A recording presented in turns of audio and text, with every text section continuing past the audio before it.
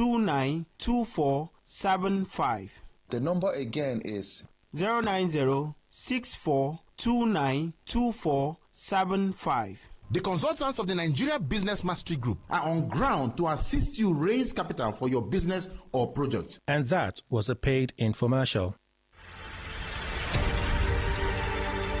Want to know what's happening? Get latest information in sports, politics, lifestyle, you name it. The frequency of choice. Today, 95.1 FM. Today, 95.1 FM. We serve you the latest update on everything. Today, 95.1 FM. We are the voice of the people.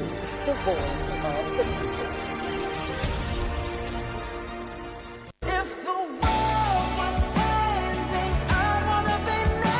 It is an incontrovertible fact that the future of power is solar. It is becoming increasingly clear that solar is the way to go if reliable, clean, and uninterrupted power is our goal. Our homes need power, our offices need power, our public buildings need power, our lives and activities need power, and of course, I mean reliable power. Now, at the Solar World Electric Technology Limited, we have cut our teeth as professionals in the business of solar and renewable energy, ranging from inverters, lithium-ion batteries, solar panels, solar water heating systems, solar street lights, etc. You can visit our office at the 27 and 29 Sunny Abacha Road, GRA Phase 3, Port Harcourt, or our website on www.solarworldelectric.com. Please call us on 0906 331 5492. Solar World Electric Technology Limited. We are redefining the limits.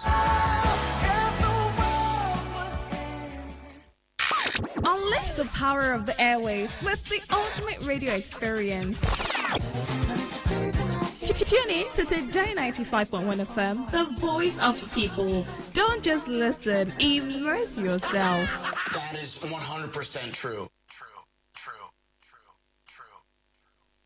Oh, what did they happen now? No bonus for all my line. No panic, as MTN don't just call. Every 6 minutes you talk, MTN go dash you 3 extra minutes. Fiam to enter MTN Beta Gist. Dial *123 *2 *1 hash or text BG to 312. T and C's apply.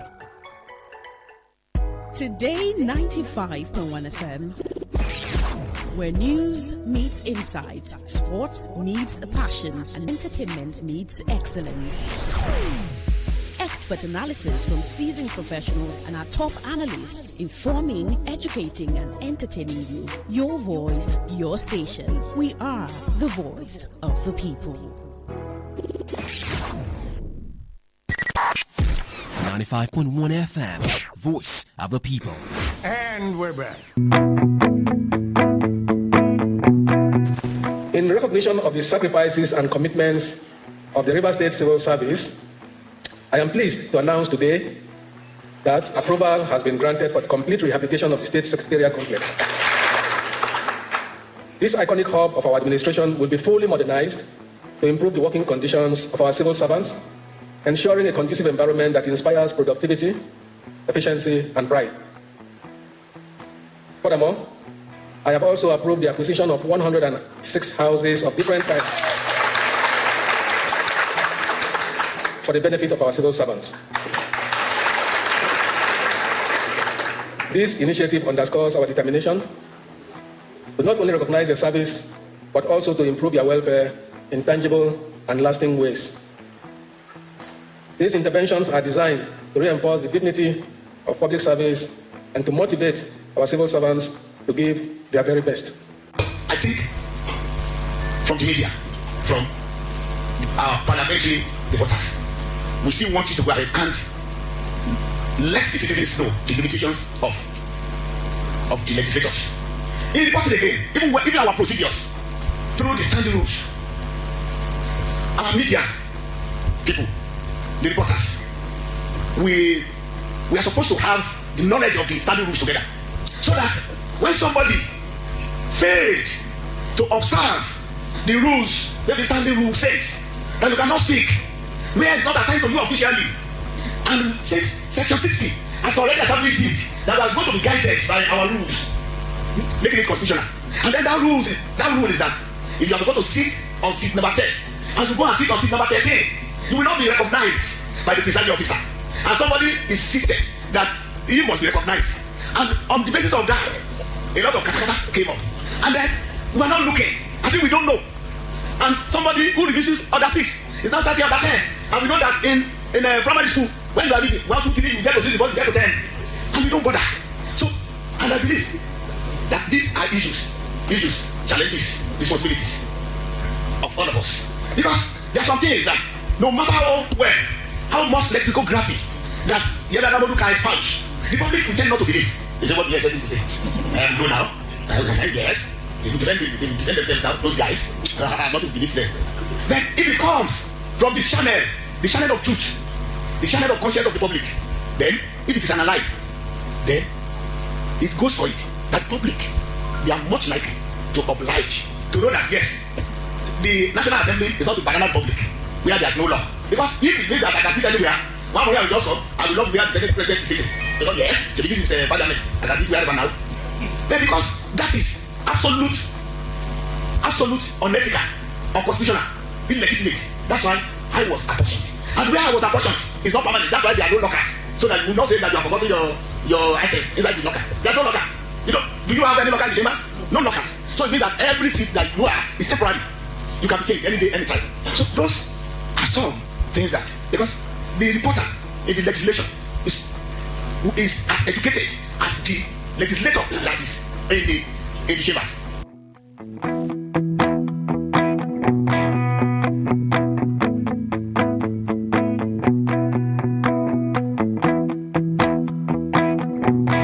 All right, thank you all for staying with us. The newspaper review segment this Thursday, September 11, 2025. Tomorrow is 12. So Kelly Kemejima is my name. We'll share some items with you. There's drama playing out already. So America at the moment is trying to.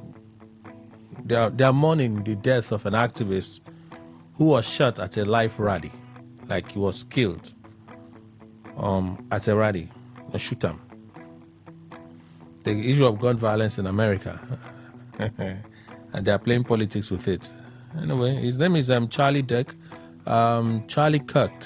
Okay, he was killed at a gun rally. Trump even did a broadcast in honor of the late Charlie Kirk. Okay. So let's move on from there. You listened first to Benjamin Netanyahu. I hear he's having a tough time with Trump. Some of the reports suggest that Trump is really unhappy about the attack on Doha by Israel. So when you listen to what we played first this morning, the voice of Benjamin Netanyahu, he was speaking. Seemed like he was speaking to mark 9/11, September 11, that'll be 2001, when America was hit by terror, okay, in their own soil. So he talked about it, and then he said, America sent troops to Afghanistan, and then they extended to Iraq. So when people decided to hit Israel in October, Israel will not sit idly and just allow, it's just glide. So anywhere those that sponsored that hit, that terrorist attack in Israel, anywhere in the world they go to hide, Israel will find them. So the onus now is on those countries to prosecute them, because if you don't prosecute them, we will come for you.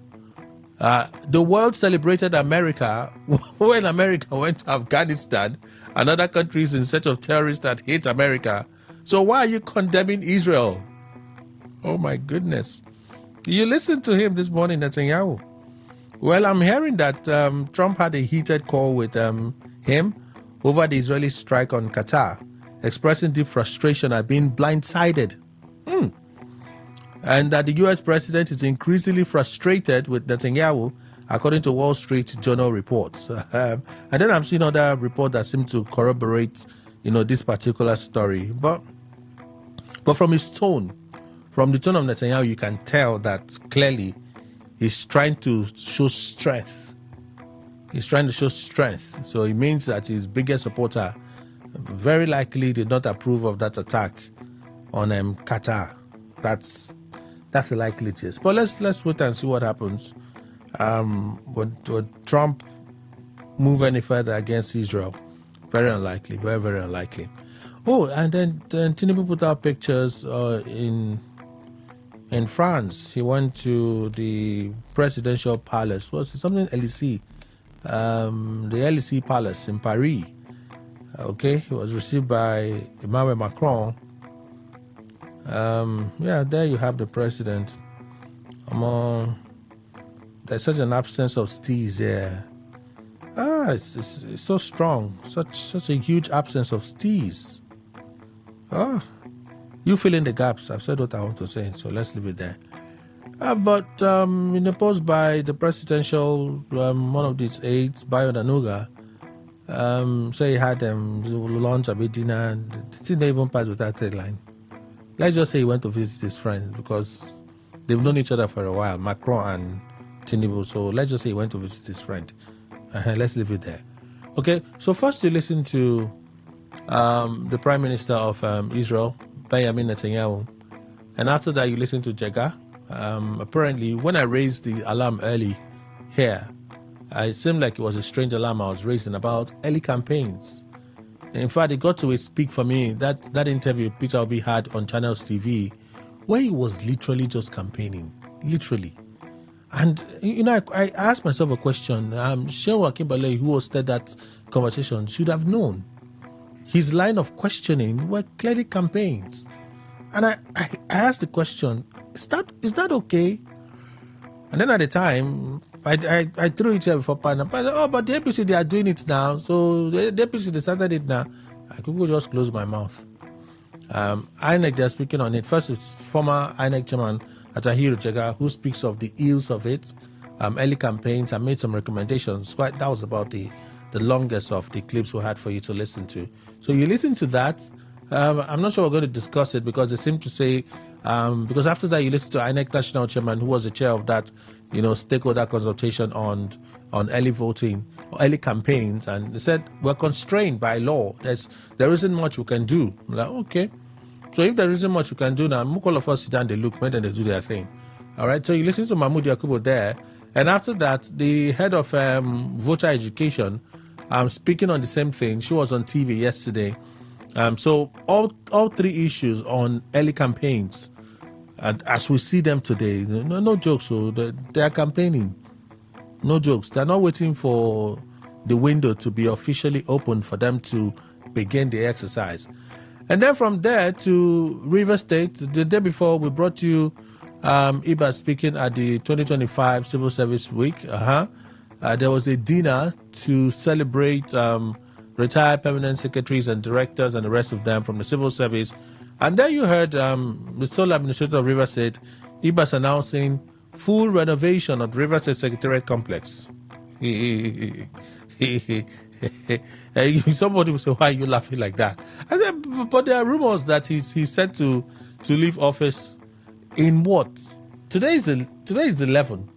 So in 6 days, 6 to 7 days, so by now he should be packing his bags to leave. He's rather announcing that they would embark on full renovation of the River State Secretariat. That's one. Also acquiring 106 housing units for civil servants. 106 housing units for civil servants. It sounds good though. So I don't say this one just like bad thing. Hate. No. It sounds good, but if he's leaving office in 7 days, how then would he be embarking on this project? So maybe he's not leaving office after all.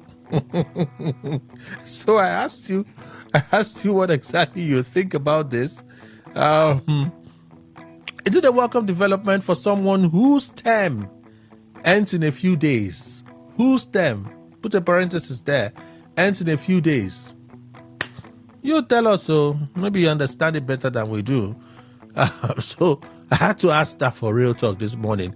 And then lastly, the Senate spokesperson insisting that the Senate is not a banana republic, that there are rules and everyone must obey their rules. Okay? And then he referenced the case of Natasha. Sit here, don't sit here. And said the media can do a lot in educating the people. Would they try you, but they're not going to here. They will not have it. They won't have it. They definitely will not have it. Okay? All right, so those are some of the items we're able to share with you this morning. I'm going to race through some of the stories from the papers. It's already 14 past 8. 14 minutes past 8. The national grid collapse is our focus for opinion poll. Were you affected by the collapse? Has power been restored? Let me answer for myself. Power was restored this morning, I think around 4:35 a.m. was when power was restored this morning in my area. For people in Woji is the mecca of power distribution and supply in this state. Then they get like mad. So Woji, when was power restored? Because on X, PhD put out a notice that the grid had been restored and power had also been restored to all their facilities and their centers. That was about 9 p.m. I think 9 p.m. They're about 9 p.m. They put out that post on X, but the outage happened somewhat earlier in the day. I think between 11 and 12 was when the outage happened. I think they put out a post about it. I saw a post like 1, 2 p.m. thereabout. So were you affected by the collapse? And has power been restored? That's the question for opinion poll. So we'd like to hear from you, okay? Let's talk about these things this morning. All right, so Daily Post, let's begin from there. Tinubu reveals what he discussed with French President Macron. President Bola Tinubu revealed that he discussed with French President Emmanuel Macron during their meeting on Wednesday. What was discussed? I had a productive lunch with President Emmanuel Macron. We reviewed key areas of cooperation between Nigeria and France and agreed to deepen our partnership for mutual prosperity and global stability. What's that? That's what they call rabble-rouse. Yes, that's a classic example of a rabble-rouse. Tell them something. I went to see my friend. Can we move on?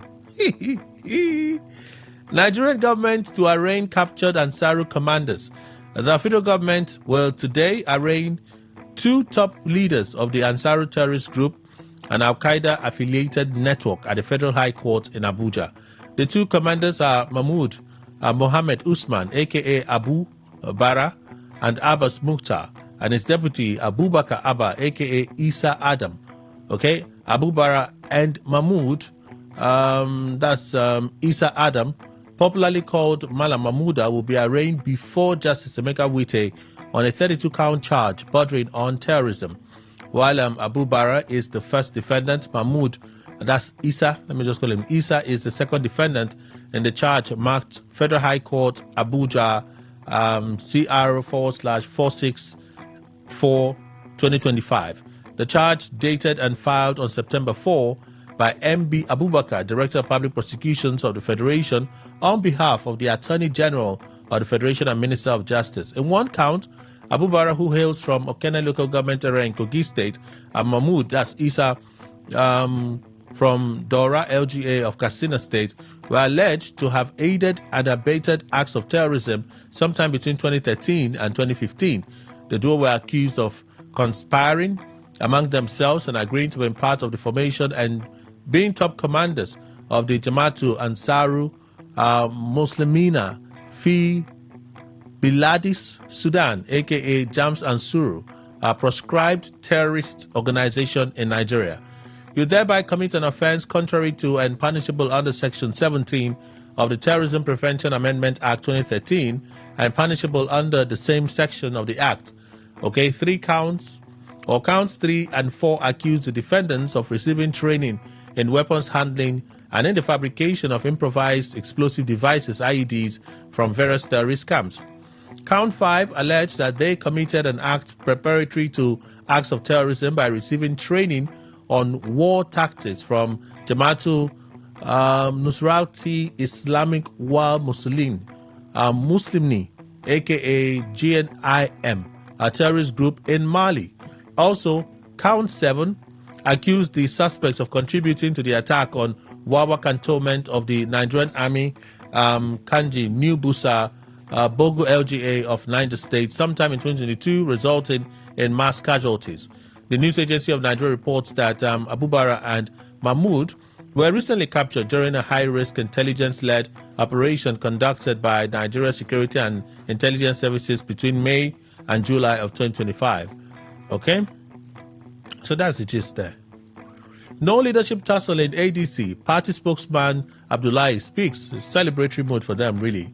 The African Democratic Congress ADC has said it's not aware of anyone being in court against it over the leadership tussle. The party's National Publicity Secretary Bolaji Abdullahi stated this on Wednesday while responding to questions in an interview on Politics Today, that's on Channels TV. We're not aware that anyone is in court against ADC. What we have is the completion of the administrative process of changing the leadership of the ADC. What we have done is that people hold press conference, or what we have found is that people hold press conference and make claims as well as threats. But in the end, they know they can't follow the hollowness of their standing. The Daily Post reports that the Independent National Electoral Commission, INEC, on Wednesday recognized the leadership of the ADC. That's the next story, so let's just go there. INEC Chair Yakubu stood on the right side of history. ADC on new executives. The National Publicity Secretary of the African Democratic Congress, ADC, Bolaji Abdullahi, on Wednesday said the Independent National Electoral Commission, INEC, Chairman Yakubu, stood on the right side of history. Abdullahi commended Yakubu and the ADC members following INEC's acknowledgement of the new leadership of the party. On Wednesday, INEC approved the new executives of the ADC. The electoral umpire on its official website confirmed David Mark as the party's national chairman, Ralph Arubashola as national secretary, Mani Ibrahim Ahmed as the national treasurer of the party, while Akibu Dalhatu serves as national financial secretary. Also, the electoral umpire approved Osehimen Osubo as the new national legal advisor of the ADC. The new executives took over the leadership of the ADC over the opposition coalition, or after the coalition adopted the party a few months ago. But the faction of the party had resisted the move, claiming that they are the original owners of the party. However, Abdullahi put out a post on X. We congratulate ADC members and all lovers of democracy in Nigeria. We commend INEC and its chairman, Mahmoud Yakubu, for standing on the right side of history and for standing up for the cause of multi-party democracy. Arise and shine, Nigeria. That's the statement. 2027, parties taking advantage of incumbency to campaign early. INEC. So it's part of what you listen to. This is Victoria Eta Messi, INEC's Director of Voter Education and Publicity. Same thing you just listened to. The links you can find on our Facebook page. If you're so interested in reading more, you can do so. Nigerian government explains cause of national grid collapse that happened yesterday. For some people, it seemed like it was never going to happen again because it had taken a while. I think the last time was in February, if I'm not mistaken. Now, the last collapse was in February, so we now have another one. The Nigerian government has explained the cause of the national grid collapse around 11:20 a.m. on Wednesday, September 10, 2025. According to the Nigerian Independent System Operator, NISO, Wednesday's grid collapse was caused by the tripping of a generation company, resulting in a significant load drop, which cascaded to other gencos and led to a system disturbance. NISO, responsible for the country's national grid, made this known in a statement on Wednesday, noting that restoration of the national grid commenced immediately. It stated that an investigation has begun to determine both the immediate and root causes of the collapse. The disturbance was caused by the tripping of a genco, resulting in a significant load drop, which cascaded to other gencos, leading to a system disturbance. NISO immediately commenced restoration of the grid at 11:45 hours. So that will be 11:45 a.m. Beginning with supply to Abuja from the Shiroro power plant, and a substantial restoration has been achieved across the country. A full investigation into the immediate and remote causes is underway. The outcomes of the investigation report will determine the remedial and proactive actions to be taken to forestall future occurrences. We crave your indulgence to bear with us as restoration is still ongoing. All right. Daily Post reports that the national grid restoration has begun. Confirmation, BATD around here announced that restoration was done and power was now being distributed, according to the PhD post on X late yesterday. Okay, so we may have here, is that the same thing in Abia State? Would it be the same thing in perhaps Borno State? Okay, so maybe it's gradual. Let's move on to reports from the Cable. Cable opens with this one: leadership not in the hands of man. Abba Yusuf speaks about 2027 in cryptic statement. Abba Yusuf, governor of Kano State, says leadership is determined by God and not by human influence, noting that his duty is to keep delivering meaningful programs for the people. In a statement issued by Sanusi Tofa, Director General of Media and Publicity at the Government House in Kano, Yusuf said he faced the toughest challenges of his life after the 2023 elections. I faced the most difficult challenges of my life after the 2023 elections. But through those challenges and tears, I remain committed to service of Kano. I am still here because of God, not because of any individual. Leadership is never in the hands of man. God installs and removes leaders as he wishes. Whether I seek re-election or not, my duty is to keep delivering meaningful programs that will benefit the electorate. I know that one day I will vacate this seat. That is why I am doing my best now to transform Kano fiscally, socially, and morally. Challenges may come, tears may fall, but my commitment is the transformation of Kano has been stronger than ever. Misinformation alert: Qatar denies imposing new visa restrictions on Nigerians. Qatar has dismissed reports claiming that it has introduced new visa restrictions on Nigerians. On Tuesday, several social media reports allege that the Qatar's Ministry of Interior had imposed stricter regulations on Nigerians due to rising cases of overstay.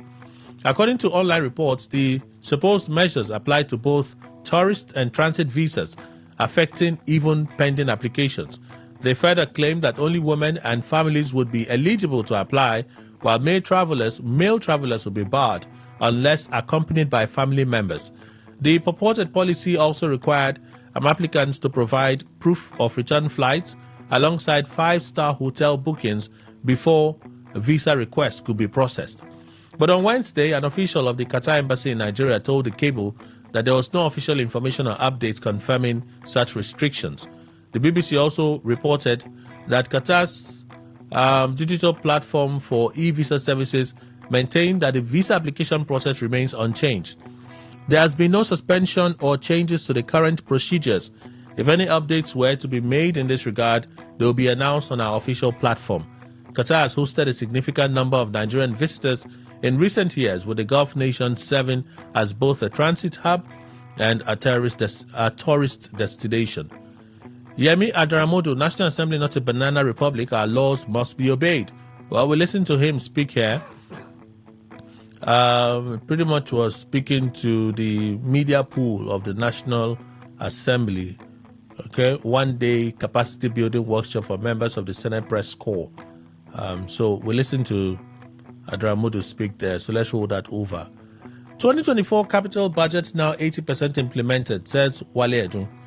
This is September 11. So how about 2025 budget? If the 2024 budget is now achieving 80% in implementation, how about the 2025 budget? Wale Edun, Minister of Finance and Coordinating Minister of the Economy, says the implementation of the 2024 budget is now at 80%. Edu spoke on Tuesday in Abuja after a meeting with the House of Representatives Committee on Appropriation chaired by Abubakar Buchi. In December, the National Assembly extended the implementation of the capital component of the 2024 budget to June 2025, following President Bola Tinubu's request. The extension, the federal government said, was intended to optimize capital expenditure and to enable the completion of infrastructure projects. In June, with only a few days left to the deadline and many projects still uncompleted, the National Assembly extended the deadline for another 6 months to December 2025. At the time, several lawmakers expressed frustration over the executive's poor budget execution record and a prolonged delay in releasing funds. Edu said implementation was around 80% and still ongoing. Representatives of the Accountant General's Office and Debt Management Office DMO were present during Wednesday's meeting with the House of Representatives Committee. Basically, overall, it's around 80%, and as you know, the budget for 2024 was extended by the National Assembly till December, so it's still running. It's still a work in progress. It is still ongoing.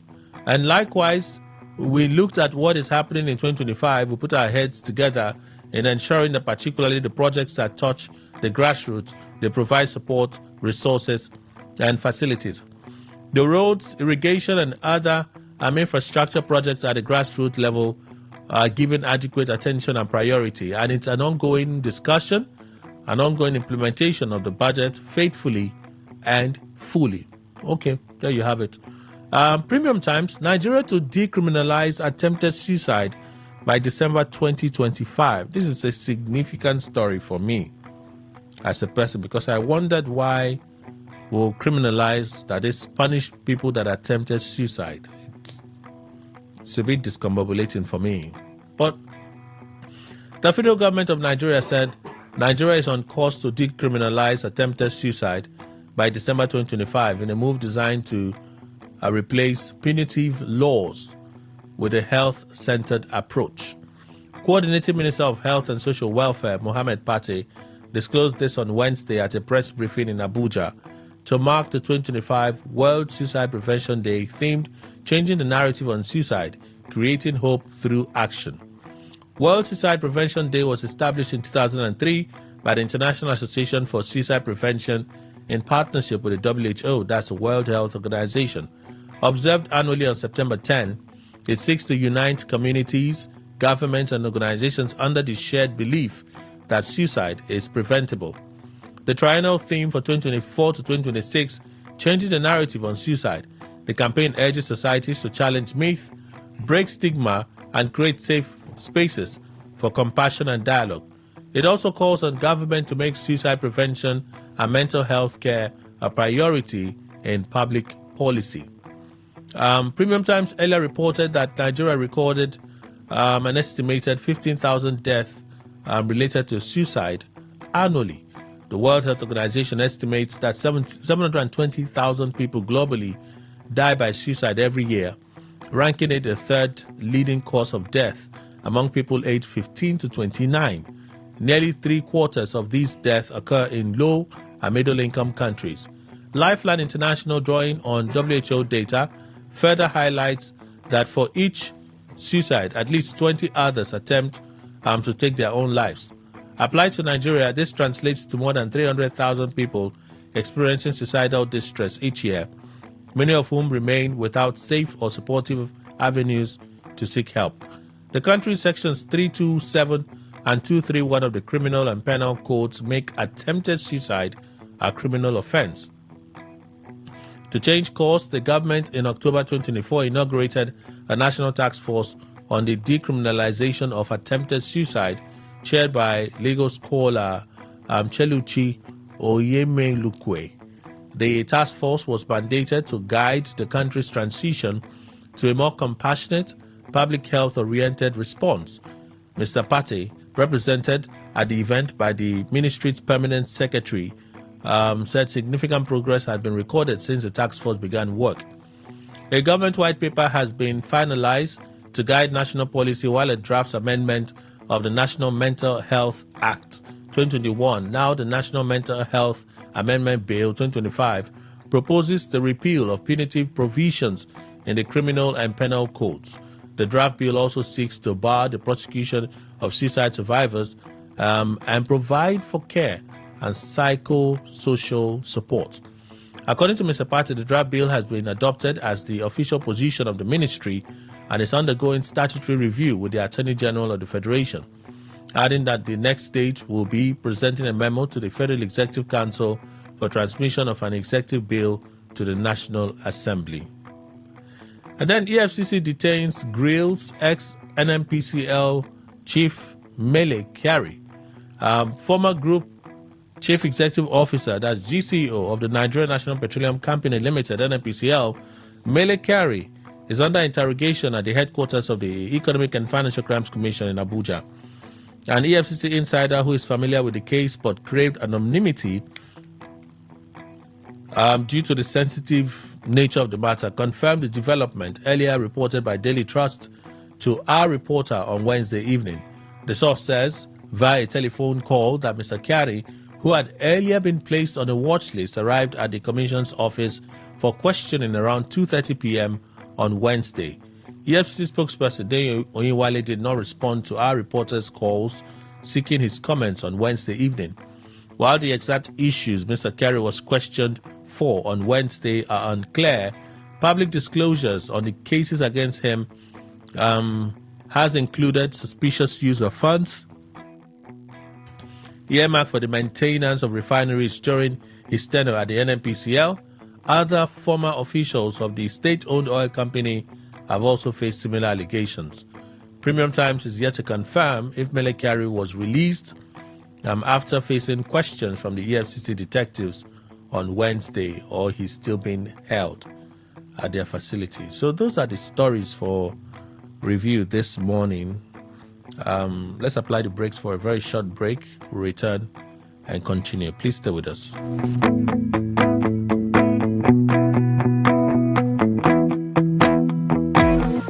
What's a successful business without sales? And what is sales without an audience? Well, do you know that you can reach 8 million listeners across 6 states in 2 geopolitical zones all at once? How? With Today 95.1 FM, you can get millions of people to know about your business. And what does that mean to you? More sales. Call 081 389 2850 now for more information.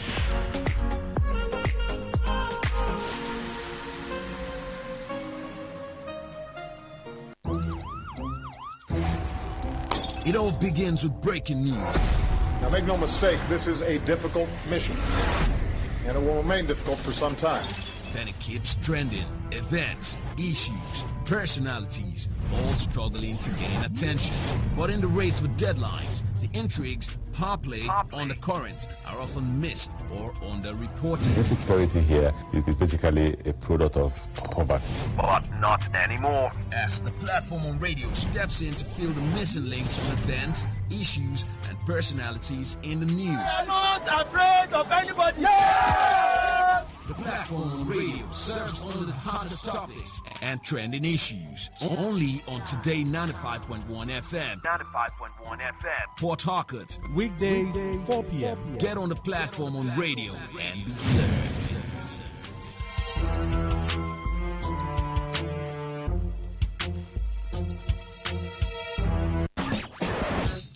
Live your truth. Express your love. Share your enthusiasm. Take actions towards your dreams. Talk your talk.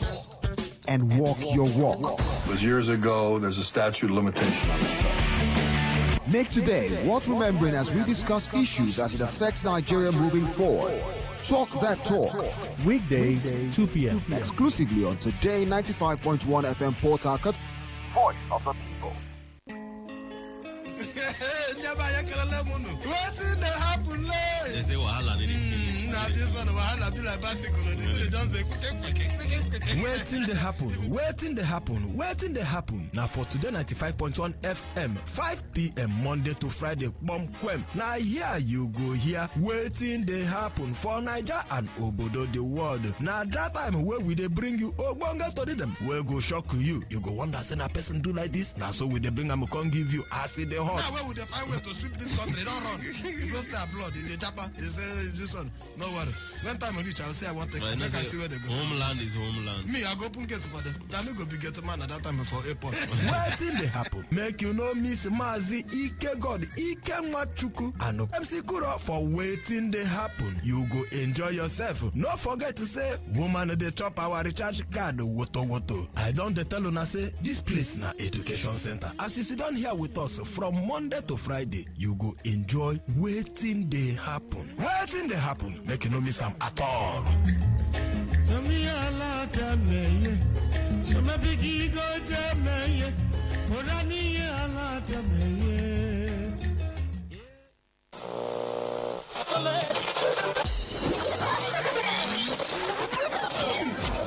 Hello, join us Fridays, 7:30 a.m. on Our Top Picks, and together we'll review the big national stories of the week, all in 30 minutes. It promises so much fun. Our Top Picks, Fridays, 7:30 a.m. Don't miss it.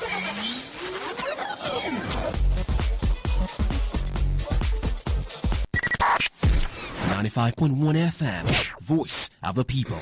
And we're back.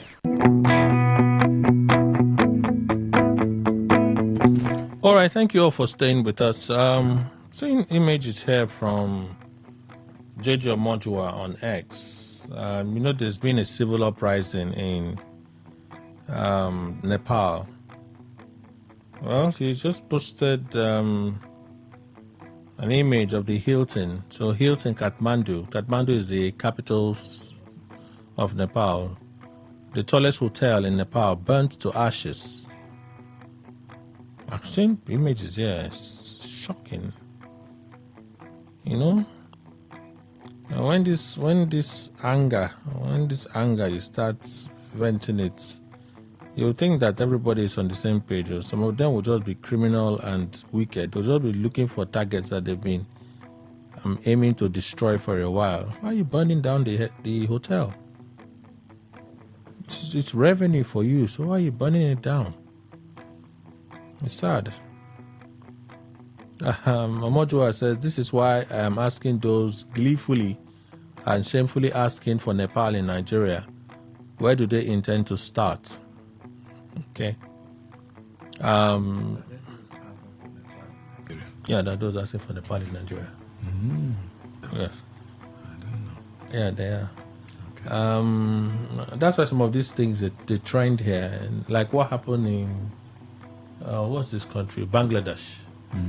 When the Bangladesh happened, there were those that were saying something like that should happen in Nigeria and stuff. So the uprising when the people resist the authorities. So it's not a good record. Well, Netanyahu is also trending because of what he has said. He said the country is condemning Israel attacking Qatar. They only fell short of calling them cowards because they did not call out America when America went after Osama bin Laden and Al Qaeda to Afghanistan. So why are you harassing Israel? Israel are after those that attacked their country in October. And anywhere they are, you have a choice: prosecute them or we will come for them. Ooh, that's what Netanyahu is. It's also trending. But Netanyahu is right now. Okay, since somebody is interested in that conversation, let's begin the engagement. Mr. Emmanuel Indukwe is here. He's our in-house analyst. Good morning, sir. Welcome. Thank you very much, Kelly. Good morning, Nigeria. Dr. Waremie B. Uranta, Associate Professor, Department of Political Science, Ignatius Ajuri University of Education, Teenage Management and Social Research Consultant. Welcome, sir. Good morning. Good morning, Kelly. Good morning, listeners. Makitani Nadu Babari, Esquire, Solicitor and Advocate, as well as Notary Public of the Supreme Court of Nigeria, Social Political Analyst and Mentorship Coach. Good morning, sir. Welcome. Morning to you, Kelly. Morning to everyone in the earshot of our voice. So let me begin with Mr. Anduko. Since you're interested in Netanyahu, you said Netanyahu is correct? Well, to the extent that, yes, what he stated is just the truth. Americans went after Osama bin Laden. I think they went to Afghanistan. Good. So, now, I always say this, Kelly. When in a family, you see a father, anything that happens, he doesn't consult anybody. He does it the way he wants, unilaterally. When your son starts in future doing that, which kind of mouth will you have to now say, why are you doing like this? Because you showed him. You taught him that thing he's doing. America and Israel are like husband and wife. The ones that love themselves so much. Because if you check the history of UN, all the nations will come out, even the big nations, condemn actions, certain actions of Israel. US will not. US will not. They will once it reaches where maybe highest it brings them so much, they may condemn. But when it comes to let's say, give sanctions or so, they'll withdraw. So, whatever ties them together is very great. Now, Israel had been on the sideline watching you when they struck you, I think in 2011 or so. September, was it also 11? Or where? September 11, Good. 2001. Good, 2001. Yeah. Now, after examining the whole thing internally, you went to Afghanistan because it came from Osama bin Laden. I think their president then was Bill Clinton. Yes. No. George Bush Jr. George Bush Jr. Good. I think it was Bill Clinton, rather, that said that it takes money, a lot of it, to do the kind of business which has also affected America that bin Laden does. And it also will take such a big amount of money to make him have less of the money he's getting. In other words, America was whole in pursuing Osama bin Laden. They went to Afghanistan. Did it end there when Obama also finally fished him out and then they eliminated him in Pakistan?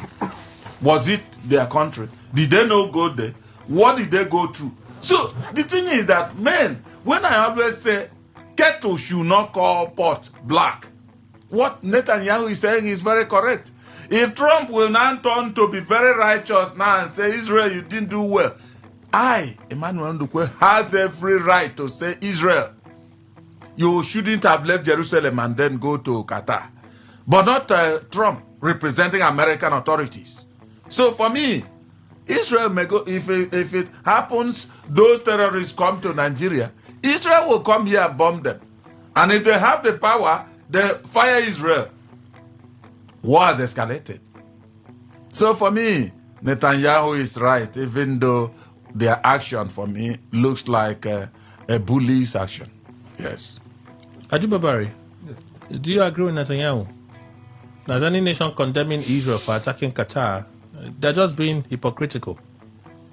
Because when America did same in Afghanistan, they applauded America. In fact, they formed a coalition to go after the enemies of America. Well, to me,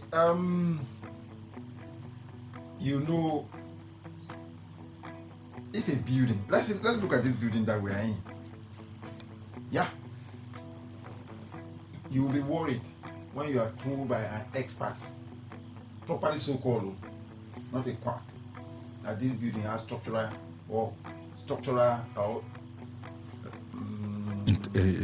due integrity. Do you understand it? It's different from mere crack on the wall. Yeah. It will tell you this thing touches the foundation. I would need to find a way around it. I was involved in such a thing not too long ago wherein a plumber said, look, don't do further cracking because this conduit piping haven't failed. Let's look for an alternative by repiping outside. If not, it's going to touch on the integrity of this building. They are talking about existential threat. You understand it? Mm-hmm. Their existence is at risk.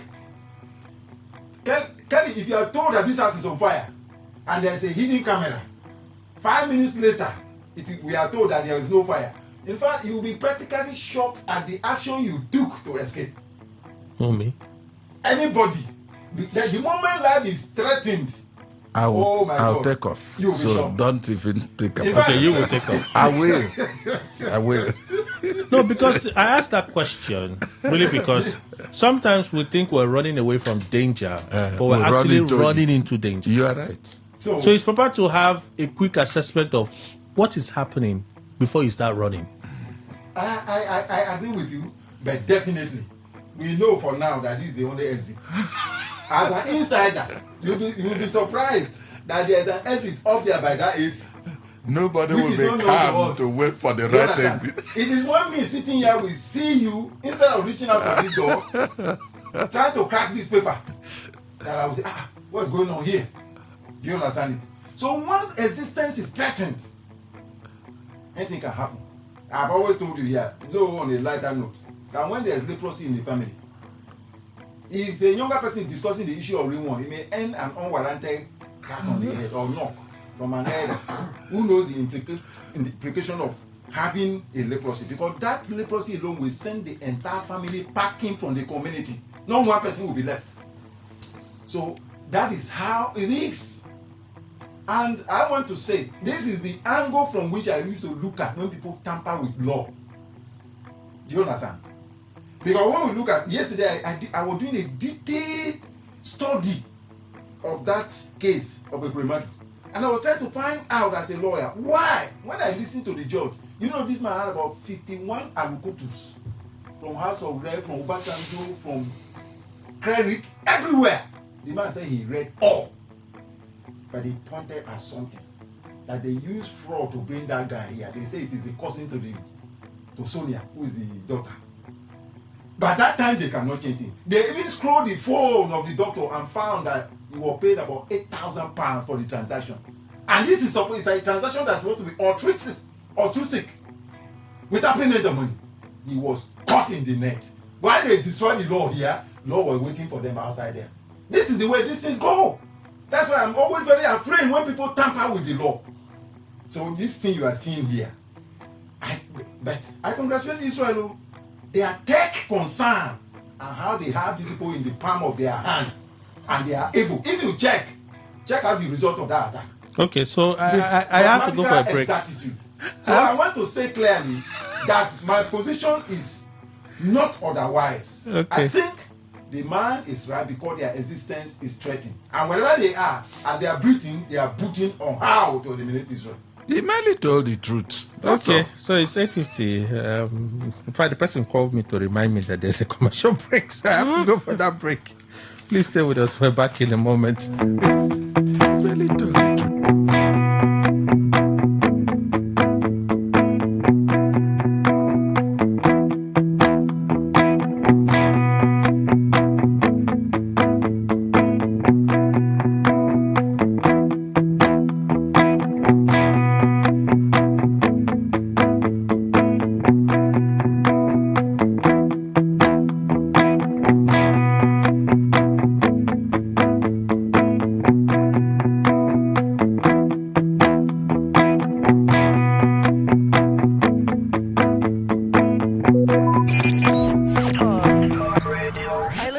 Talk Radio 95.1 FM.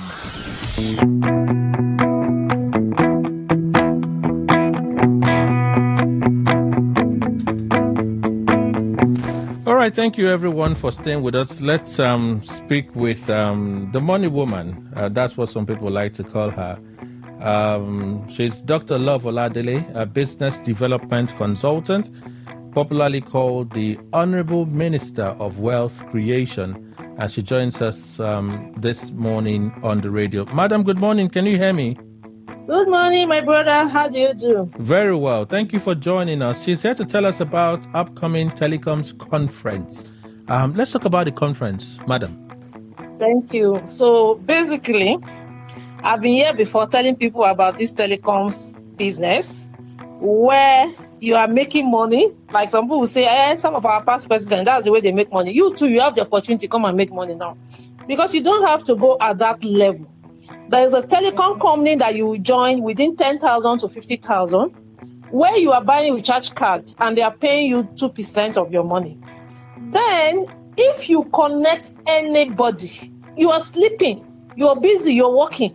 These people are buying recharge cards, they are buying data, you are being paid a percentage. My brother, if you are in an opportunity where you're working where you are now, for instance, and you now have this sideline also that you just connect people, change where you're buying recharge card to where you're being paid for buying recharge card and data, and you are earning between 10,000 to 100,000 naira every day, would you make a difference in your life? In this Baba Tinubu time, it will make a lot of difference. Okay. And that's the opportunity that we are showing people. Let them come and see. And we are having a conference this Saturday. Okay. Where we call it Telecoms Conference. Come and see the real money in the telecoms business. And this will happen by 7 p.m. So you would have gone to do your business and come back. And it's online. Everything about me is online. Okay. Yes. So let me just call this number first before we go on. For those who want to attend, you will need to send me telecoms. It's a free presentation. Come and see. 080 34 54 4616. I call that again, 080 34 54 4616. So you want to be part of that telecoms business, you need to be there. Okay. So I'm curious. Is it a case of people, when they recharge, every time they recharge their phone, I get to make money? So I don't necessarily have to be monitoring what they are doing to be making money. Absolutely. So once you recharge your phone, you are paid 2%. And once you recharge your data, when you recharge your PACN, you recharge your cable TV, you're paid. However, you're not telling your friends and family, charge card, do you get paid? They say, no, okay, come and buy here. Port to this place. So we are porting. All of us are porting. Abuja now, we are all ported. So I'm telling people of Port Harcourt, port to where you are being paid. Then when those your friends and family are not buying recharge card, because you are the one that made them port, my brother and sister, you're being paid a percentage of every recharge card and data they buy. Okay. And you know, it's the money there is too much. let me use my normal pidgin in Nigeria English. The money there is too much. So come and chop this money with us. Then we now have this machine, revolutionary health machine. So something happened. I was under some stress early this year, and I had high BP. And I said, oh, I don't want to use drugs or not. I just want to look for a way to manage the lifestyle. And someone introduced me to an health machine. I bought it all the way from Singapore, and I used it, and it crashed it. So I started sharing on my community, on my WhatsApp group, that see my experience. Other people who have different ailments. I said, Lord, you can't hold it to yourself. Show us this machine. And I brought it out one day to Abuja people to come and use for free. I'm gonna come and see testimony upon testimony. That's how this machine went everywhere. So now that I'm talking to my friends in Port Harcourt, PH, I want you people to know about this machine as well. The machine is doing a lot, but you need to go. You can go to my Facebook. Just look for Dr. Love Oladele. Go to all my website, drloveoladele.com. You can read about the testimony, the people he has helped. Amen. You know, we are on radio now. I may not be able to talk, but you that you have health challenge. I'm not a health. My calling not be health. So my calling are business and money. But because I know that if you are wealthy and you're not healthy, is an issue. Okay. So if you are an NGO, you have a calling for health. You are a pastor. You want to buy it for your church. Or maybe politicians, assembly people, now want to buy it for our constituency. You can call me, then I can tell you about the machine. The machine is actually like preventive and curative. So let's talk about that machine. I won't talk much. I'm not an health person. I'm a money and business person. But the machine is really working. It's helping a lot of health challenges. So is it the same number they need to call to be part of this one? Please. Yes, call the number or you send me health. You can send me a message on WhatsApp. Please, everybody sending me messages, please do WhatsApp. I'm not a text message person. WhatsApp. Send it to 080 34 54 4616. 080 34 54 4616. So I quickly breezed through the AI. I was one of the first person that brought internet business to Nigeria 20 years ago. Now we are in the time of AI. AI will make you richer in 5 years than it did for many people in 20 years. If you are a business owner, AI has come to make your life easy. If you are working anywhere, AI has come to make your work easy. If you are not using AI, the people who are using AI, they will take over your business. The people who are using AI, they will take over your job. Not AI. AI is not our enemy. AI is our friend. AI is a tool. So we have an AI conference coming up as well. If you are interested in using AI for your business to sell more, anything you are selling, AI can help you sell more. If you are interested, 16. So I've spoken about 3 things now. Telecoms, send telecoms. Health, send health. AI, you want to know about AI and you want to use AI for your business, send AI. You know, I'm the Honorable Minister of Wealth Creation. My job is to provide health and wealth to my people. I don't add health, small. So, my people, then those of you that are parents, that your child have not joined our forest trading, and they miss so. Because my own children, by 15 years, I want them to be millionaires. So I'm teaching children for free. I know they collect shishi. That's my own contribution to our society. If your child is between 7 years and 17 years, and you want them to be learning from us, go to our YouTube, Today's Leaders TV. That's my YouTube for children, Today's Leaders TV.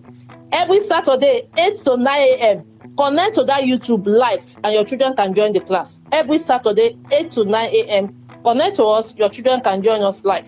Or if you want them to be with us on Zoom, send parents, and I will give you the link. They can be joining us on Zoom so that they can be asking us questions. Okay. I am teaching children forest trading and leadership training for free every Saturday, 8 a.m. to 9 a.m. All right. Aha. Thank you, my brother. So how can they be part of this? The same number? Are there social media channels they can use? Yes, all of you can just go and look for Dr. Love Oladele. Every social media, only on Twitter, which is X now, I'm Dr. Love Oladele 1. Okay. But every other social media, I'm Dr. Love Oladele, Facebook, even my personal YouTube, in case you want to check me out, my personal YouTube is Dr. Love Oladele. Yes, so send telecoms, AI, parents, even if you go to my blog, drloveoladele.com, those of you that want to buy my books, because I also have books on internet business, you can go there. I am your cheerleader for money making and business.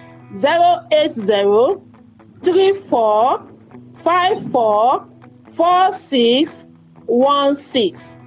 080 34 54 4616. Send me message on WhatsApp. All Let right. us connect you to telecoms money, All right. AI money, and for parents that want their children to learn from me for free, connect with me as well. All right. Thank you so much, Dr. Love Thank you, my Oladele, for brother. speaking with us this morning.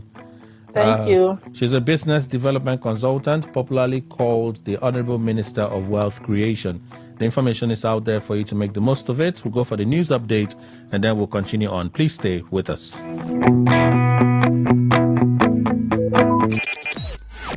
Talk radio. I listen to a lot of talk radio. 95.1 FM.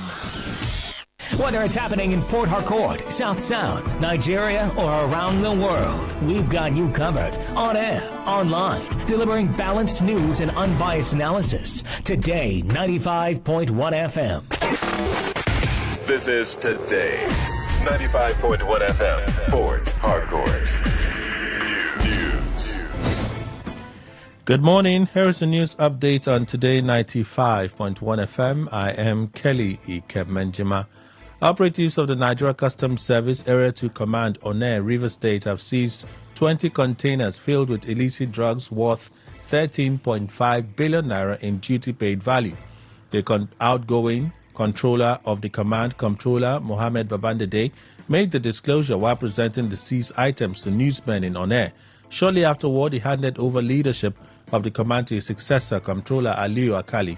According to Babandede, the intercepted containers contain 1,195,400 bottles of codeine syrup and others. He revealed that the products, which were imported from India, had been disguised as red cutters, ceiling fans, plumbing materials, used clothes, and vegetable oil, among other items. Babandede added that the seizure was achieved through the dedication and vigilance of the officers of the command. The interception was announced barely a day after the Onne command disclosed that it had generated 859 billion naira in revenue between May 2024 and July 2025. The African Democratic Congress ADC has criticized the refusal of the Senate to allow Senator Natasha Akpotudwagan to return after completing a 6-month suspension. This was contained in a statement signed by its National Publicity Secretary, Bolaji Abdullahi. In a statement, ADC described the continued obstruction as malicious, illegal, and morally indefensible, warning that it is a direct attack on democracy. The ADC argued that the move is not just about Natasha, but about setting a dangerous precedent where the will of the people can be ignored. The party stressed that Natasha was elected by the people of Kogi Central to represent them, and denying her access to the chamber is by extension denying her constituents the rights to be heard. The Economic and Financial Crimes Commission, EFCC, has interrogated the immediate past group managing director of the Nigerian National Petroleum Company Limited, Mele Kyari, over alleged financial misconduct during his tenure. Sources within the anti-graft agency confirm that Kyari is at the headquarters of the EFCC. Kyari was reportedly invited by the commission to clarify issues surrounding financial transactions while he was at the helm at the state-owned oil company. The development comes against the backdrop of ongoing investigations into alleged irregularities in the management of the billions of dollars earmarked for Nigeria's ailing refineries. Kyari had earlier had been placed on the EFCC watch list in connection with a $7.2 billion refinery turnaround maintenance project. The Federal High Court in Abuja had also ordered a temporary freezing of 4 bank accounts linked to the former NNPCL GCEO, pending further investigations into allegations of fraud. On the foreign scene, former U.S. Vice President Kamala Harris has delivered her sharpest criticism yet of her former boss, calling Joe Biden's decision to seek a second term recklessness in an excerpt from her forthcoming memoir. In an extract of her book 107 Days, published by The Atlantic yesterday, Harris also describes moments where she felt sidelined or denied credit for her work by Biden's team. Harris wrote that as vice president, she was in a worse position to tell Biden not to run for president again. The Atlantic published a 3,000-word excerpt from Harris' book, the title a reference to the length of her failed presidential campaign. The book will be published in full later this month. Biden withdrew from the 2024 race following a dismal debate performance against then Republican candidate Donald Trump. And that's the news update on Today 95.1 FM. Good morning. Thank you for your time. Unleash the power of the airwaves with the ultimate radio experience. Tune in to Today 95.1 FM, the voice of the people. Don't just listen, immerse yourself. That is 100% true. Oh, what did it happen now? No bonus for all my line. No panic, as MTN don't carry better gist come. Every 6 minutes you talk, MTN go dash you 3 extra minutes. Fiam to enter MTN better gist. Dial *123 *2 *1 hash or text BG to 312. T and C's apply.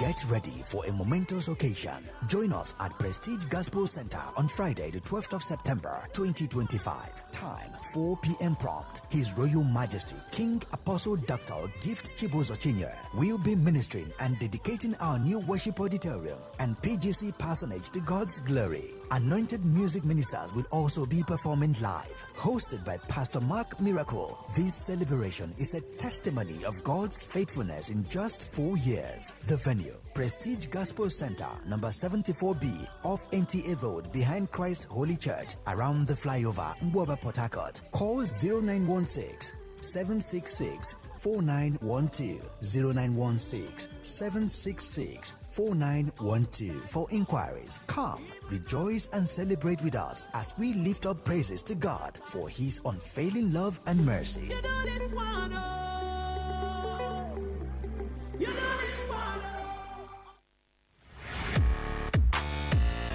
Turn the dial and turn up the thrill. We are not in the same league. We are rewriting the rules. Here on Today 95.1 FM.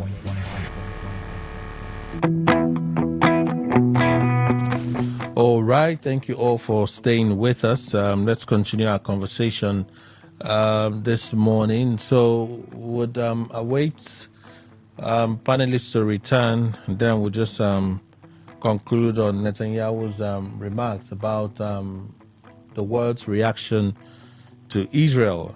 Okay, going as far as Qatar to hit targets. But let me read some of your messages, and then we'll return to our gist this morning. Okay, so I heard this one. Okay. Good morning, Kelly. I feel sleepy hearing Professor Mahmoud speak about electoral integrity. Okay.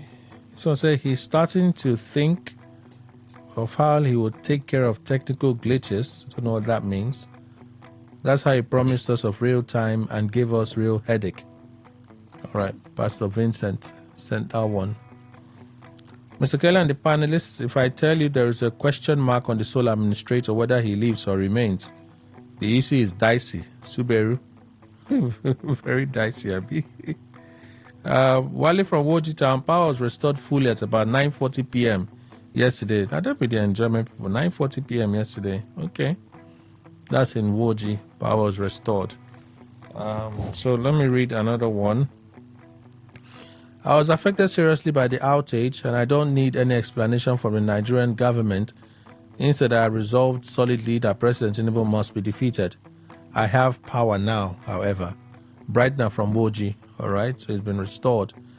My dear state has not seen anything yet. By the time Tinubu, Akpabio, and Ibas finish dealing with my dear state, our eyes will be clear. Because we forgot what power means. Who is the person that tasted power and wants to leave now? Wants to leave. He said now is morning for River State. Okay? I pity my state. Eric, you sent that one. Thank you. Okay. Dagogo, I see your message. Thank you too. The continued collapse of the national grid is fast becoming embarrassing to us as Nigerians. And I suggest the government should immediately overhaul all the engineers handling the grid and bring in a new set of competent engineers so as to save us from further embarrassment. Christian Williams from Igboiche sent that remark. I see some of those voice notes. We'll listen to them later on. But let me go to Dr. Iwaremie on Netanyahu's statement about the reaction of the world on Israel's actions in Qatar. Well, Kelly, what I would say is that there is a saying that one good turn deserves another. The same way, one bad turn, also deserves another. One fundamental thing in the international politics is one, self-preservation. We have issues of national interest. So Netanyahu, the Prime Minister of Israel, trying to say that was because I think he used America as an example. America entered into Afghanistan during the time when they were trying to democratize the place. So they saw what they were doing that time as to protect their national interests as at that time and all. But at the end of the day, you find out that later America eventually, it was not necessary again to begin to spend so much, giving so much attention, to that country. And then the Taliban came and then took over the country about 2 years ago and all that. So, but when Biden came, I think he didn't have that problem. Okay, it was during Biden time that the Afghanistan was the democratization efforts eventually failed, and then the Taliban took over and all that. So most of these things are based on interests of the country as at that time. If you look at what is happening to Israel now particularly, the issue of national interest is there, and then also self-preservation, as our colleague here has mentioned. You know what happened. If we go back to history, we trace what really happened. There's a saying that if the snake, bites you and all that, once, whenever you see a long stick or something, you'll be trying to run away and all that. So I think America has, 2 years ago or so, they saw what the Hamas did when they were, in fact, as at that time, America was relaxing on the negotiation that there was peace now, that they were having neighbors who have agreed for them to exist peacefully. But suddenly, Hamas struck, and then it was a serious surprise to America that so they thought that it was for peace. Rather, he didn't know that Hamas and his group and those group there, they were planning a different thing. So this time around, personally, I think I should support Israel. I should support Israel because they don't want to give a chance anywhere.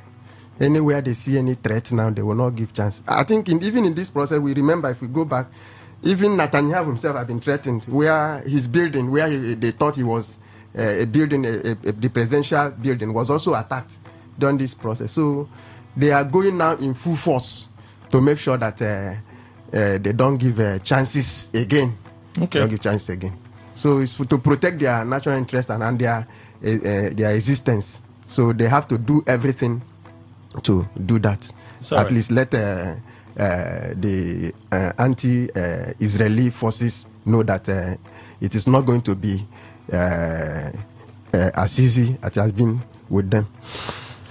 Chief Love Dokore joins us as well. JP Square, social political analyst, community leader, voice of a chain nation living in Riverside. Chief, good morning. Welcome.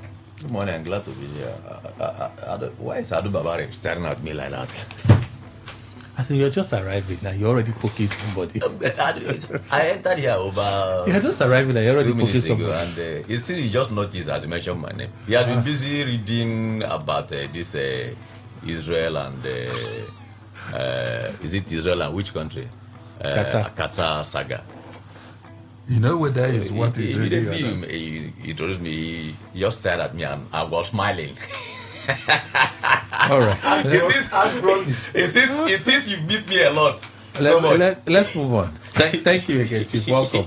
Let's move on. Let's come to River State for real talk. Iba said he has ordered the complete renovation, full renovation of the River State secretariat. Full renovation. And also acquired 106 housing units for civil servants. He said this, I think, yesterday at a dinner, sort of activities marking the Civil Service Week. I beg, your reaction to this. If the news of, at least Nyesom Wike has said, all is now set for the governor to return to his role with the conduct of the election on the 30th of August. Nyesom Wike said so. APC chairman with the Nyesom Wike side, Tony Okocha, equally echoed the same thing that Nyesom Wike has said. So if Ibas is supposed to leave in, by now he should be packing his bags, but he's ordering full renovation of the River State Secretariat and the acquisition of 106 housing units for civil servants. I'd just like to get your thoughts about this. Chief Okere, let's begin with you. Well, once you occupy an office, you carry out the responsibility that is tied to that office. Even if it's just a minute to, when you're supposed to, assuming you are even elected executive governor or president, until the last minutes of your tenure, you still carry the responsibility that follows that office. So for me, I know and I remember very well that the first thing Governor Similas Febara did when he was inaugurated as a governor was to visit the secretariat, and he promised that he was going to renovate the secretariat. He did that. I followed that very, very well. So I was even thinking that it was one of the major projects he was going to carry out. But one way or the other, maybe they were doing some scoping before what happened. He was distracted. Now Ebas came. I'm sure that there must have been a blueprint. There must have been some scoping records from what the governor has put in place before Ebas came. I'm sure that it was based on that Ebas may have announced that he has authorized the full renovation of the secretariat. And if you look at the calm, the quietness in the state, one can easily assume that even though Governor Fubara is not in office, he may have been consulted, or they may have been consulting him off camera over certain things, believing that very soon he will come back to that office. This is just my this is just my own assumption. Well, listening to you. Yes, it's just my own assumption and my opinion. So I'm sure that whatever that is being carried out today is of the interest of the state. And assuming that what Ibas have announced is very correct, I think the civil service. I saw when he mentioned that during the engagement in Obiwale, and the civil servants responded in a very happy mood. They echoed and clapped hands, which means they were happy with the announcement of renovation. So the 100 and the 600 and something units, 1 or 600 and something units of house for civil servants. So I don't know if he followed up by, announcing the location of the place where the houses are built. So if he has done so too, it's also a good thing for our civil servants. These are some of the things that we have been begging our leaders to do, so that by the time you give your all after 30 years as a civil servant in the state, it's not just the pension you are paid, but at least you look back and see that as a civil servant I was able to gain so things from government after serving government for 30 years plus. So I think it's not a bad thing. Okay. Let's not look at it as you will soon be going out. Why are you doing this? Let's look at it as what is the importance, what is the state going to benefit from it. Because whether I like it or not, whomever that is there, even if they put you there today, not as a sole administrator, but as a whatever name they will name it, the most important thing is that you should carry out the responsibility of a governor of a state. You know why we're asking, why I asked this question, and why some persons might be thinking about this? Is yes, people say he's likely to leave, but like you said, if his tenure is for an initial 6 months, right? It means that even on day number 1, that's from the back, right? Yeah, he can still execute projects, of course, even though the terms of his working. Okay, you're questioning why it is coming. No. That's my question is about sustainability and transparency. One of the reasons some persons will think about this will be sustainability and transparency. Let's assume that the contract is awarded, right? With the way the political climate is around here and everybody trying to be too careful not to displease the president and all of the conditions that have been signed, somebody can say they awarded a project for 20 billion. This is billion we call, to renovate the civil service complex, right? The governor gets in there, he doesn't see any paper trail, the project doesn't even take off, it doesn't even start, but it's been awarded. Thank you very much. If we get at that and the governor come and see, in the first place there must be a contractor. Now, and the contractor is expected to mobilize to site. And if the governor resume tomorrow and look at the file, he didn't see a contractor, or he see a contractor that the job has been awarded to, but who come to say I have not been mobilized, or there is no money for the project yet, and there is no the money assigned for it may have been taken away, the governor will raise the alarm. The governor will raise the alarm, and now the state will begin to ask questions. But that was why I said that I assume that the sole administrator, having known that the governor will resume, and having seen the level of peace we can see they are showcasing in the state for now, they may all have been on the same table off camera. Is it also likely that he's saying the way he's saying? Because also at that one of the addresses he made, he talked about ongoing efforts. We don't know to what percentage those efforts would have gone. The efforts to revive state-owned media outlets. He mentioned them as part of his scorecard while he was making his remarks at the Civil Service Week. So you are doing all these things just when you're not a governor, you're a sole administrator. Mm-hmm. So that limits what you should be able to do ordinarily. No. I don't see any limitation. You may not agree, but that's fine. That's in your opinion. But a sole administrator doesn't have sweeping powers.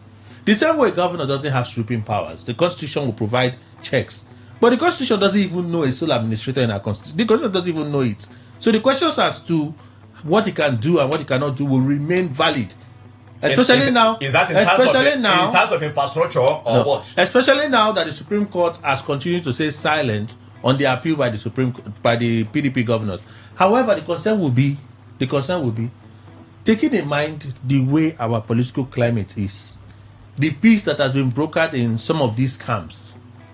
If the governor enters, somebody who is due to leave office in how many days continues to award and announce. Let me conclude now. Am I the one that brought the topic? I'm trying to guide but I'm the one that brought the topic. Okay, go ahead. So I should be able to ask the questions that I read people talk about. I'm listening to you. Right? I'm listening to you. So if you are supposed to go, you are not a governor. You are set to go, right? There are whispers. There are whispers and rumors that it's looking like your tenure will be extended, though. Statements like this, is it not giving force to some of those rumors that you will think I'm going? I'm not going anywhere. That's the question. I have told you here. My introductory remark was that even if you have one day to spend in office, you have all the powers. You still have them to exercise that which will benefit the state. Okay. So let us not put the cart before the horse. Which is the governor will resume as expected, and let's wait. You are certain of that? Huh? You are certain of that? The governor will definitely resume. The emergency rule is for 6 months, initial 6 months, and the condition was that if peace is not returned, if we do not have peace in River State, we can assume that, or we can begin to suspect that, look, the president will extend it. But now in River State, there is total peace. There is 100% peace in River State. So there is nothing that will stop Governor Fubara from coming back to office. Okay, so you are certain that the governor... Very certain. Okay, all right. The good man will come back to office. Oh, the good man? Yes. Okay, that's interesting. He's our governor. He's our governor. He will return to office? Yes. Okay. Yes, how come he didn't vote for the election? Which election? You proposed election. I voted. No, I said he. You mean the governor? Who else are we talking about? The last person he told that he didn't vote. Did you see him? He told that he didn't vote. We did not see him. Must he be on camera? No, he cannot hide. He cannot hide. Governor Fubara cannot hide and vote. Until the governor come and tell you that he didn't vote, no, then we will now know that. Did you see me voting? Did you see me voting? You are not Governor Fubara. So Chief Okere, with all due respect to the relationship we have here, you are not Governor Fubara. So didn't you see a lot of people on social media? We will not be pushing you to check if you voted. But if Governor Fubara comes out to vote, we will know. You're undermining me. No, you are not the executive governor of River State. There are different positions. So this is not undermining you. It is telling you the fact. The fact is that when the governor moves, the media will move with him. What if the picture of governors voting surface tomorrow? Surface where? It's Photoshop. I'm telling you categorically, if that video surfaces today, it's Photoshop. Are you serious? Okay, let's wait. That's how like I'm faking it. Let's wait and see. So for you, there is total peace. But is it? I asked the question that Chief Okere. My question is quite simple. Why was the governor why did he not vote in you people's election? Is it compulsory that the governor must vote? Okay. Did the constitution make it compulsory? Okay, so you've changed it. Thank you. No, I didn't change that. I'm telling you that governor didn't say he didn't vote. You said there's total peace, and I'm asking a question. There's total peace now. There's total peace. So if the governor should have been part of the election. It now invalidates. Was he part of the election? Was he part of the election? Of course, yes. You proposed the election. Was part of it. Yes, now. In all the campaigns, we didn't see the governor is part and parcel of it. He's a very good man. Are you sure this speech is not elusive? Which elusive? Wow, the governor is part of it. He signed for it, and he signed for it. He signed for it, and he's very certain that can you share a document with the governor is at where peace. The governor is at peace with himself and his family, his political family. Okay. We are happy with him. Okay, fine. He's a good man. All of a sudden, Haji Babari, the news coming for the sole administrator of River State. Well, you permit me. It was my mentor, Martin Luther King Jr., who said, and I love to quote him, if peace means keeping my mouth shut in the midst of injustice and evil, I don't want it. peace means willingness to be exploited economically, dominated politically, and humiliated and segregated. I don't want peace, unquote. You see, let me say this. I say this with tears in my eyes, looking at the future of Rivers State. I've been here for a while. By October, I'll be 55 years old. If at that age I have not found my bearing on the cosmos of life, then something is fundamentally wrong somewhere. I'm not part of the founders of this state, but I've read history, and I know those who built this state. And Mayor Amechi, when he described Rivers State as rivers of possibilities. It's painful to me that it is lawyers who are at the peak of the destruction of Rivers State. And Mark is somewhere, Kelly. They will certainly pay for it. That's your alleging. Yes. Your Mark is somewhere. That's your alleging. Yes. They will pay for it. Because it has not happened anywhere. Once you tamper with the law, just wait. Go and keep your mouth. Wait somewhere. Because to come back. You know the difference between the existing budget of Rivers State and when this heavy-duty political equipment of Wike called IBAS or whatever name you call it came in. The difference is 300 billion. I'm not sure I follow what you mean by. I said the difference between the budget. No. The heavy-duty political equipment. Is the proxy of Wike. IBAS. That's how you see him. Yes, that's how I describe him. For lack of better explanation. He's a proxy. And it's a heavy-duty equipment. And he's doing his job. Okay. You know, when you have different category of earth-moving machine when Jealous Beja want to mobilize the site. I mean proper Jealous Beja, not the one we are seeing these days. Yes. When proper Jealous Beja come to site, if there's a mountain, there are machines, they will mobilize the site and to dismantle it. Do you understand me? So, whoever is justifying evil because it benefits you in the immediate, that person is lacking in strategic thinking.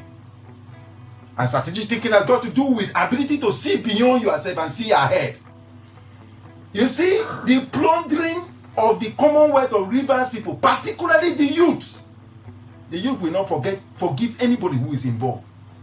24 billion for CCTV, Rivers State Government House. 30 billion for gunboat, as if Third World War is coming from the Atlantic Ocean. Since Rivers State is back in the Atlantic Ocean, and they want to prevent it.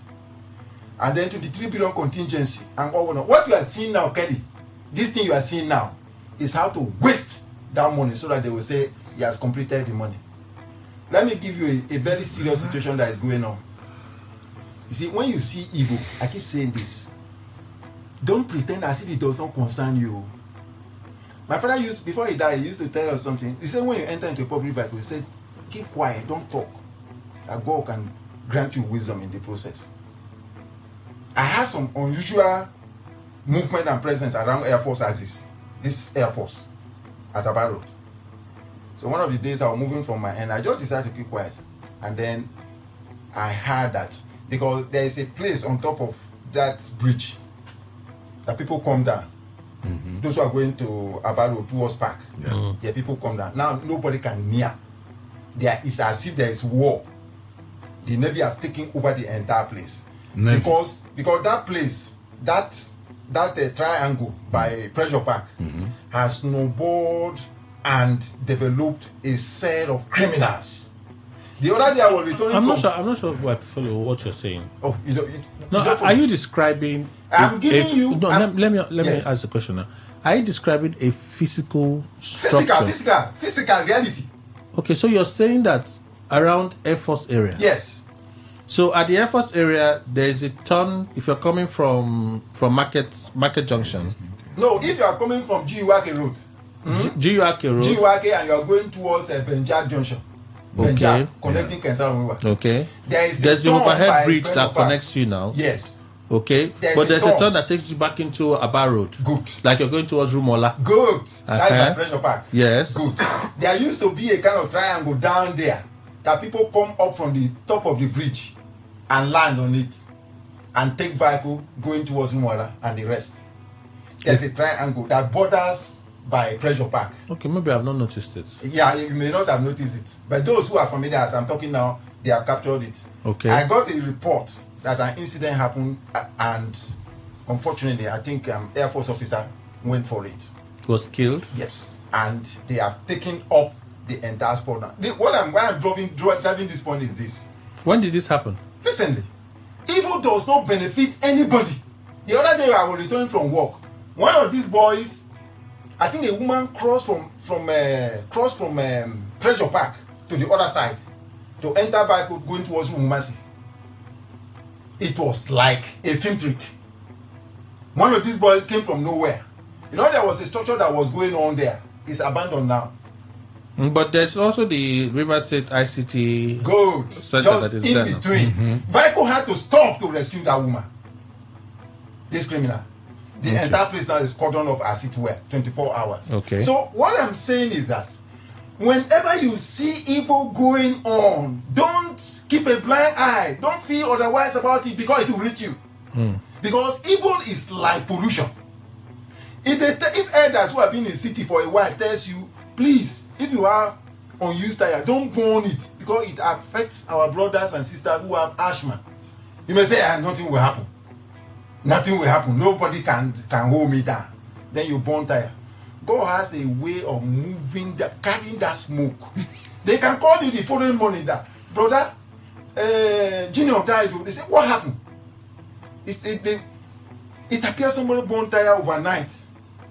He woke up this morning, was choking, and he died. Well, no matter how smart you are, deep inside of you, your spirit will tell you that it's that tire you burned overnight. Because you fed, you can do that. You see, once you touch and manipulate law, wait. You know, Jeffrey Archer would not have been in prison in UK. He was writing his novel from prison on that issue of Harlot, whatever, you know the story very well.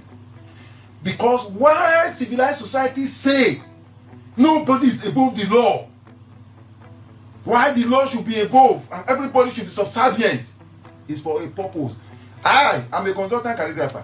The main difference between art and law is that, which is law is anchored on the principle of stare decisis, that is following a pattern, follow an order.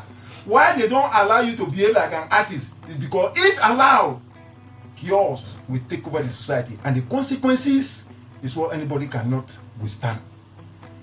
Ibas can waste.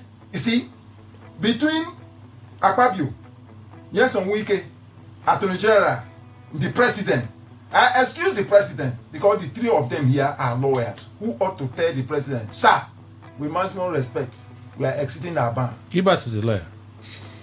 No. I said Wike, Akpabio, and Attorney General. Do you understand? He is the main proxy that they are using.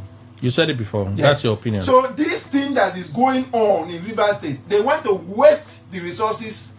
Do you know how much they said they use for validation? One of my friends went for a validation.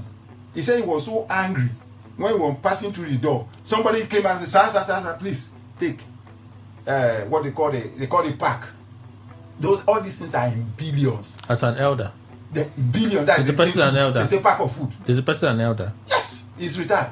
So, okay, they said they provided, the head of service said they provided welfare package for retirees as well as transfer package. No. I mean those who came for there's what they call, which he said is saved about 5 billion from. The process. The verification process. The verification process. That's what I'm saying. Good. Now. Are you saying that the person that received is a retiree? Is a retiree. That's what I'm saying. I'm saying that we heard from Ingi Brown that retirees got a welfare pack, that's food and transport. No problem. During the verification. Let them continue. Do you understand it? Even the secretariat, in fact, they can even shut down the civil servants and ask them to stay up. Whichever means they want to use to waste the resources, somebody will account for it one day. All right. Dr. Ranta. Okay. Kelly, your question is about why he's spending, carrying out this project. I'm not saying why. My question is do you receive the news of full renovation of the Secretariat complex as well as the acquiring of 106,000 units? Do you welcome it considering the time left for him? I think Chief Okere has mentioned that he's. I've always said that when you are looking at what is happening in River State, you will either come from the perspective of what is and what ought to be. What is now is that we are in a state of emergency. If Ajubabere, our colleague here, is looking at society, from the perspective of what ought to be. So I'm being analytical I'm being objective. It depends on where you are. You can see there are two opposites. Incidental, they're also sitting where I'm in the middle. He's coming from one far extreme of what the society is. He is coming from the other perspective, from what the society ought to be. So the analysis, depending on where you are coming from, Ebas is coming from the perspective of how it is, what the society is now, is that we are in a state of emergency. What does that mean? He has told you now. No. What the law is and what the law ought to be. No. We need him to respond. Explain, okay.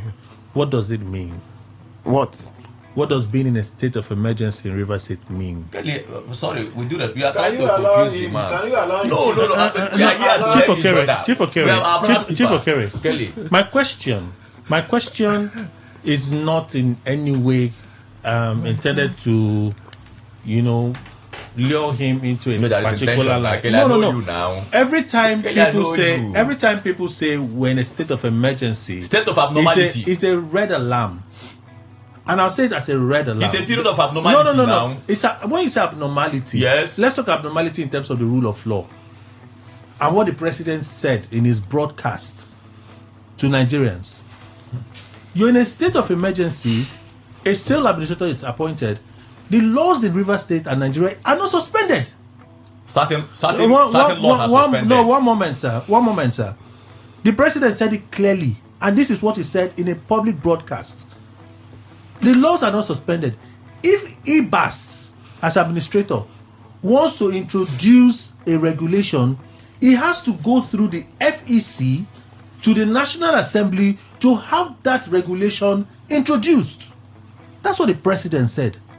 So if today, for political expedience, they sit in one room and they do this and they announce suspension, does that mean that what the president said in that first broadcast is now null and void, or is complete rubbish? If that's not even enough, the second one is this: when Ibas opened his mouth and said, "We are working on the budget," it was someone for the National Assembly that said, "You do not have the powers to do that." And Ibas next thing forwarded a document to the president. The president forwarded a budget to the National Assembly. The National Assembly looked at that document, approved it with all the commas in and there, and next thing we heard, have you approved it? Ibas went on a tour to arrest him and said, "Oh, we have worked on the budget, now is the implementation." We're like, how did that happen? When Ibas appointed people to occupy board positions, he sent those names to the National Assembly for approval. That's a process known by law. So when we talk about abnormality, let us call abnormality as in, we have decided to be rascally. We want to show that we're a banana republic. But if we're talking about following the principles of the rule of law, the law in River State has not been suspended. No. That's why I can do my job and I can call out Ibas and I can call out the president for the inconsistencies in River State. Because the president, by his broadcast, made it clear the laws of this country are not suspended in River State. That's a fact. Thank you, Kelly. What I am doing, just like I've mentioned when I started, what I am doing is analysis. Simple. I'm doing an analysis. That analysis is that the way you are feeling. You are talking of the way you are feeling and the way it ought to be. Exactly. But there are people who are not looking at it. When you raise issues of what is happening in River State, they will tell you that don't expect 100% of that thing that you are talking about. So it is from that angle. Even are we saying one should not expect? Chief Okere, you had your time, respectfully, sir. Are we saying that we should not expect it because that is what the law says? Or are we saying we should not expect it because people are using the guise of emergency rule to do what they want to do? Which is it? It is not about me, except you're asking me my own opinion. I'm doing an analysis. I told you that there are two groups. You may not be. I'm not. There are two. I'm still basing my questions based on the analysis that you're about to do. The analysis you're about to do, you're drawing certain inferences, and I'm particular about the inferences you're trying to make. Are you saying that your analysis is drawn from the part that Rivers State is under emergency rule? Yes, the laws have not been thrown into the gutters, but people are doing what they want to do in the guise of emergency rule. That's my analysis. Is that your analysis? That's my analysis. Thank you. Analysis is not that I'm participating in that school of thought that things should be done anyhow. But I'm telling you that whether you like it or not, the society is polarized. I even used two analysis here already that is already existing as my basis. That the society itself is divided into two groups of those who are feeling that whatever, we should not question 100% of whatever thing that is happening in Rivers State now, because election was an election supposed to be conducted under state of emergency. But election has been conducted, local government, where the people are cashing out, the media people are even cashing out in congratulatory messages and all that. It's like things are getting normal. But those things were based on a faulty foundation for my own personal analysis. But people the society has polarized into this group. So what Abbas is doing now, remember that he himself came out to protect an interest. Himself came there to protect interest of the president, and interest of those who are organized to bring him into power. And as it is now, you notice that anything they feel could cause problem after Abbas leaves, they are trying to tighten all those places, local government election, board appointments and all that. And then it's part of the peace that Chief Okere is talking about. It's part of the peace. Because ordinarily, justice, according to Trasimachus, is the advantage of the stronger. So whatever things is happening now, it's to the interest of those who are in charge of the system. So that even when the governor comes back, they are tightening up. You'll be surprised that even before the 6 days, is it 6 days or 7 days? 7 days, but actually 6 days. People will still go and say, "Oh boy, Oga, this one, we are not." But they are not sure. So they are using the guise of state of emergency to do what they want to do now, to establish themselves. Yes, that's what is happening. We already know that it has been an existence. But if you come through the other side of it, ordinarily, what is happening in the state, because something cannot stand on nothing. So if you come from that analysis of how it ought to be, we already know that things, what is happening now, we are all wrong. It's not supposed to happen. But we're already inside it, and there's nothing we can do until when the whole thing that will keep him at bay and make sure, because it's like what we mentioned about Israel and the Hamas and the other group that are fighting Israel. You can see the speed at which Israel is attacking another, because something has happened to them before. That's what exactly, if we domesticate it here, that's what is happening to the governor that is coming. Let's make sure that when he comes back, if he tries again, we know. So all those things are being. So don't expect. The fundamental thing now is that don't expect that because all the things that we are crying, this one is not good, it is done. We'll talk. This one is not good, it is done. This one is not good, it is done. It will continue to go. What we do is start questioning. I think last time I came here also, you were questioning the issue of budget, whether the budget has been signed by the president, and then he the sole administrator wanted to begin to implement it and all that. I should come back to you. Has it been signed now? Well, he told us that they are in the implementation. How was it signed? We don't know. Was it signed? We don't know. So why are you still questioning this thing? Oh, but the reason why we question it is because we are not cowards. We all live in a society, and we owe it as a duty to ourselves to ask the important questions when things are going wrong. Till today, there's nobody that will harass me. I say it, that what they did on Saturday, August 30, for me is not an election. But they said they've done the election. Okay. Am I going? I would like stand on the road and be fighting people? No. The laws are clear on how you conduct local government elections. Wike comes out to tell us that the president suspended the Electoral Act, parts of it. I'm like, what powers gives the president that authority to suspend the parts of the Electoral Act? Where is it in our constitution? Justice is advantage of the stronger. It's an abnormality. The stronger now is those that are controlling the bus and those bus is working. That is stronger now. So maybe in future. So they should do anything that they want. And then we should not talk. We should just keep quiet as idiots. Well, what we are doing just now, embrace it. We are talking, and but the talk itself, you know, somebody says sometimes that the SIM has talkers, while Mike has doers. You see, Kelly, the truth is always very bitter. Very, very bitter, I tell you. And so, when you look at the test of the truth and know that it will be a wormwood in that fashion, you may decline if you do not have the mind. Well, I got shocked when I heard the BAS make the announcement of renovating a secretariat and then acquisition of how many houses for 106,000 units. The reason is very simple, Kelly. In 6 days, EBA should be leaving, if we are to believe President Tinubu, when he made declaration on March 18th about the emergency. And when I hear that there has been peace in Rivers State made, and you know, from day one, when that issue came, they said they went to meeting and all this and that. I said, no peace. As a matter of fact, never a time was there war in Rivers State, as far as I'm living here. And at the age I am, if I see war, I will know it. There has never been any war. And so what happened is that what people have mistakenly been calling war has been extended. No peace.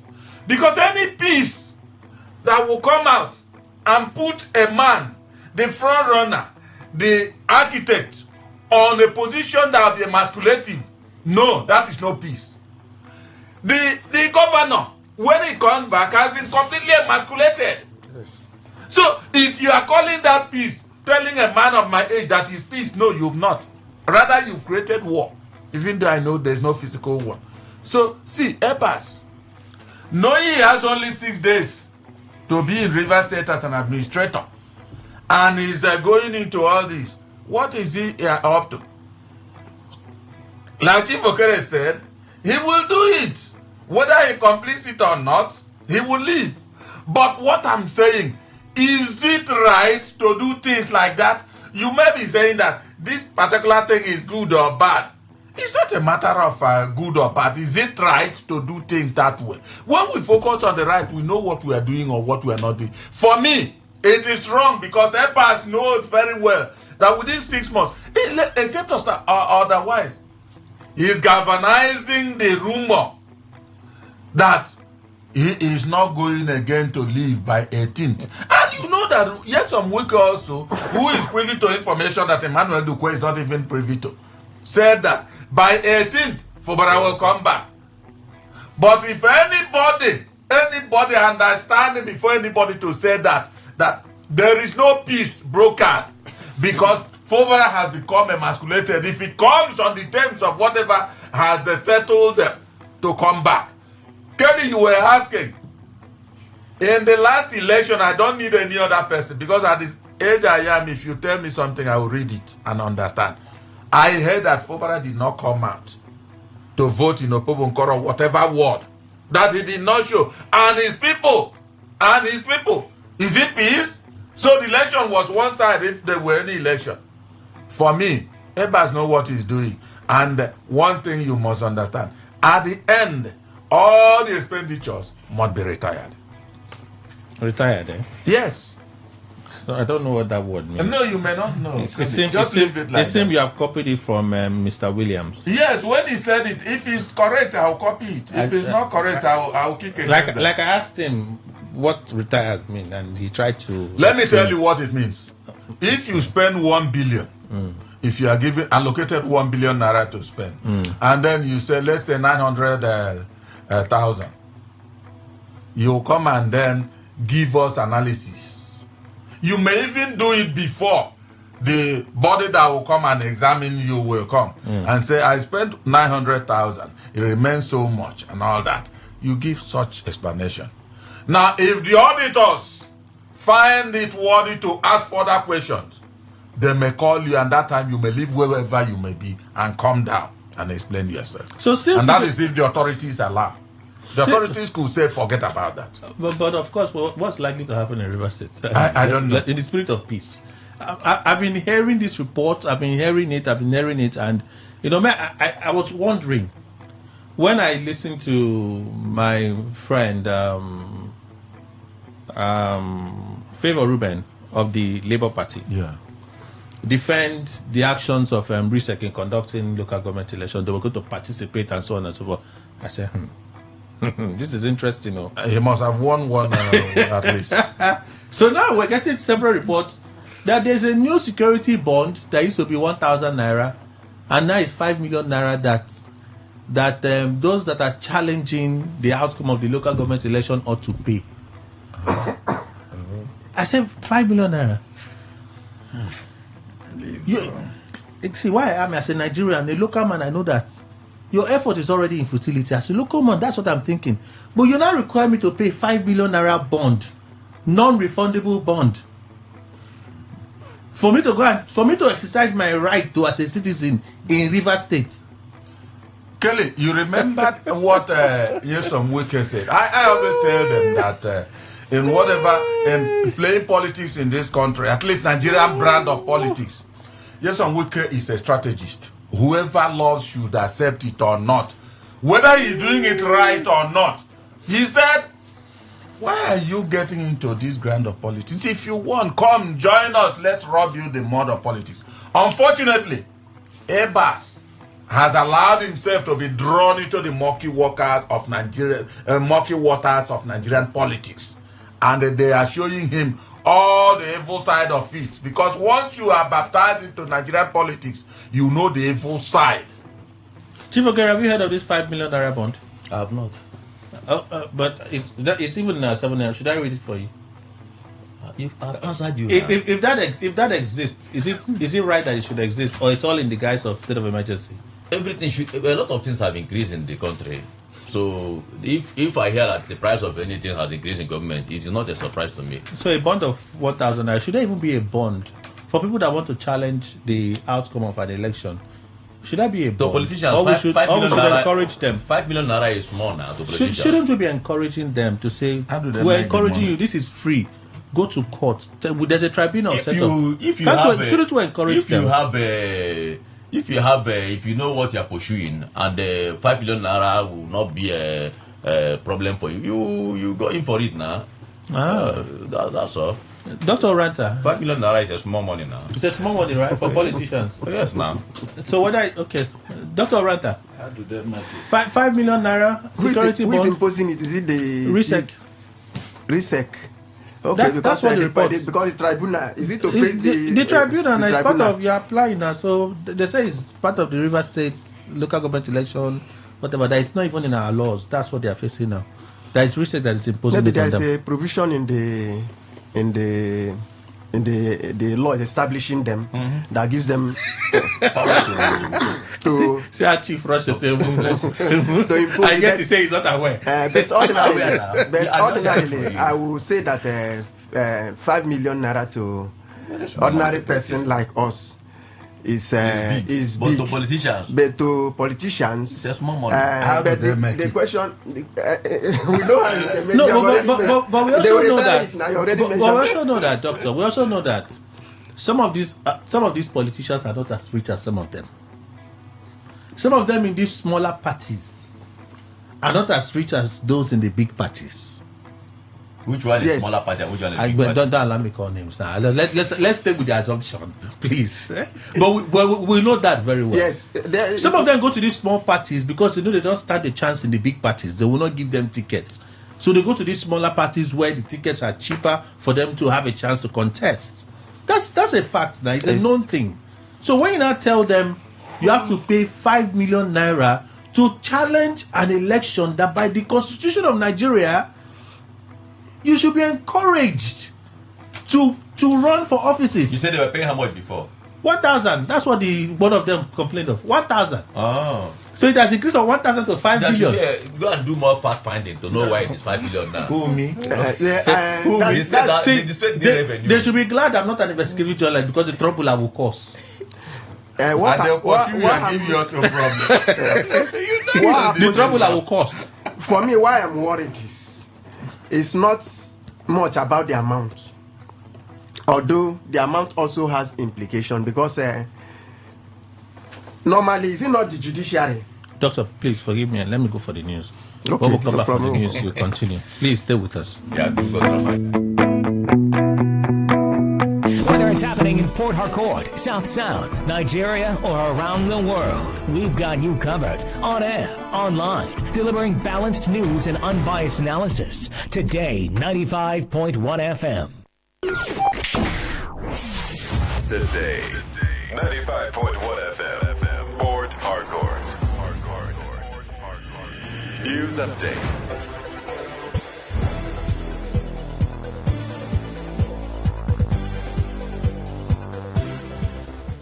Good morning. Here's the news update on Today 95.1 FM. I am Kelly Ikemenjima. President Bola Tinubu has ordered the Federal Executive Council Committee to further crash prices of food items across the country.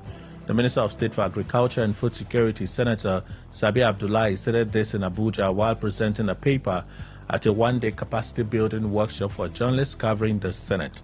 Abdullahi said the president's order would be enforced to further crash prices of food items by ensuring the safe passage of products through various routes across the country. He emphasized that the committee's action was aimed at realizing President's vision on food sovereignty. According to Abdullahi, the federal government is fully committed to addressing the high prices of transportation of farm produce in the country. The minister further explained that the vision for food sovereignty was within the ambit of the food security and food sufficiency, which encompassed availability of food, accessibility as well as affordability, and in right nutritional content on a sustainable basis. The 2023 presidential candidate of the Labour Party, Peter Obi, has mocked President Bola Tinubu and the ruling All Progressives Congress APC following yet another collapse of the national electricity grid, which plunged the country into widespread blackout. Obi recalled Tinubu's campaign promise that Nigerians should not re-elect him if he failed to provide constant electricity within 4 years. In a statement, the former governor of Anambra State said the impact was too glaring for Nigerians to forget the promise President Tinubu made during the campaign on the 22nd of December 2022, noting that the APC-led government has presided over more national grid failures than any administration in Nigeria's history, despite billions of dollars invested in the power sector. Obi stressed that boosting electricity supply to even a minimum of 10,000 megawatts could raise Nigeria's GDP by about 50%, unlock industrial growth, create millions of jobs, and reduce the hardship faced by citizens. While also criticizing the APC-led administration for prioritizing projects like coastal roads over investments in power, Obi urged the president to focus on generating and distributing more electricity to power small and medium-scale enterprises. The National Association of Resident Doctors, NARD, has declared a 5-day warning strike starting from Friday, 12th September 2025 to press home their demands. This was confirmed in a statement by the General Secretary, Association of Resident Doctors, Federal Capital Territory Administration, Agbo Afyong. The decision of the strike was reached after the NARD online National Executive Council meeting yesterday, which extended to the early hours of today. The statement directed all centers to duly inform their hospital management and continue to press home their collective demands. Earlier, NARD President Osundara Zenith said members plan to shut down the country's public hospitals in demanding action for over poor working conditions, shortage of power, downgrading of certificates, poor remuneration, and other reasons.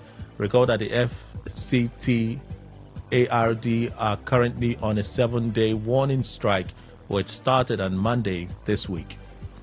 On the foreign scene, a French parliamentary committee has called for an entire ban of children under 15 from using social media and those aged between 15 and 18 to face a 9-time digital curfew. The recommendations were put forward in a report by the committee's lawmakers after months of testimony from families, social media executives, and influencers. President Emmanuel Macron's office has already indicated it wants to see a ban for children and young adolescents after Australia last year started drafting its own landmark law with a prohibition for those under 16. The committee chief, Arthur de la Porte, said he would also file a criminal complaint with prosecutors against the massively popular short video platform TikTok for endangering the lives of users. The committee was set up in March, initially to examine TikTok and its psychological effects on minors after... No bonus for all my line. No panic, as MTN don't carry better gist come. Every 6 minutes you talk, MTN go dash you 3 extra minutes. Fiam to enter MTN better gist. Dial *123 *2 *1 hash or text BG to 312. T and C's apply. Things no dey easy, but we continue to move. For Total Energies, we don dey innovate for over 70 years to take give una the ogbonge quartz engine oil wey dey protect your car and SUV engine dem. Con dey improve the performance and help the usage of fuel for your motor. Quartz dey for every type of engine, whether na petrol or diesel, hybrid or even electric motor. E dey make sure say engine dey perform well and dey last well, and e dey also help reduce smoke, because the work of quartz engine oil na to dey protect the emission control system. Save more as you dey maintain your motor with quartz engine oil, so that your engine go tanda gidigba, con last long. Experience Total Energies ogbonge premium engine oil through the years.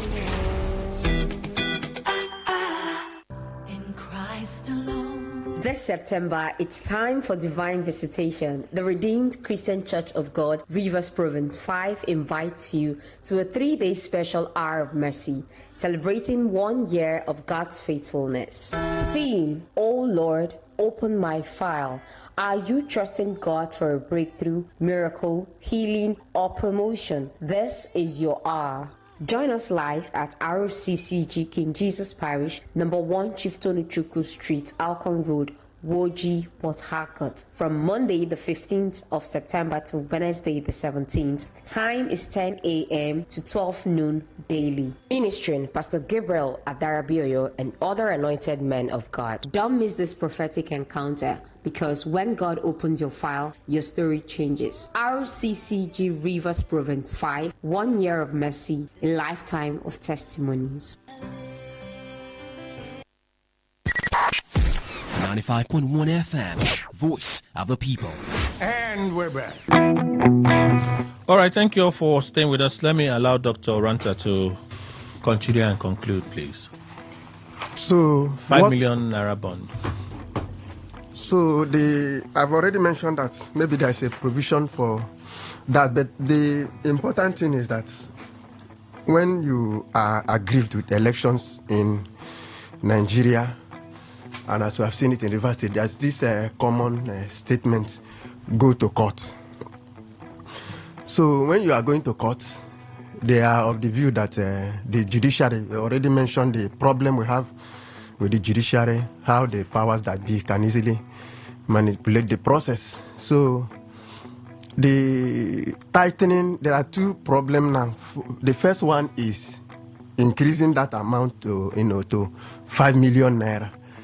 Is it to stop the people from coming to find it difficult for them to come and agitate or to come and petition the election? If they are doing that, that also means that those who are in charge of the system, or those who felt that the election was not properly conducted, are also afraid. Because my worry now is that why are they asking increase? Why not just say, even if it is what the normal, is it 1,000 naira? As mentioned by one of the candidates. Just pay. We already know that the court is going to give us maybe there's a fear somewhere that made them to stop. Because that, the essence of that 5 million naira now is to, place a kind of bridge, a stoppage, like a barrier from people going into contest the result So it's a signal. It's a serious signal. But whatever happens, I know one or two parties who are serious with the litigation, who are dissatisfied with the conduct of election, we still we don't know what will happen. Last time when the election was conducted, the last election under Governor Singh was conducted, we are all it's like free for all, no problem, nothing will happen.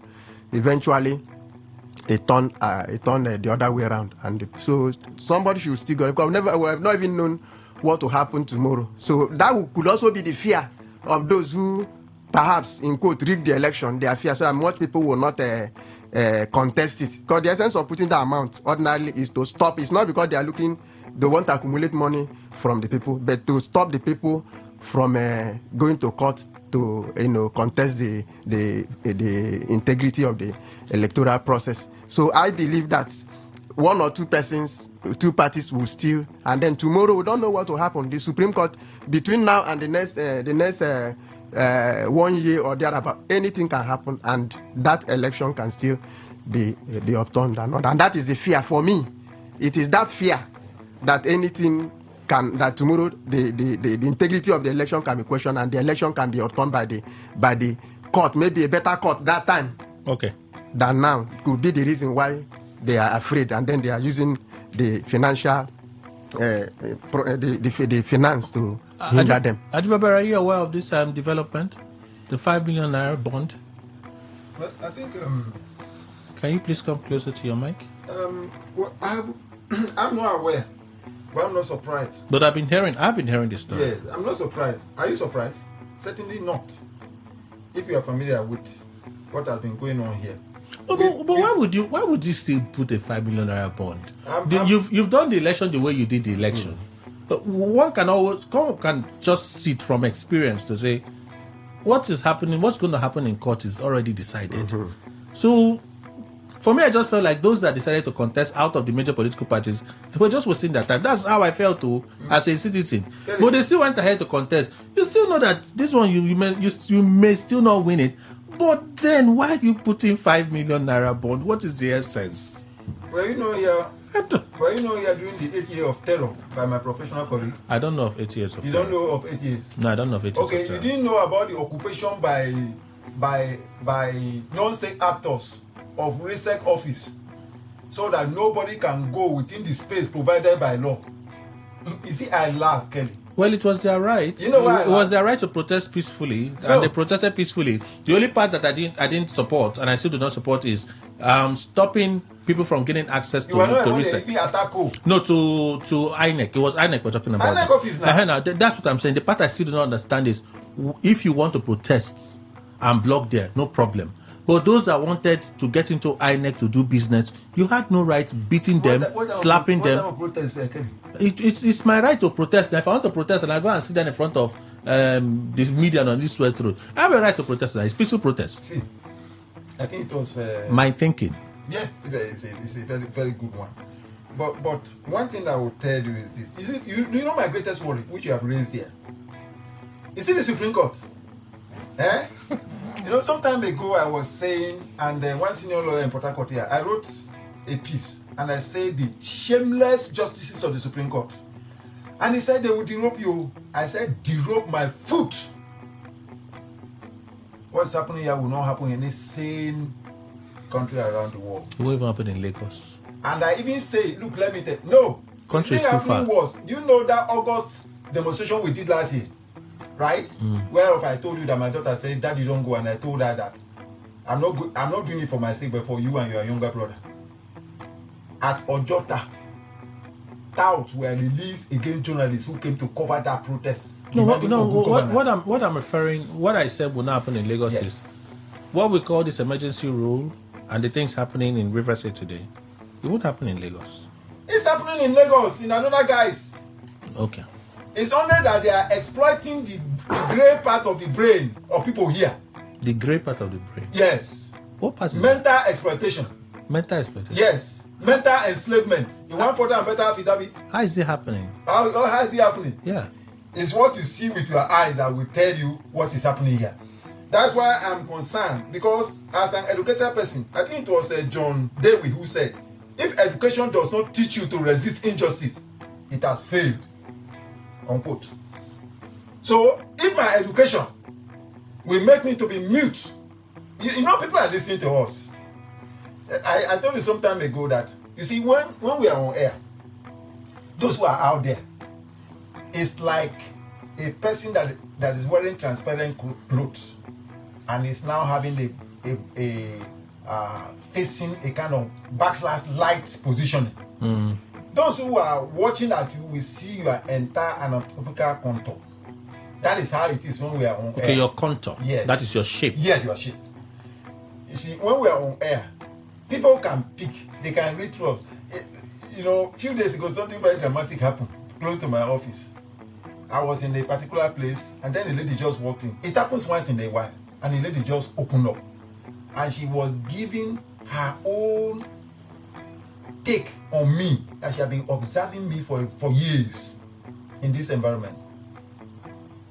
She mentioned certain things that shocked me. She said, I know him very well now. He will just come and walk like a soldier. Bam, bam, bam, bam, bam. Enter his office, does his this thing. He has time for nobody. He goes. That's how I've been observing him. So let those who are bent on doing whatever they are doing, like that thing I mentioned to you, it can happen in the center part of the world, that they will organize a non-state actor to occupy such an institutional gate to prevent people from exercising their right, which is equivalent to this thing you are seeing. This is another angle. Actually, they would have contained them. They would have moved them away from the gates to a particular corner.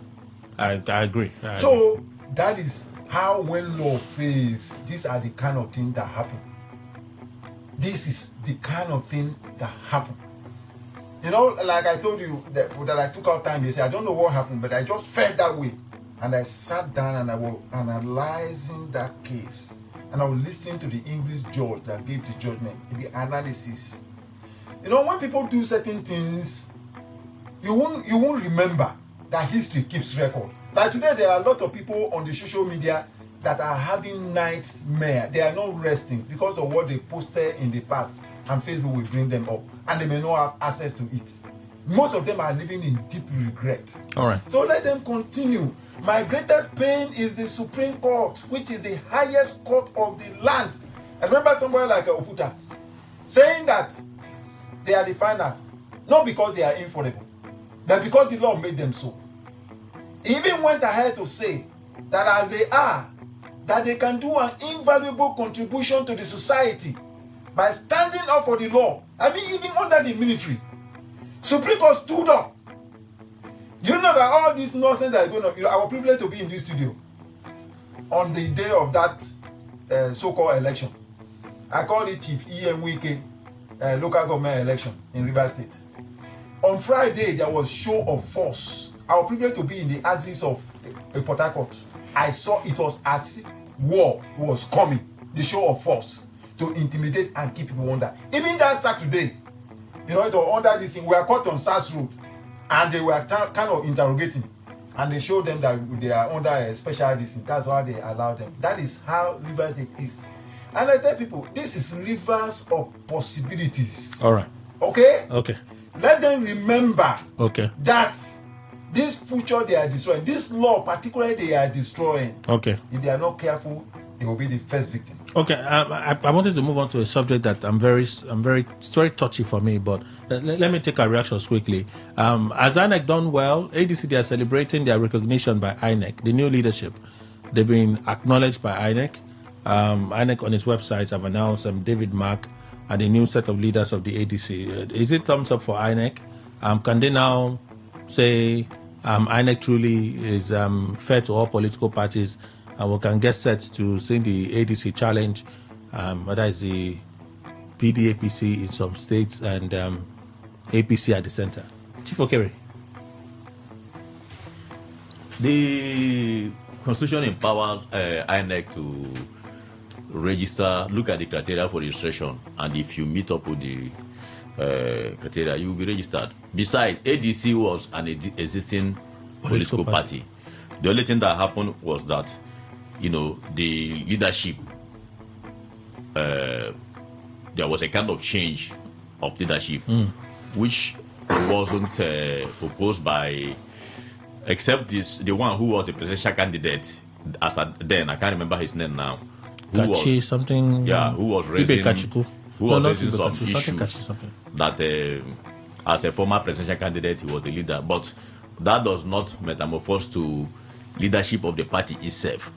Assuming it was the national chairman of ADC that was making such case, there would have been a case. But that national chairman, Ralph Wosu, he aligned himself. He handed over leadership. Yes, he handed over quietly and peacefully. So assuming that it was that national chairman that David Mark took over from, that was agitating that his tenure was still running, the law would have been on his side. But there was a kind of consensus, there was kind of agreement who said, okay, we have relinquished our leadership to you. So somebody who contested election under a political party does not have the powers a national chairman have in terms of leadership of a party. That is why you can see what is happening in Labour Party between Abure faction and the Obi faction. Obi faction. Nenadi Usman. Fine. So Obi is, neither here nor there. It's not sure whether he's in ADC. It's not sure whether he's in Labour Party. Now PDP is also dragging him. So he's just hanging on the balance. But with this, the coast may be clear now. Now that INEC has acknowledged the leadership under David Mark of the ADC. Is it what Obi was waiting for? I don't know. Maybe they were concerned that INEC may not. No, if it was a concern, it would have been a concern to only Obi. It must have been a concern to a lot of people. But Atiku 2 is yet to join the ADC formally. But he has resigned his membership of PDP. He has resigned membership of PDP, but he has not joined the ADC formally. As far as we are concerned. El-Rufai as well has not joined the ADC formally. No, El-Rufai has. He has not. No, hold on now. El-Rufai even... there was a rally in Kaduna State led by El-Rufai, which we saw him flattening the ADC flag. They are rallying support for the ADC, but they haven't joined the ADC. No, formally. They have joined. How do you want them to join again? When I say formally, okay, I agree with you. If you use the word formally, this one now I agree with you. So for us, we know that their spirit, their body, and soul, everything is on that ADC. Formalization is what I don't know how they formalize it. So, but for me, it's not a surprise to me that INEC has listed their names as leaders of the party. It's not a surprise. It's something that we have done, and nobody was challenging it as far as I'm concerned. Right. I court or whatever. So not surprised there. Not surprised. Yes. Ajibabari, yes. Do you praise INEC for this action? Well, to me, I would say that it's not yet good, because it's like the way the whole thing is. You're not a lawyer, but despite that, you should be able to appreciate it. It's like detaining somebody in the security facility, and then people raise the issue. If you have anything against him, charge him to court now, right? And then the following morning, the person is charged to court with an instruction that the magistrate should order for his detention for bail consideration. Those who are in practice understand what I have said now. It's a very dangerous political weapon that is used as a kind of plug in the wheel of justice. The moment somebody is arraigned and the matter is adjourned for bail consideration, that person is hanging in the balance to whichever date the matter is adjourned to. We saw that was what Nyesom Wike used against Farah Dagogo, who was seen as somebody who was to challenge his intention, his strategic intention of futuristically challenging and asking if there's anybody who bought phone for himself. Because Farah Dagogo bought phone for himself and wanted to come for screening. So they caught him right there. And then they moved into the detention facility by Harper City at Eastern Bypass. And they charged him to court the next day with the instruction from the magistrate who adjourned the matter for bail consideration, fixing a date to when all the things they would have achieved would have been concluded. They went to High Court. High Court said no, they cannot look into the matter. They went to Court of Appeal. Court of Appeal said, of course, those who are in practice understands that, because you must show when you go to either of these higher courts that the matter has been attended to and the magistrate has ruled one way or the other. It can even manifest in the manner that, okay, we feel that the bail conditions are so onerous. Please, can you, there's what we call application for variation of bail terms and all whatnot. It could come in various shades. So, I am not excited because there is more to what can be done, even just like this very matter we just concluded about. Do you understand it? Okay. Because once the judiciary is destroyed, I think it was Oputa who said it. He said when the legislature is corrupt, they can go to the court. He says when the executive have problem, they can go to the court. He said when the judiciary is corrupt, where do you go? It's a question that Oputa raised that is still hanging in the air.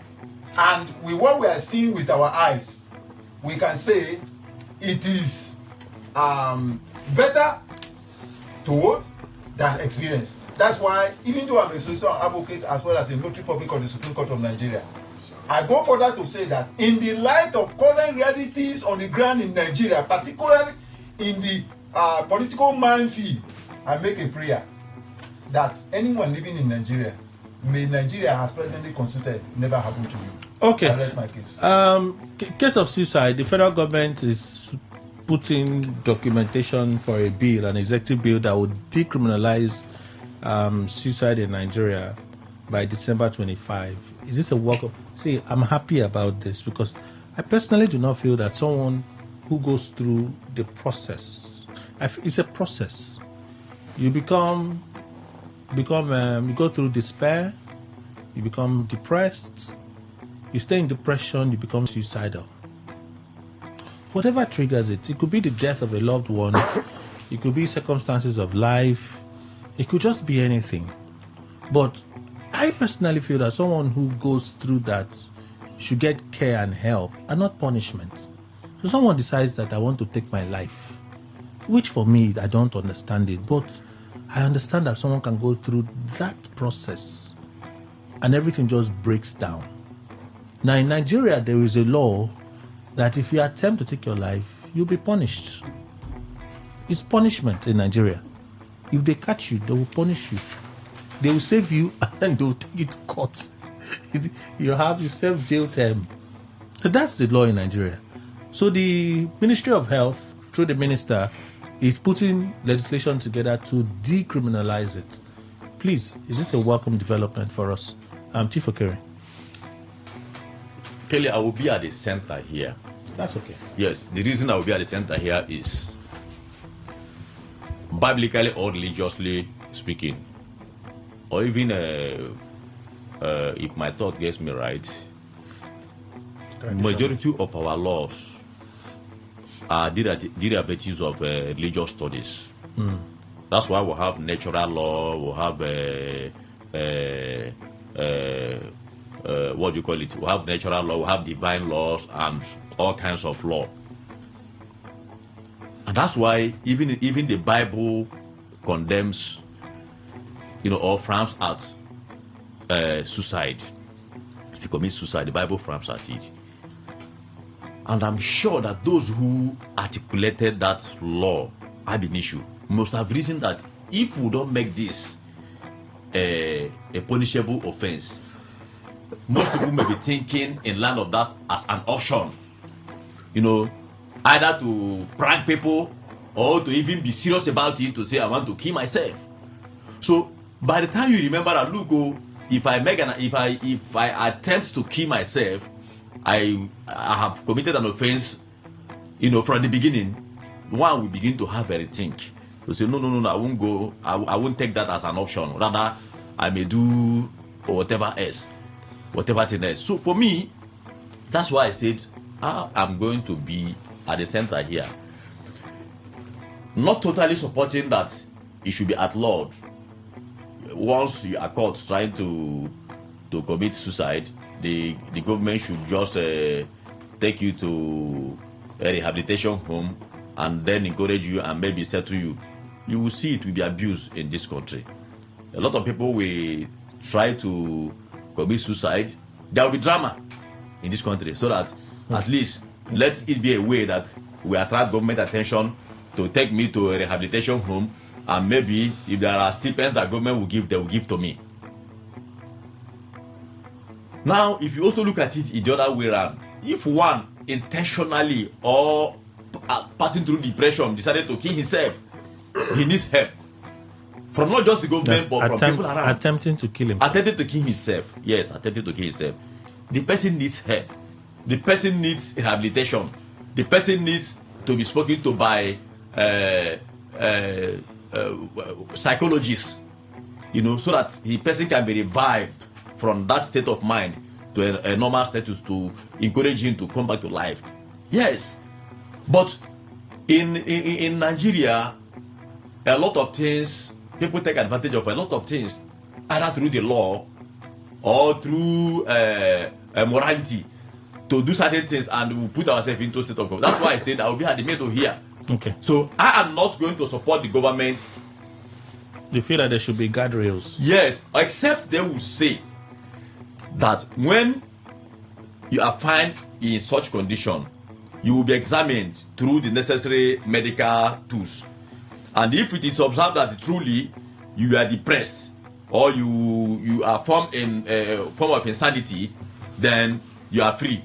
But if it is faked, at the end of the day, that you are trying to attract attention, you are trying to attract sympathy, you will be punished. Then I will agree with it. Mr. Ndukwe. Kelly, I don't know what informs that particular law that this is Emmanuel Ndukwe. Mm-hmm. And I attempt taking my life. Let's say government rescues me and then penalizes me. Why? Why penalize me? Did I attempt to kill President Tinubu or any other person? The life is not your own. Of course, it's not my own. It's not.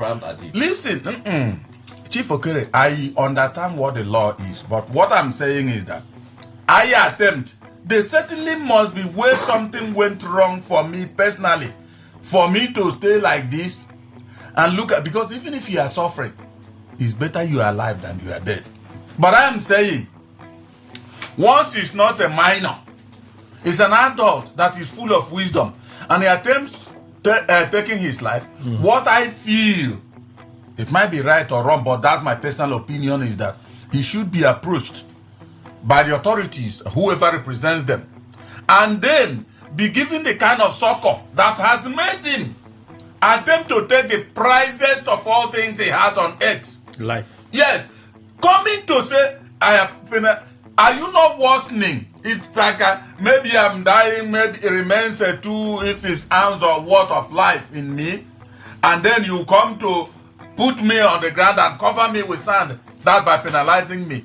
The problem I have that made me initiate that is still hanging. What I think is, for me, sometimes government comes out with high-handedness, cloaked in law. Any human that, remember, it is either is normal or there's a mental trait in the person to attempt to kill his, except these Islamic people and all that go for suicide bombing. Their own is different, because to them also, they say they believe wherever they are going is going to be better for them. They have rewards. You see? So why would somebody that has attempted to do the worst of things against him be penalized? I do not accept that. No matter what they will do, there's no conviction for me on that. But I am saying, if they are coming up, what you are saying now is that they have come up with a measure to do what? No, they are putting a bill together, an executive bill, to pass to the National Assembly to decriminalize. To decriminalize attempted suicide. Good. That's what I'm saying. Since it's decriminalization, it is better. Kelly, when you see a bustling man, then the next day you see him carry, in my place, the ones I have seen is they will carry this rope that is heavy, they can use and kill cow and all that. And they hang themselves.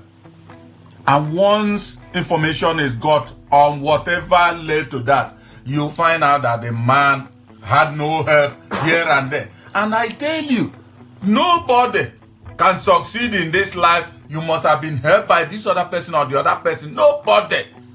When somebody will tell you, I made it alone, False, you didn't. You must be helped by one way or the other because you are not everywhere. So this man, no help. He has tried all he can, nothing. And the record is that we found it not to be lazy. We should indeed find out what made this man want to take his life. But when they come out to say no, either punish him or this and that, charge him. Somebody that has not eaten, you are charging him, give us 200,000 for instance. Is it going to be easier? You are now maybe tactically saying, get into your room, kill yourself with any means you like. Or wherever. Because somebody can kill himself in prison. So, for me, if they are decriminalizing that, that for me is good. Is a good one. All right. Dr. Ranta. Yes, Kelly, my own contribution to the issue of decriminalizing suicide attempt is, for me, ordinarily to commit suicide is bad. It is sin, you know, against God. You didn't give your life to yourself, so there's no way, no matter whatever thing you are passing through. Ordinarily, that's my own position. But coming from political economy perspective, the woman that is trying to bring out the bill now in the National Assembly to decriminalize it, I think the woman is he understands the history, the political economy. He's the history Minister of Health. So I believe that she's looking at trend. Okay. He's looking at the history of Nigerian political economy. When that bill, the existing law is to criminalize it. But if you kill yourself, I think I have that information that if you kill yourself, if you attempt to kill yourself, because when you already kill yourself, you're already dead. So if you attempt to kill yourself, that there's a punishment for it. There's a law against that. But the man who is coming now, the legislator, who is the Minister of Health, who has come now to say that is looking at the contemporary situation, looking at the economy as at the time the original law was made, and looking at the economy now, looking at the trend. You see, people are facing serious problems, the economy, the hardship, and all that. So it is most likely that most people will want to, take their life, thinking that would be better for them than what people are suffering now. So you can't subject the people to high level of poverty, high level of economic hardship, and subject to a miserable situation. And then at the end of the day, we are telling them that if they attempt to commit suicide, they're going to jump into the river or enter into the bush and use rope to hang yourself, or trying to take a pill that you sleep and never return to life again and all that. So those things are likely to come to pass. The best we can do is to, when we get those people, instead of criminalizing it, punishing them, it will worsen their problem. Take them and then try to rehabilitate them. They have people, that, especially social workers and all that will be able to take care of them and try to see what is the problem. And then at the end of the day, by the time you trace that problem, you will still come back to economic factor, dominantly economic factor. And then the state should now try to see how to solve that problem. So I agree that it should be decriminalized because the society is getting unbearable. All right. Ajibabari. Yes.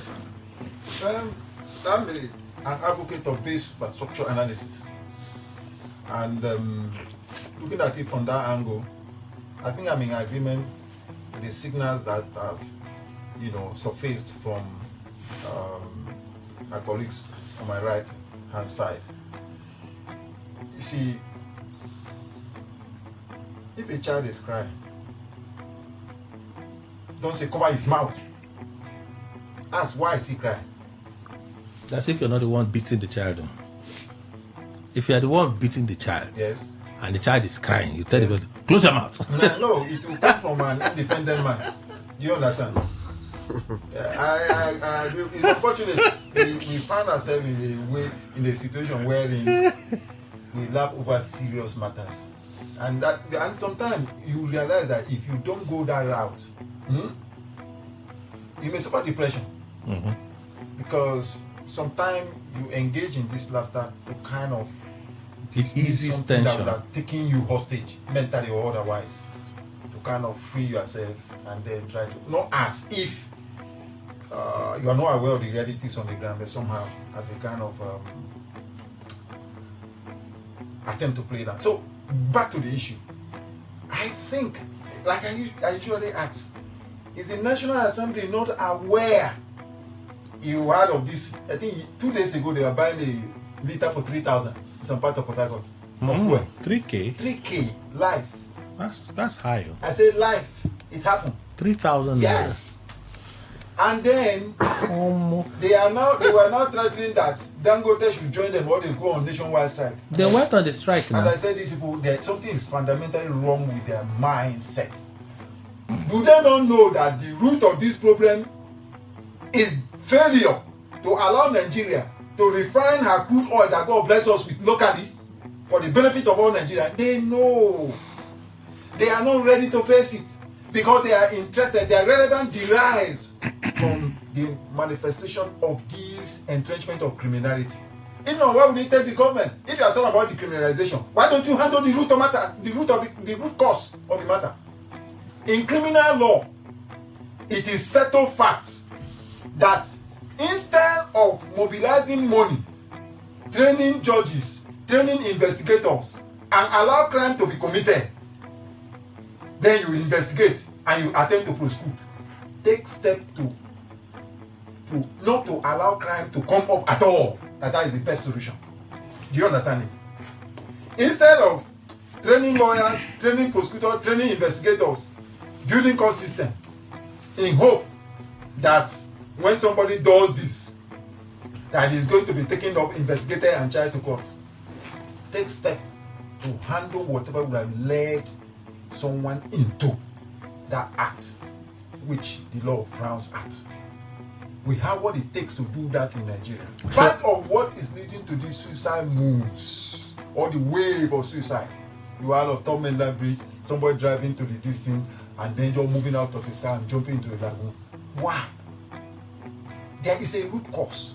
Okay, I appreciate that there's a root cause, yes. And you know this. Why don't you tackle that? The socio-economic conditions as they are today can Very really contribute to it, right? Why don't you tackle that? But we've also established here. I've learned here that the times that Nigeria was really great was in the 60s. Last week I got like thorough education from Amar Pusanebo that shared his experience. Mr. Eniko has equally mentioned that in the 1960s was when Nigeria was such a fantastic place, right? But life has been getting more difficult for a lot of Nigerians. But even then, the rate of suicide was very low. Perhaps people were not thinking so much about it, or they didn't have the exposure to Western media that suggested to them that, oh my, get life, get as you be, if you kill yourself. In America, where life is seemingly so much better that we're all calling greener pasture, the rate of suicide there is way higher than here. It's way higher there than here. Maybe our cultural beliefs, religious practices that would constantly discourage attempted suicide, helped us, but basing it solely on socioeconomic factors as, okay, if this is addressed, it could bring down the rate of attempted suicide drastically. It may not be factual because we could cite those established climes where life is seemingly better, but people are still killing themselves. Terry, sorry. What happens is that you don't do that comparison. We are looking at a particular system, the Nigerian political system, and we try to historicize. That when you come from 1960s and all that, years are going, a lot of things are coming. The economy is getting, problematic. The tendency for people to want to, and then if you give us that data, that's why we'll be having problem that 1960 till now is getting. It was larger in 1960.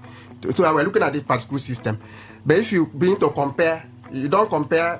The analysis we're making now is not to compare Nigeria with another system, but it could not be. It could be a cost. It may not be a sufficient. The economic factor may not be the major for the major society. contributor. For the society you are looking at, we are looking at the Nigerian side, other factors. No, the They talk of terrorism. reason I said that is where Mr. Ajibabari was going to.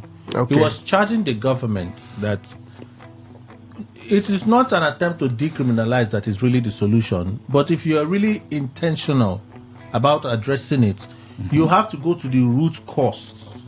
Good. And for him, the root cause is the socio-economic state. That would be correct, right? Yes.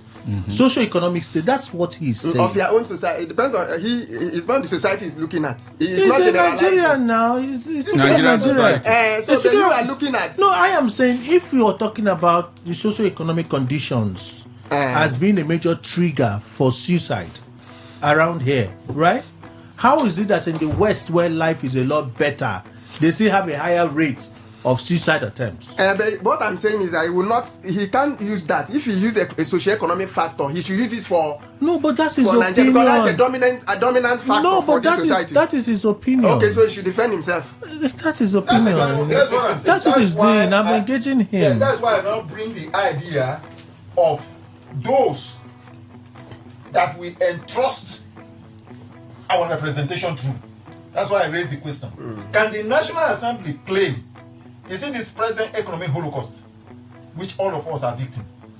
I can say all of us are victims because I had occasion of interacting with people that others usually run to when things are difficult, presently being reduced to beggars. You understand? Yes. You know that there is problem when the person you used to go to is now forced into a worse situation than yours, and you can see him practically begging. Okay. You know that something is wrong. Okay. So to that extent, I now raise the question: those who represent our interests, because all of us can be in the National Assembly, can they claim ignorance of the fact that, like this economic holocaust I mentioned again, if we refine our crude oil locally, this present economic holocaust will disappear? But it appears that these are representatives who have abandoned their primary responsibility, derive relevance and importance from when criminality is being entrenched. Okay, so your position So it's a failure of the system. Okay. Those that we are relied on have also failed. So this decriminalization, it's just for formality's sake. Formality's sake, okay. Let's see if we can do a quick one. The grid collapsed yesterday. After a short while. I say a short while because it used to be more frequent. But I think the last collapse was in February, which the minister came out to say, no, the grid did not collapse in February, blah, blah, blah. There was one wire that touched somewhere and something has sparked. That's what caused I think that was in February. So February till yesterday, it took them less than 24 hours to restore it. I don't know. Let me take quick reaction to the grid collapsing, and if you were affected and power has been restored. Chief Okere, were you affected by the grid collapse? Of course, yes. I didn't have light dry yesterday. The whole day? Yes. Even up to this morning, I didn't have light. So, since other people are complaining, so I know it was a lot of the collapsing of the national grid. I didn't have light. So you no restoration yet for your area? Yes. Dr. Ranta? Yesterday, in fact, when I didn't see light throughout it, I said that there must be problem for the light to go for that length of time. It was when I came in here that I had the issue of grid collapse. But I think that this thing has the issue of collapse of the grid as by now. That's the issue of why we talk of being proactive. For some time now we have not experienced it, but I don't know what exactly caused it again. There was a time it was repeatedly some months ago. I think within this year. In 2024 we had a lot of it. We had that was last year, but at a point we now have some stability. But the happiness with this one, I think this one is quite unique in the sense that it didn't take so much time. Just yesterday, and then today, I'm told is back again. So that also is an improvement for me. Okay. It's an improvement. You want to disagree? If not, the professor is on my right hand side. That says an improvement. You can change him to the left. We are almost coasting home. We will say another day. And one of my friends will say that's the language of coffin sellers. When you want to buy casket, don't ask them to reduce something though. If not, you will hear next time and you ask who's person. Problem. So it's unfortunate. Very, very unfortunate, Kelly. Were you affected? Yes, I was. But light has been restored in my place now. When? This morning? Yesterday? This morning. Early hours. Early hours of yes. this morning. Okay. It's a very unfortunate situation. You know, when those who smuggled themselves into office were asking that statistics will go chop, Peter Obi went to Egypt. Those that were voted for, you mean? Even if they won by a slim majority, those that you voted for. You say what? Those that were voted for, you mean? Those who were voted for. They were voted for. Well, let's suspend the issue. Let's face the electrical grip. Oh, that's fine. It means you agree now. Let's move on. Let me leave you, Kelly. Mm-hmm. Don't worry. If you fight and run away, we'll live to fight another day. No problem. Now, the cement people told Peter Obi that Nigerians are not serious. And they just collect money, come on the kind of jamboree, and they are not serious about it. If they are serious, the problem here that it can be fixed. Which cements? Cement that in Germany. Yes, that if they are serious. The same cements that they have a power project with the Tinubu administration right now. That if they are serious, if the government is serious, see Kelly, if you go to other part of the world and see stretch of roads, and we have the material to build this road here, when you talk about the stone base, God blessed us with it. It's just like this short stretch of road from Trailer Park to Eleme Junction. You know, RCC is laying one stick of iron per week. I don't know. That bridge that expatriate died in, and later bridge. That's not your answer. I don't know. If I were talking about Chuba Bridge, you would have been very familiar. That is my own area. That place that leads to my place.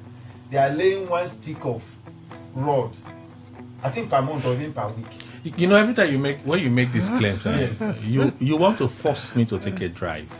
If you can't, just you want to force me. You know, when they say Kelly, go and see, I say I need to go. No, you want to force me to take a drive. Those who are telling you that, they want to strengthen your journalistic base so that when you speak, you know, phone talk is different from being on the ground. Kelly. So, back to the issue. We have what it takes. That issue of grid collapse can be a thing of the past in this country. All right, but sadly, we're not. Just unfortunate. It's so but unfortunate. I hope that we'll get leadership properly fixed in this country so that we can avoid things, Nepal idea or whatever, so that we'll fix things, and then people will desire to come here, just as people are desiring to go outside. I hope that day will come. Well, let's hope that day will come that presidents will be coming to Nigeria on vacation, working vacation. What? And then presidents that will be coming to Nigeria on working vacation. Like President of France, for instance. You know, Macron. It's all right. You know, coming to Nigeria for working vacation. Working vacation. It's working vacation. It's vacation. So he touches. My mentor told me that when he was in medical school, that King of Saudi Arabia usually sent his family to Ibadan teaching hospital for medical checks. Okay. Then thank you. Yeah. Thank you. Okay. Because he's very angry that it is those who benefited from Nigeria like him that are destroying the country. Who is that your mentor? Mr. Dr. Charles Apoki. Okay. Were you affected by the grid? I know you live in the GRA area. No. Even in the GRA I live, I was affected. You were affected by the grid collapse? Yes, and it's not been restored till I left home this morning. What happened? I don't know. Have they revoked your GRA status? Maybe I'm now in Band Z. Wow. Maybe, I don't know. So you're asking as if you had light this morning. No, my duty is to ask questions. No, his son was arrested. And in asking the questions, I can drag you, I can poke you. Was restored. But no, mine was restored this morning. That's great. About 5 a.m. or so, that's when power was restored this morning. Congratulations. Because of his clout. So, Dr. Rata, that was restored this morning. Mr. Adibaberi, whose line was also restored this morning. So, okay, they all have clouds. No, doctor said he has not. No, my own has not been restored. Okay, I came to Mr. Adibaberi, restored, right? Yes. I don't know it has clout now. Oh, don't you know? okay. Or you, don't you? Okay. Let's take some The reactions. concept of cloud may be subject to intersubjectivity. No, ask Kelly. He'll give you the correct interpretation. 0810-951-0951. Again, 0810-951-0951. The phone line is open. Please feel free to call in. Keep it within 60 seconds, okay? We plead with you. Keep it within 60 seconds so we can listen to you and listen to others that have something to say. History keeps record, and all who join themselves to destroy River State will pay. Bonnie from Umatoro in Eche. Thank you. That's Chief Okere's area. Today 95.1. Good morning. Hello, Kelly. Good morning. Welcome. The guest, Dr. Ranta. Good morning. Good morning. Good morning. I think for me, Kelly, let me talk on the research saying that they want to put 5 million on. I think they are just trying to make people or those that contested the election not to go to court or participate in this thing. If you look at the illegality that happened in that election, I would tell you that this step is part of it. Hello, can you hear me, sir? We can hear you. Please go on. I can, in my own view, I think I would say that this step was part of the shenanigans that happened in that election. And I think they just want to prevent people that contested in that election to do the needful. If you look at even the Emeka Beke fashion of APC are going to court in respect of this election. Okay. So I think, 60 seconds, that's the time you have. Please just keep it within that time. Today 95.1, good morning. All right, call drop. Good morning. Hello, Kelly. Good morning. Hi, Miriam. Welcome. Please go on. Thank you, Kelly. I want to say a big congratulations to David Mark. Well, I think he should run and start doing his job now. But I wonder, Kelly, and they should give us a presidential candidate, but I wonder if it will be a first come, first serve on a first come, first serve basis, because they clearly, Obi is on one foot there, but Atiku is on his 2 foot, and even Amechi. So I don't know if the criteria will be on a first come, first serve basis. And the amount, 5 million are placed on by RISEC. I think it's not only preposterous, Kelly, but it's an abomination to democracy and the people of River State. How dare they restrict us and take our rights from us? Nobody should go and contest. Okay, only those that have 5 million should. What are they? What is about it? Did they allow this to happen in River State, or is this bounty? Is it placed in all other states or just in River State? They want to use River State as a litmus test. It is unbelievable. But I want to hear from the NJC if they allowed it. All right. Thank you, Kelly. It's NJC. Today 95.1. Good morning. Yeah, good morning, Kelly. Question Douglas. Okay. Kelly, I want to disagree with you when you say this cannot happen in Lagos State. What happened in River? Please react to the stories we have heard. I'm reacting to it. You're not Douglas. I'm talking about You know how things work here. I don't get energy to quarrel with anybody. You know how things work here. It's not beside this we think for reaction.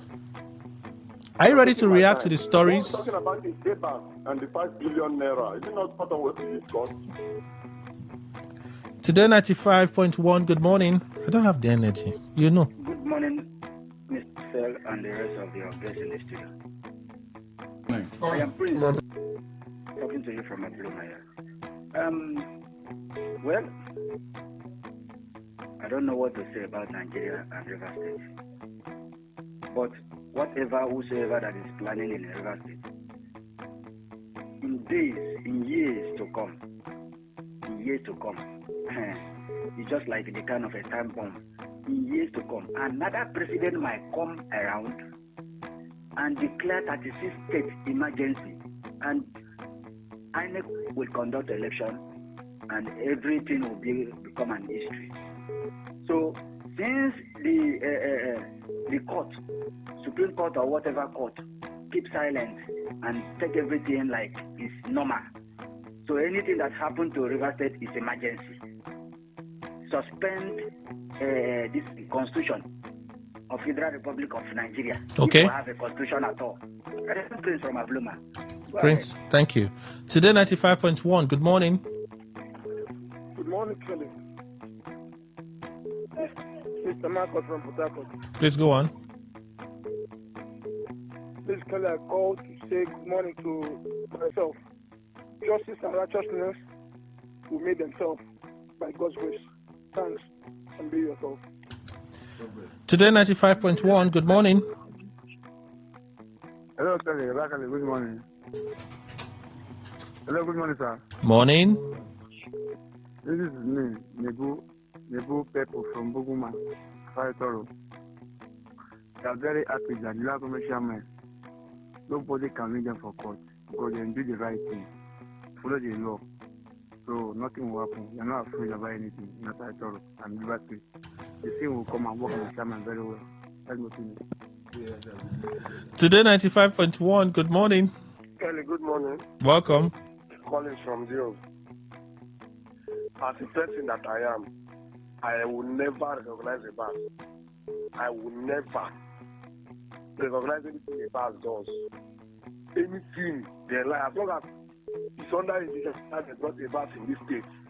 Whether you are doing secretariat, you are sharing money, you are building houses, everything a bus does is wrong. It's wrong. So that our judiciary is the problem. That is what Adu Baba speak. I listen with key interest. The judiciary has this country, Nigeria. When the past governor was building houses for chief judges, people were silent. People were clapping. They never knew that is the beginning and the end of the judiciary to handcuff and destroy in this country. He went to Abuja and did the same thing. The judiciary has killed us in this country because we are. Okay, thank you. I'm so angry. Thank you, sorry. Today 95.1, good morning. Good morning, Kelly. Welcome, Frank. Great how you can see the studio. Good morning. Good morning.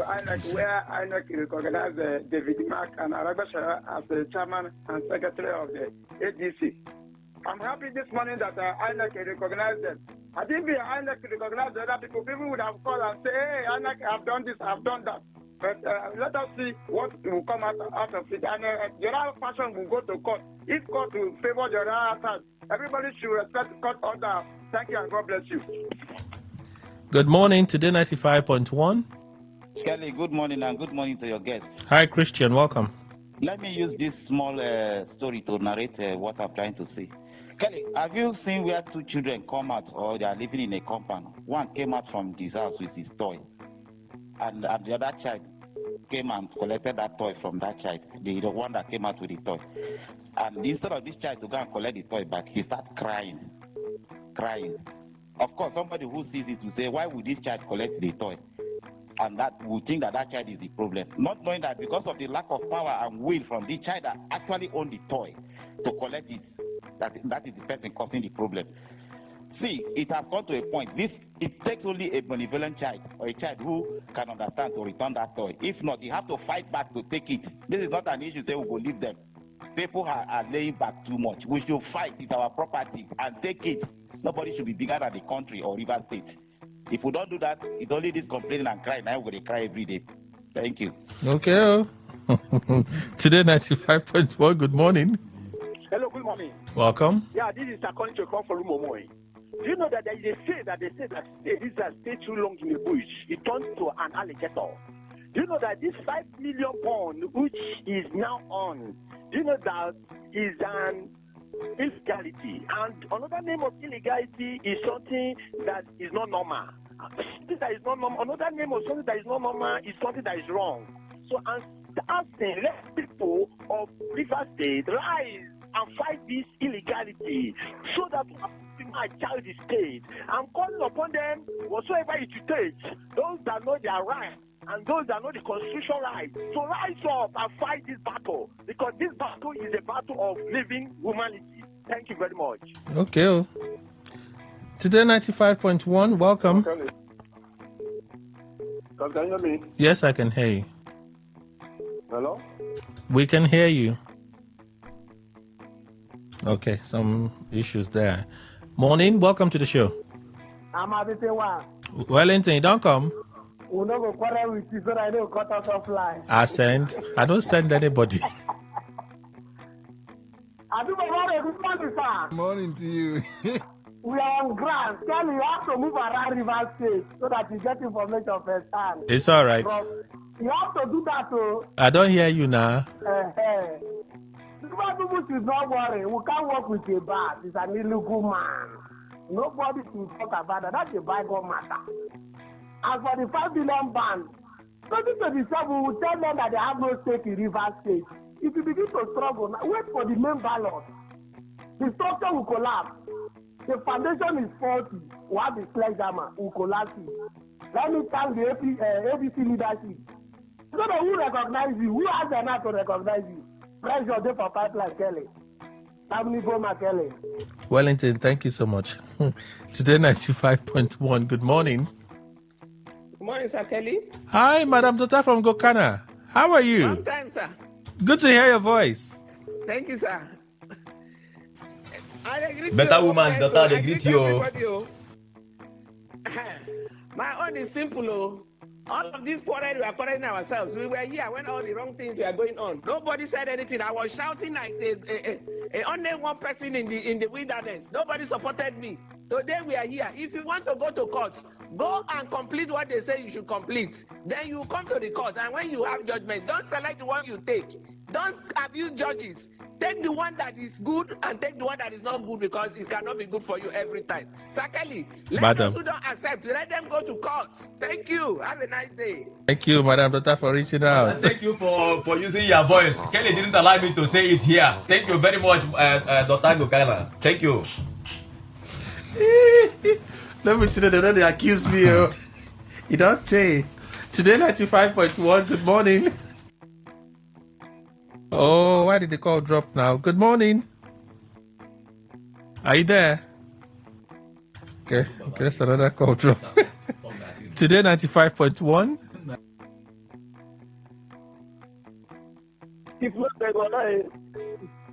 Good morning. See, let me tell you one thing.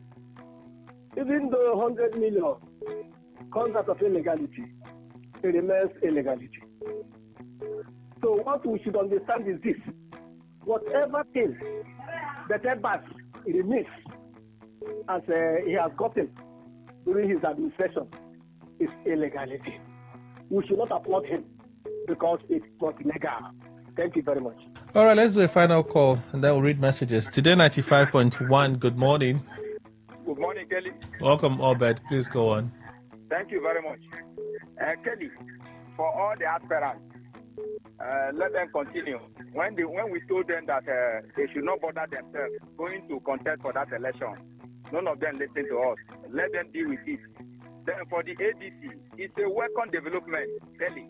Like I said over and over again, it gives Nigerians the opportunity to choose between light and darkness. You understand? So Nigerians cannot make choice to know where they are coming from. All they have gone through because of fake government, they cannot choose. Thank you very much, Kelly. And congratulations to David Mark and his team. All right, Obed, thank you so much for calling and contributing. Let's read some more messages. I read some earlier. I'll go back to WhatsApp, hopefully. Well, let's go back to the traditional SMS channel.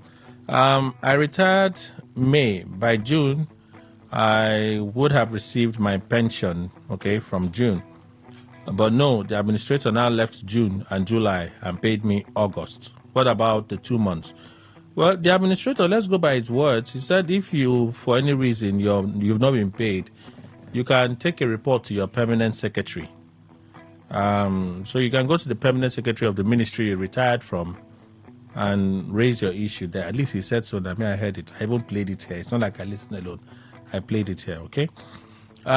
With all that INEC has just said to us this morning, Mr. Kelly, I tell you, without respecting and obeying the laws of our country, our politicians and political parties will continue to do what they know.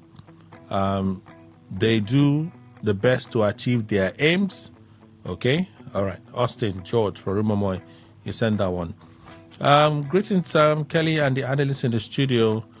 For me, what Netanyahu did is commendable, and it's a clear picture of a country who cares for its citizens, not in one African country like that is allegedly killing its citizens, one African country. Abraham Chimenu. I wish I knew that African country. Good morning, Kelly and the House. Ibas has not completed his mandate. Why do you want him to go? Let him stay, contest governorship election in 2027. No law prevents him from contesting as for. And being the elected governor of the state, his brother heads RESEC, electoral laws, and so a visa would not be necessary for Rivers State LG election. Okay, woe to those who fight for political structure. Comrade Martinez, you said that one. Any attempt to extend the tenure of Ibas as sole administrator of Rivers State will be met with strong resistance by Rivers youth. Okay, Chico Love Day, thank you. Mahmoud just woke up from sleep to know that Tinubu and APC have been campaigning for 2027 elections since January this year. Ibas and last day's project is very suspicious. I want to use this opportunity to advise the PDP governors and other well-meaning Nigerians that took Tinubu to the Supreme Court and the High Courts to go and withdraw their cases. Even as the Supreme Court cannot interpret just Section 305. Oh, really, Mr. Law? 7 days to end emergency rule, and in Rivers State, I want to use this opportunity to advise PDP governors and other well-meaning Nigerians to withdraw their cases challenging Governor Fubra's suspension in the courts before 17th of September 2025. Even as the Supreme Court is afraid or cannot interpret just one section of the Constitution in 6 months. The love, he sent that one. Thank you. Please, even if you do not read this text, just oblige a day of your program. Mr. Webb. Good morning, Kelly and the guest. Friday Olu from Uniport. I'd like to ask, assuming ghost workers and the recovery of 5 billion, was it part of peace restoration in Rivers State? Is Rivers State a ghost state? Has the sole administrator convened any form of peace meeting with the allies of the FCT minister, Governor Fuba, and other stakeholders in Project Rivers State? Who says there's total peace in the state when someone narrowly escaped lynching and left a cap trail? Okay, thank you, sir. Morning, Kelly. Mr. Ndukwe and Ajuba Barry, my friend. Nigerian politicians have learned politics more than the colonial masters that taught them democracy. Where are the Oyibo that taught us so? They should come and correct us, as Fela rightly puts in his song, before we jam wall in this our own type of politics. Okay, positive music, man. Thank you. For the fact that illegality has been legalized in Rivers politics by those who claim to be all and all, gods of the land will never permit them to survive. Young manager Opiro from HA. Thank you. So a few from WhatsApp. Let's read just a few. They've updated. So I skipped some of the voice notes earlier. Let me play this one. And then we'll read some messages. Good morning, Kelly. My name is Emmanuel from Nathaniel. What Emmanuel Ndukwe said is correct. Because it's only, if you see what concessions Israel have, you will not believe it. Israel is the only country in the world that has nuclear heads unaccounted for. So they have so many leverages. So Trump is just, that news is not correct. Trump can never be against Netanyahu. He can never just pretend it. For INEC chairman doesn't care. By November he will leave. He's just making mad that there's nothing you can do about anything. That one is not serious. For EFCC, how can you just arrange Abakere for 400 million? What is 400 million from billions of dollars that is missing? Some of his junior staffs have almost 80 billion on their account, and they are arraigning him for just 400. I'm just tired of these people. You know that some of his staff, they have 800 billion in their account. You don't see, I'm sure we've been here for like, no. Oh, check if you don't take one. Yesterday, they don't arraign Mele Kyari. Now, breaking news. We miss him. Anyone heard? I've not checked my news sources. Not even the news update that we did. Or maybe you're misunderstanding it, though. He presented himself to the EFCC yesterday. He's been on the EFCC watch list. So the guy man presented himself to the EFCC yesterday, and they took him in for questioning. The allegations are around 7.2 billion. The allegations are around 7.2 billion for refinery rehabilitation. I know here of 400 million, no, but thank you all the same for sharing. Let's see if we can read this one. Good morning, Kelly. We don't have electricity at Iwofe. Second, Erico. Please call your friends to do the needful by giving us power. Thank you, brotherly. Comrade Boma. Sorry. I've done what you want me to do by announcing it. I've done it already. Good morning, Kelly and the guests in the studio. It's a welcome development. I hope the returning governor will complete the project. Please, I would like to know Ajibabare's social media handles. I love his personality. So, your social media handles? My social media handle? Yes, please. Is Mankitanen Adibabare. Maki, that's Mankie. -TANEN. Okay. Then Adibabare. Adibabare, Adubab. Which of the platforms? Facebook. Only on Facebook. Yeah, on Facebook. Actively there. All right, actively on Facebook. In fact, when you see him, you know he's the one. You see your studio listing there. Ah, okay. Good morning, Today FM. Good morning. Is this for today? I guess not. Ibas, leave River Secretariat alone. It's not your duty to renovate the Secretariat. Pack your load and go to your state. All right. Thank you, Ejima from Army Range. That's how you feel. So there's a voice note here. Let's listen to this voice note. Let me still do this song for you and your people in the house. That's what is happening in Nigeria. Give us justice and not judgment. They don't like justice. They want judgment. So okay, Positive Music Man. I sent a text. I read that already. Thank you. Elizabeth. Good morning, all. Good morning, everyone. Elizabeth. Concerning Trump, Israel, Nepal, Ukraine, Russia, like Ogima people used to say, Onyoku na babie adachu okay. Please kindly ask Ogima to explain well for us. Let him explain well. Then I have to come my home now. I want to ask you guys, I want to tell or ask, what if Chebi Ibas has 6 days to go, right? What if in 3 days' time there will be a proclamation by President that Ibas will be extended? What will you do? What if a letter, or maybe to be by end of today, or by in 3 days' time, you will hear, for now, we have not concluded. Ibas has to continue to the end of, or in next 6 months, or he will stay in 2 years' time. What will you do? What are we going to do about it? Answer me. Making sense, woman. That's your new name for me, Making Sense, woman. Thank you, Elizabeth. All right, the question, I suppose, is for others, not me. Because me, I will see talk. Sometimes I get tired listening to, Alan from wherever. Thank you. Warm greetings, Kelly and the panelists. According to one of the agreed persons in the LGA election, the new Electoral Act edict reduced the time within which to file election petition from 21 to 5 days and increased the bond amount from 1 million naira to 5 million naira.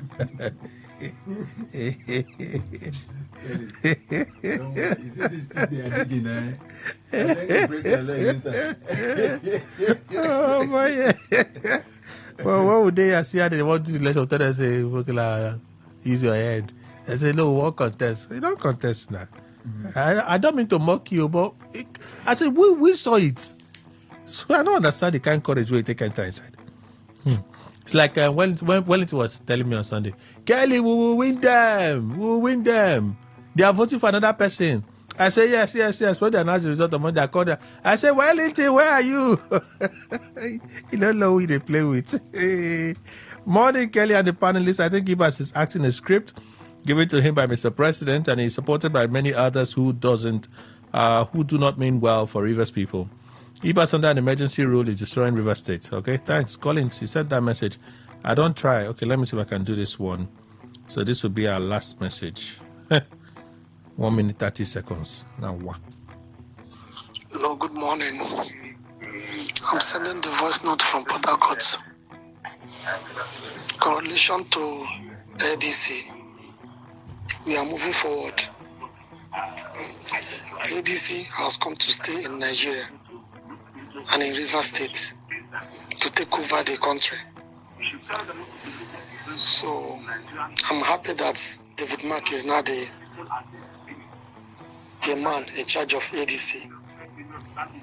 And we are all happy, Nigerians are happy to enable us to push this government that is suffering Nigeria out of Asrok and Nigeria. So I know a lot of people are not happy. They are not happy. People that is in APC, PDP. Their one leg is in APC, the other one is in PDP. They are not happy. So we know them. Even you yourself know them. There's nothing. Okay, thank you. Thank you very much, sir. Thank you. I said, I go Facebook, go read. Let me go and read real top message. 99 messages. The vex, 99. Where do I begin from? Ha. Ha. Jehovah, 99. That's what they angry rich. Okay, let's try. Rabona Prince. So say he wants to scoop everything. Scoop what? City Care Daniel. Ha. 6 days. Okay, go. 6 days to go. You dey talk of civil service building. I beg. Now wow. Cyril. Oh, now wow. IBAS is consolidated on weakest structure. 18th remains sacrosanct. Kenneth Livingstone Awuji.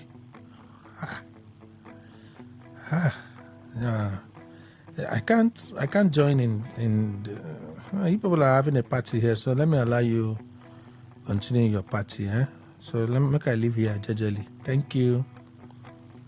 You guys are having a party, so continue with your party. Grid collapse. Joel.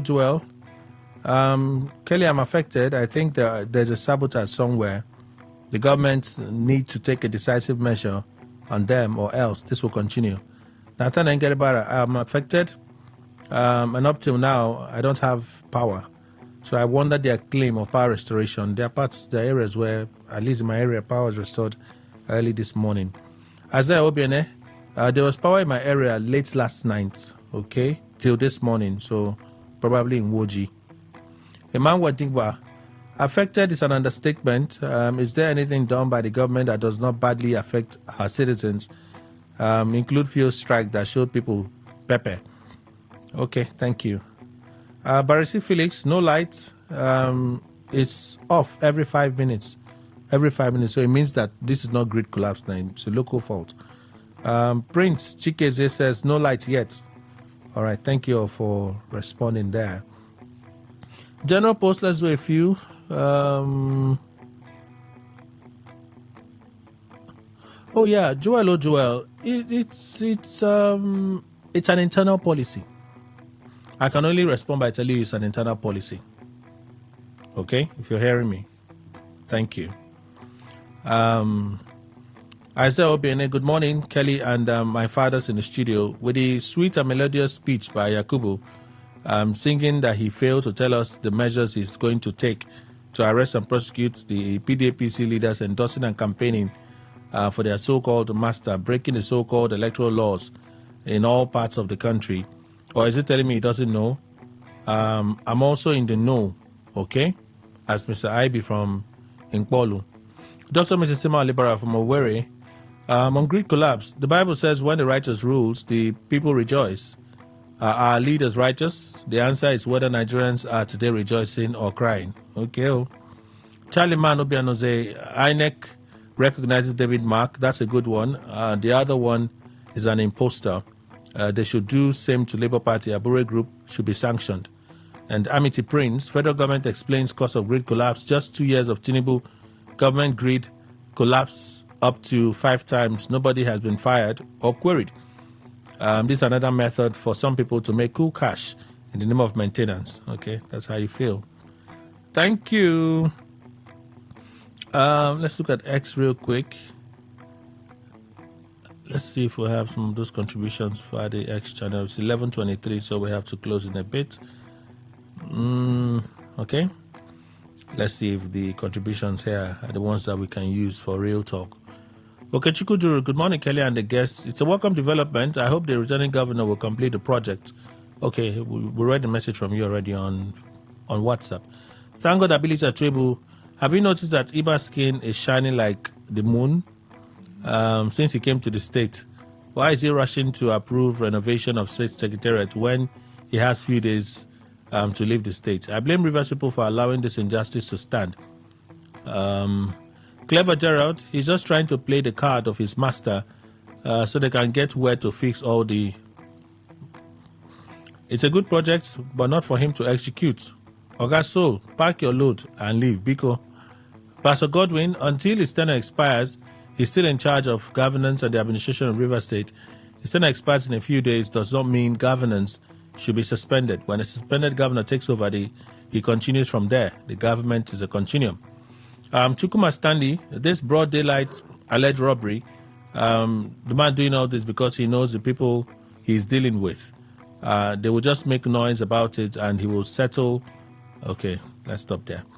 Arsenal FC, that's your name, aka at KCK17899. Which kind of handle be this now? You go reach everybody. They no go they use waiting them they wear for ear, take wear for eye. Okay. There's opinion poll. All right. So we have to close. Let me say thank you to you and panelists for making the time to be part of our conversation on the radio today. Dr. Iwareme B. Uranta, Associate Professor, Department of Political Science, Ignatius Ajiri University of Education, Teenage Management and Social Research Consultant. Doctor, thank you. Thank you, Kelly. Can I say something? Quickly, please. Please, I want to say that the insinuation that the governor might not come back, please, it should not take place. We're expecting the governor in the next 6 or 7 days, he should come and take over because the state is suffocating. We want projects to continue, job opportunities created for the citizens so that life can return to River State. Thank you. Makitan Adubabari, Esquire, solicitor and advocate, as well as notary public of the Supreme Court of Nigeria, social political analyst and mentorship coach. Thank you, sir. Thank you so very kindly. For those who are rejoicing over the evil that has engulfed River State, take a step and look at what has happened in Abia State that got rescued from the hand of its ruiners. The first road that Ubara flagged up in this state was done by Oti, and that was a representation of what would have happened in this state. I wept when I saw Oti commissioning 14 roads in a day without ceremony, just to touch the life of the people. All right. May God grant us courage to stand in the face of evil, if not for ourselves, for the sake of our children, and say enough is enough. Chief Lovedale Kerry, JP Square, social political analyst, community leader, voice of a chain nation living in River State. Chief, thank you. Thank you very much. To God be the glory that River State is experiencing total peace. And I look forward to seeing our governor. By the time I will be here by next week, I will be... No, next week will be 17th. No, okay. 18th, Thursday. Maybe after Thursday, yeah. Maybe after next week or thereabouts, I will be, seeing my governor and the legislators fully restored back to their position so that we will experience the full-blown democratic institutions. I'm happy that there is peace in River State now. Not the full-blown Basbos. The good man. Yeah, it's a good man. And Mr. Emmanuel Ndukwe, our in-house analyst. Thank you, sir. Thank you very much, Kelly. Thank you, Nigerians. That's our show. Enjoy a good day. Hola.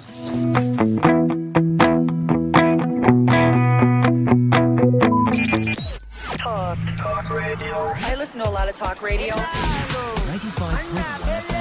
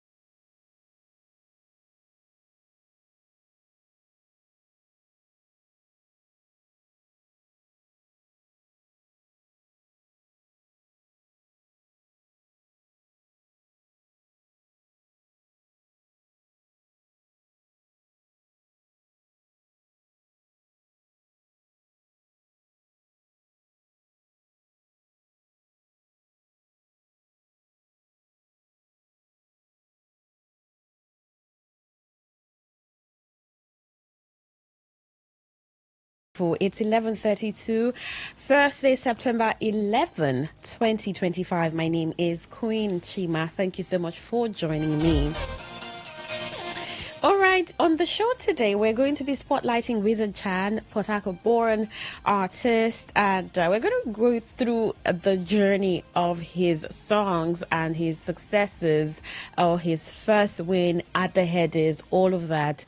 And we'll be doing this quite often, especially because we want to go through the life and stories of some very great Port Harcourt artists, whether from here to Limelight to whatever, and not just artists but creatives, right? We want to see what their journey is being like on the show. And if you listen to Wizard Chan, I'd like to know which of his songs is your favorite, and you tell me the song and tell me why. We're driving into the weekend. Today's Thursday. Tomorrow we'll do a lot more about movies, and well, you know, I'll be here to make suggestions for you, the one I think that you can watch on whatever platform. But then let's begin with the news on the show this morning.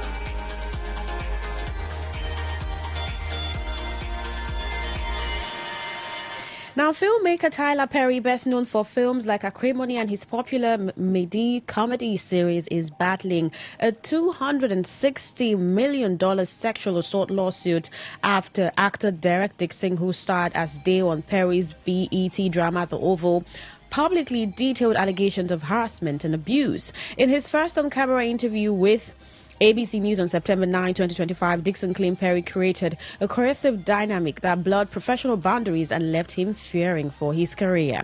He alleged that Perry pulled down his underwear and grabbed his buttocks at the producer's Atlanta home. "I was under constant stress, scared I'd lose my job or be killed off the show if I didn't comply," Dixon said. Explaining the size of the damages, Dixon said the lawsuit represents both personal losses and a deterrent against abuse. "Part of that number is my lost job, my lost income, the loss of a show. The other part of that is a deterrent for how do you stop a billionaire who won't stop themselves from doing this," he explained. He also accused Perry of failing to deliver on a promise to produce a pilot. He wrote, which he said Perry still controls. But despite the risks of going public, Dixon said he spoke out to protect future generations of actors and creatives, adding, "Never exploit someone's aspirations to coerce them into a relationship that's unprofessional." Responding to the claims, Perry's attorney, Matthew Boyd, said this is an individual who got close to Tyler Perry for what now appears to be an elaborate scam. But Tyler will not be coerced, and we're confident that these unfounded harassment claims will not succeed. Dixon joined Perry's Productions in 2020 and filed a complaint with the Equal Employment Opportunity Commission in January 2024 before leaving the Oval later that year. His June 2025 lawsuit has since intensified scrutiny of workplace harassment and power dynamics in Hollywood. So far, Dixon remains the only publicly identified accuser. Perry has denied all allegations.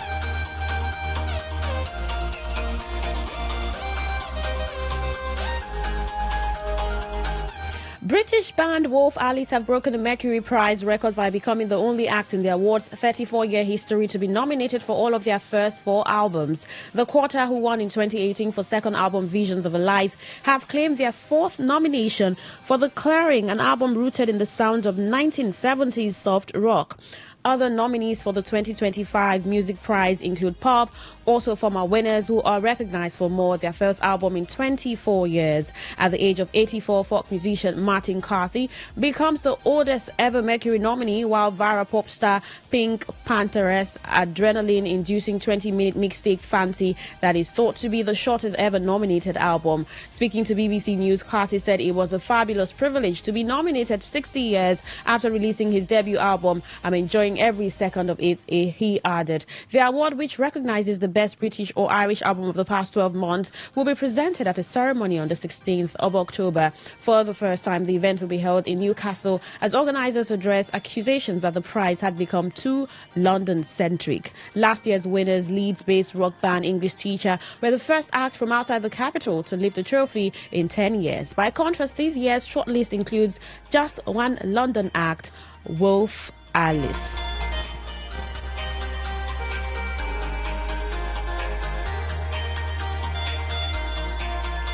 Well, in Nigeria, where Nigeria's only standard music chart platform, Turntable Chart, has released its industry digest for the first half of 2025. The magazine offers a breakdown of the songs, albums, and artists that dominated the first 6 months of 2025 across streaming platforms, radio, and TV stations. A recurring name on the summit of every list is multi-award-winning superstar Wizkid, who is the leading artist in Nigeria across all platforms. His dominance is thanks to the release of his 6th album, Murayo, in 2024. The project continues to enjoy success in the first half of 2025, where it emerged as the leading project with 235 million streams. The single Kese of the album was also the most played song on the radio in the first half of the year. The Grammy winner was able to lay claim to the number spot on the artist list, taking to his run of collaborations in the first half of the year, which increased his market share. The hitmaker appeared on songs with Ira Star's Gimme That, 2 songs on Olamide's self-titled album, and Sean on DJ Tunes' One Condition with breakout star Fola. Sheyi Vibe's dominance of the street continues to be captured by his growing streaming numbers. The award-winning star was the most streamed artist in Nigeria in the first half of 2025, with 297 million streams across all platforms. In 2025, the hitmaker released the surprise 4-track EP Children of Africa, which housed the hit song Shaolin. He followed up the EP with the pop offering Pressure before appearing on Olamide's 99 alongside Ashake, Young John, and Decom. In his 2025 release, coupled with his multiple project release in 2024, ensured he plundered more streams in Nigeria than any other artist.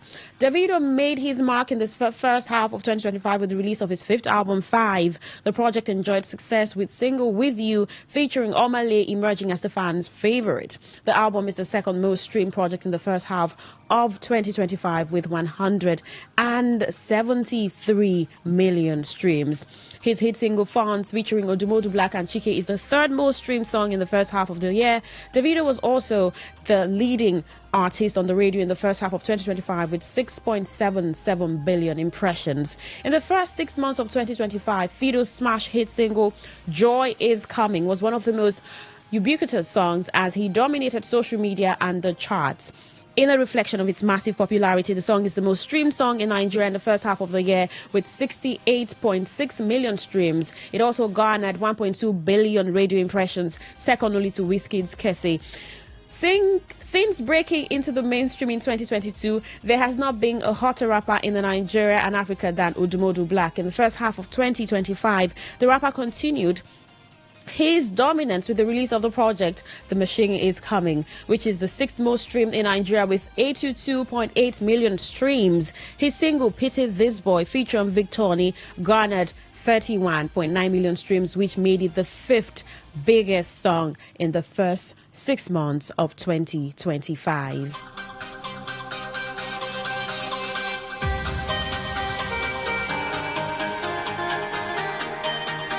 Well, lastly, on the news, where Nigerian visibility strategist and publicist Kehinde Ajose has sparked conversations online after publishing an opinion piece in which he advised popular blogger and entertainer Tunde Ednor to embark on a major rebrand. In the article titled Tunde Ednor Needs a Rebrand, here's how he can do it. Ajose acknowledged Tunde's success in building a large and loyal following on social media, but stressed that his brand remains fragile due to its heavy reliance on Instagram, a platform where his account has faced multiple suspensions over the years. Tunde Ednor has survived multiple Instagram bans, but his current model is not sustainable for the long term. To remain relevant, he must evolve into a full-fledged media entrepreneur with a proper structure and diversified income streams, Ajose wrote.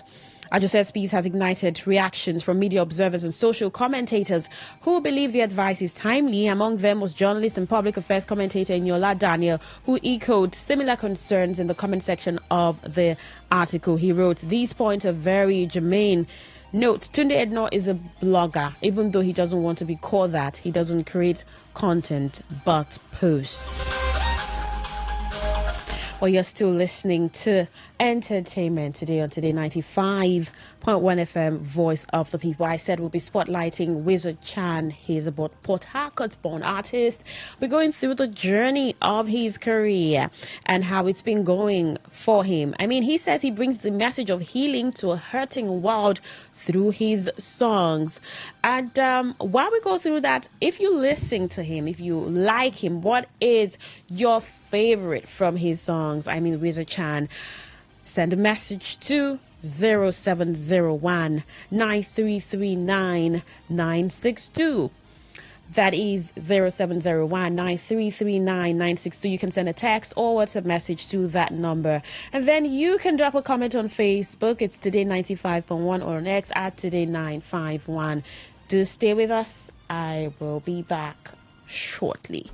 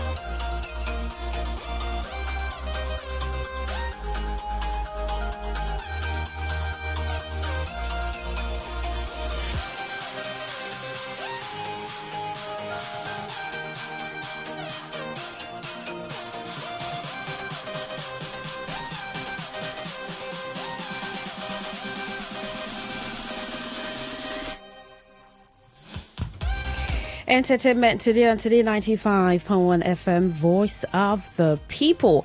Now, thank you so much for staying right here. We would take this. I said we'll be spotlighting Wizard Chan on the show this morning.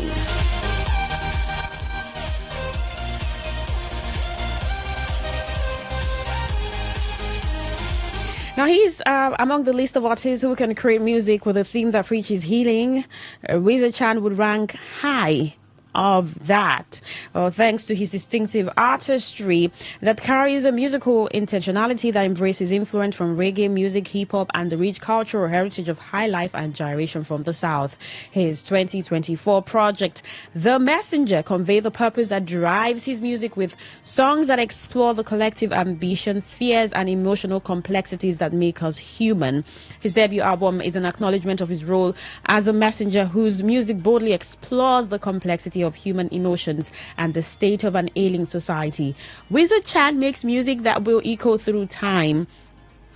Through his music, he aims to live forever like other iconic musicians whose impact continues to be felt decades after their demise. He shares his bold desire in the opener before backing it with breathtaking music across 13 tracks. He puts his cultural heritage on the center stage with an exploration of South indigenous folk music, high life, and gyration, which he combines with reggae, hip-hop, and gospel music elements to craft an album that genre diversity united in his message of healing.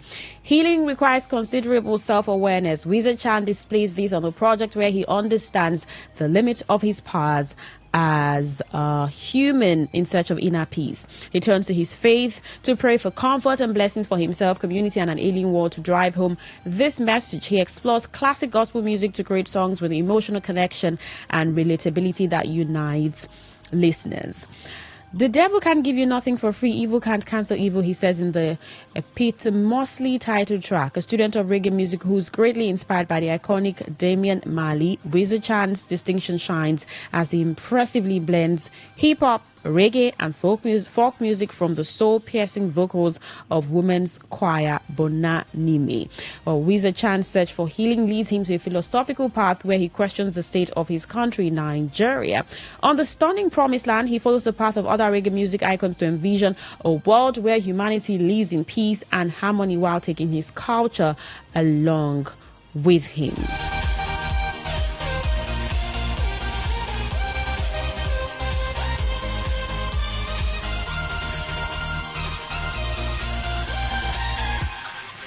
Well, born on the 26th of June as Foyefika Maxwell, known professionally as Wizard Chan, he's a Nigerian Afro-Tem and reggae singer, songwriter, and producer. He released his first official single titled Halu Halu in 2020. However, he rose to limelight with the hit single Earth, which was released in December 2022. In 2023, he won awards at the Headies in the Galaxy Music Awards. Well, he is...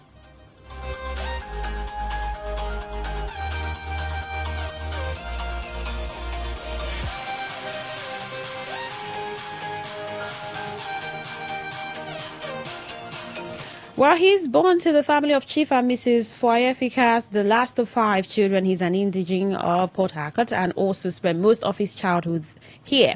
He acquired his secondary education from the World International Secondary School, River State. He graduated from Wisconsin International University College in Accra, Ghana, where he studied marketing. He returned to Nigeria after graduation and went to Sokoto for his NYSC. He started writing songs as a child. He was a member of the choir and recorded his first unofficial song in December 2011 after his secondary education. With time, he started by making covers of various hit songs and posting it on social media platforms. In 2020, he officially started his music career by debuting his first single titled Halu Halu.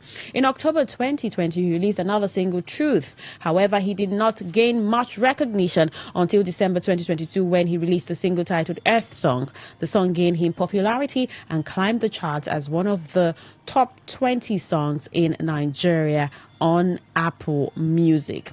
Well, in 2023, on the Headies Best Alternative Song of the Year nomination, Earth Song, he won. Also, 2023 Best Songwriter of the Year himself nominated. Galaxy Music Awards Best Alternative Song of the Year, Earth Song, where he won all of this in 2023 at the Headies and also Galaxy Music Awards.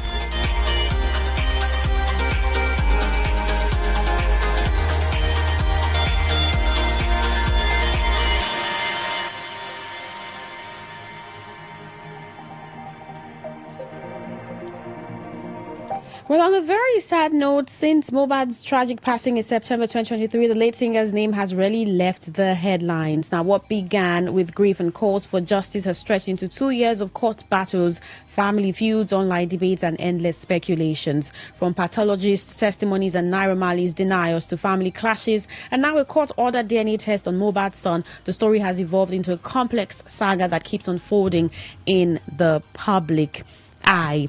Well, according to the police in 2023, the singer was administered injections by an auxiliary nurse named Feyishayo Ogenidimba. The injections consist of tetanus toxoid, paracetamol, and an antibiotic known as cetrazone, triggered an immediate reaction including vomiting, goosebumps, and convulsions, after which he passed. He was then rushed to the hospital for medical attention but was pronounced dead on arrival. According to a statement by the medical facility, he did not die in their hospital, and all efforts at resuscitation failed. Mohbad was buried the very next day in Ikorodu area of Lagos State by his family. The early burial confused the singer's fans and Nigerians at large, who, given that he was not a Muslim. However, Mohbad's father, Joseph Aloba, spoke up, stressing that he was quickly buried because he was young. He also noted that the land on which he was buried was the only property that he knew his son owned. Shortly after his passing, Nigerians began to clamor for an investigation into his death due to suspicion surrounding it. According to people around Mohbad, he was hale and hearty and even performed at a concert 2 days before his sudden passing. This then raised the question in everyone's mind: what happened to Mohbad? A social media campaign by Nigerians began demanding that an autopsy be conducted on Mohbad to determine the cause of his death. Petitions were written to the governor of Lagos State. The Nigerian police force swung into action and launched an official investigation. His body was exhumed from where he was buried in Ikorodu, and an autopsy was conducted.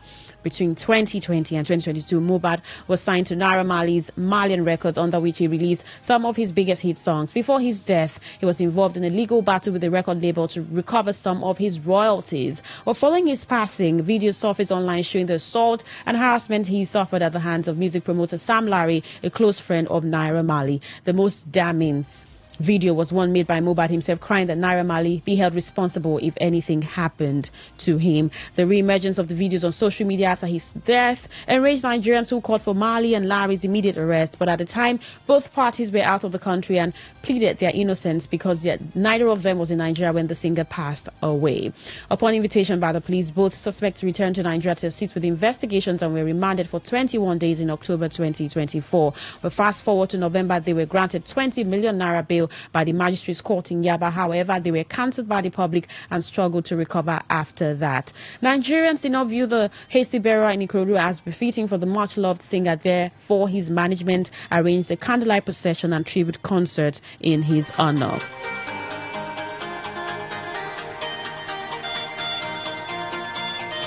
Well, still 2 years after Mohbad's death, there are still DNA test squabbles between the singer's widow Wumi and his father Joseph Aloba, and these squabbles stretched into 2025. Aloba insisted that Wumi subject her son Liam to a paternity test to confirm that Mohbad fathered the child. Well, since it's the month where he passed, Mohbad, some fans are still pouring their condolences and asking that an end be brought to all that's been happening with him, the deceased, and of course his family.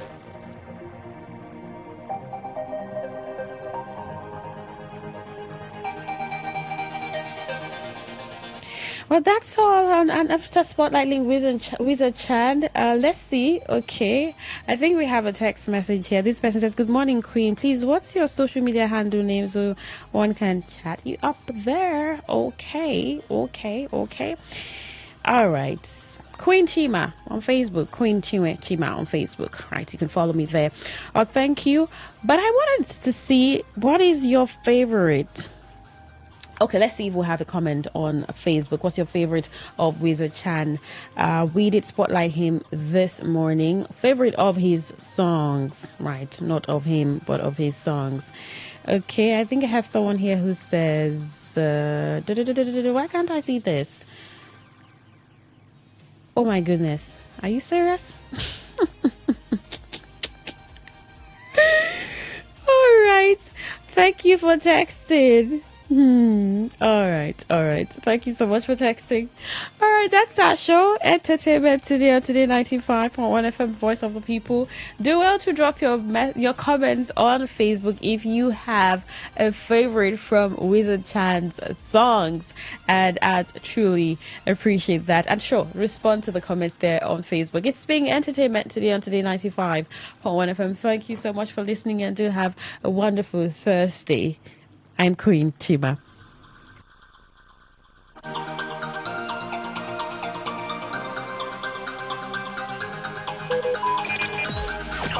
Talk radio. I listen to a lot of talk radio. 95.1 FM. Wetin dey happen late? They say wahala dey finish. Na this one wahala be like bicycle. They just dey quick. Wetin dey happen? Na for Today 95.1 FM, 5 p.m. Monday to Friday, Kwem. Na here you go hear wetin dey happen for Naija and obodo the world. Na that time wey we dey bring you ogbonge story dem wey go shock you. You go wonder say na person do like this. Na so we dey bring am come give you as e dey hot. Now where we dey find way to sweep this country? Don't run. You go stay blood. You dey japa. You say this one. No worry. When time reach, I will say I want to take. Make I see where they go. Homeland is homeland. Me, I go open gates for them. Now me go be get man at that time for airport. Wetin dey happen? Make you no miss Mazi Ike God Ike Nwachukwu and MC Kuro for wetin dey happen. You go enjoy yourself. No forget to say woman dey chop our recharge card woto. I don dey tell una say this place na education center. As you sit down here with us from Monday to Friday, you go enjoy wetin dey happen. Wetin dey happen? Make you no miss am at all.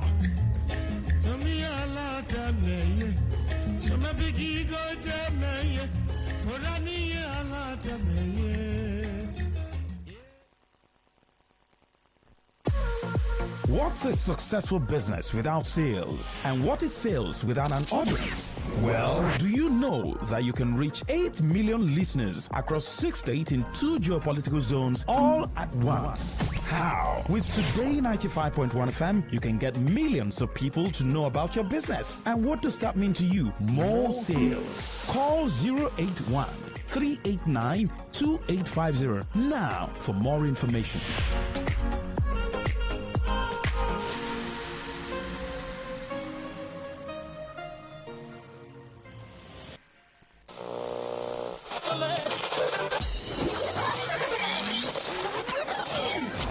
Hello, join us Fridays, 7:30 a.m. on Our Top Picks, and together we'll review the big national stories of the week, all in 30 minutes. It promises so much fun. Our Top Picks, Fridays, 7:30 a.m. Don't miss it.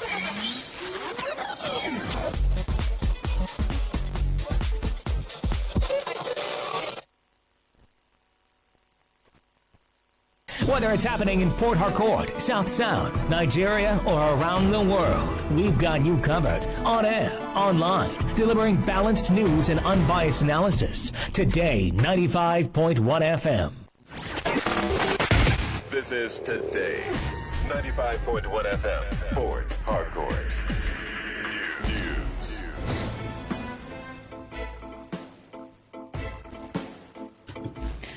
Hello and good afternoon. This is the World News on your premium talk radio Today 95.1 FM Port Harcourt. I am Faustina Oputu. In the headlines, NLC charges federal government to audit power sector and reassess privatization framework. National Association of Resident Doctors declare 5-day warning strike over government's failure to meet demands.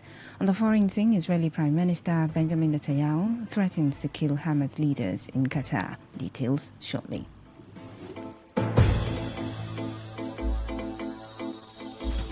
And now the details of the news. The National Association of Resident Doctors, NARD, has declared a 5-day warning strike starting from Friday, 12 September 2025 to press home their demands.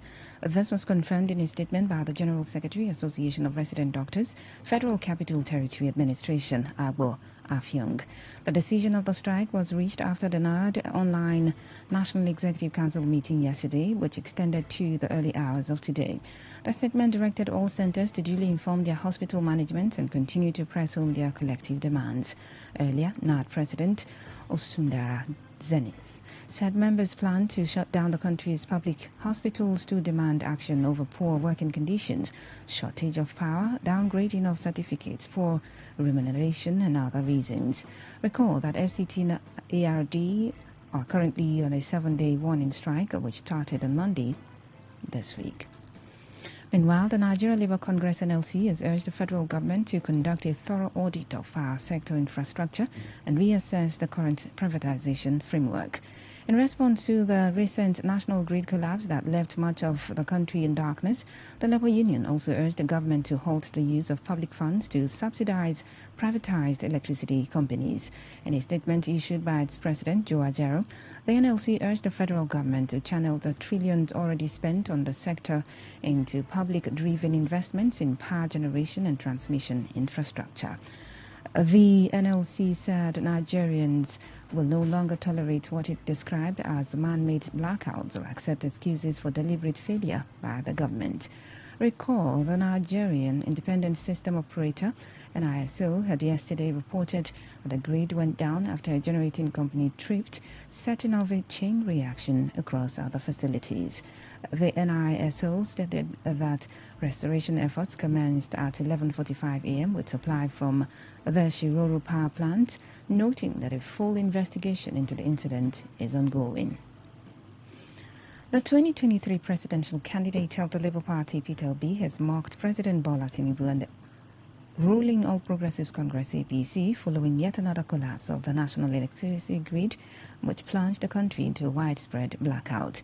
Obi recalled Tinubu's campaign promise that Nigerians should not re-elect him if he failed to provide constant electricity within 4 years. In a statement, the former governor of Anambra State said the impact was too glaring for Nigerians to forget the promise President Tinubu made during campaign on 22nd December 2022. He noted that the APC-led government has presided over more national grid failures than any administration in Nigeria's history, despite billions of dollars invested in the power sector. Obi stressed that boosting electricity supply to an even minimum of 10,000 megawatts could raise Nigeria's GDP by about 50%, unlock industrial growth, create millions of jobs, and reduce the hardship faced by citizens.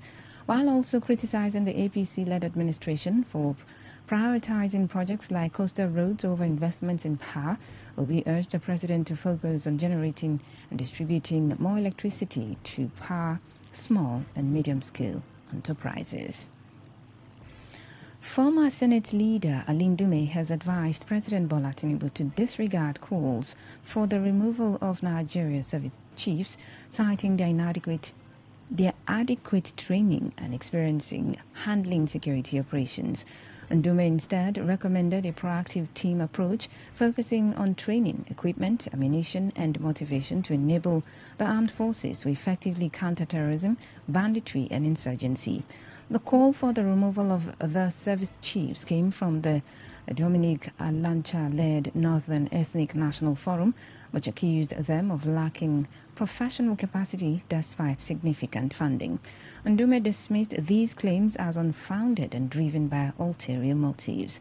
Highlighting concerns over low morale among soldiers, Ndume noted that a private in the army earns about 100,000 naira per month, with a daily allowance of 5,000 naira, which he described as inadequate. He urged the government to prioritize the welfare of soldiers, emphasizing that the current compensation is insufficient. In a statement in Abuja, the lawmaker while also commending the Tinubu-led government for maintaining ethno-religious balance in the composition of the current security leadership, contrasted it with previous arrangements under the immediate past administration. President Bola Tinubu has ordered the Federal Executive Council Committee to further crash prices of food items across the country. The Minister of State for Agriculture and Food Security, Senator Sabi Abdullahi, stated this in Abuja while presenting a paper at a one-day capacity building workshop for journalists covering the Senate. Abdullahi said the President's order would be enforced to further crash prices of food items by ensuring the safe passage of products through various routes across the country. He emphasized that the committee's action was aimed at realizing Tinubu's vision on food sovereignty. According to Abdullahi, the federal government was fully committed to addressing the high prices of transportation of farm produce in the country. The minister further explained that the vision for food sovereignty was within the ambit of food security and food sufficiency, which encompassed availability of food, accessibility as well as affordability, and in right nutritional content on a sustainable basis. You're listening to the World News on Today 95.1 FM, Voice of the People. After the break, more news, foreign and sports stories. Do stay tuned.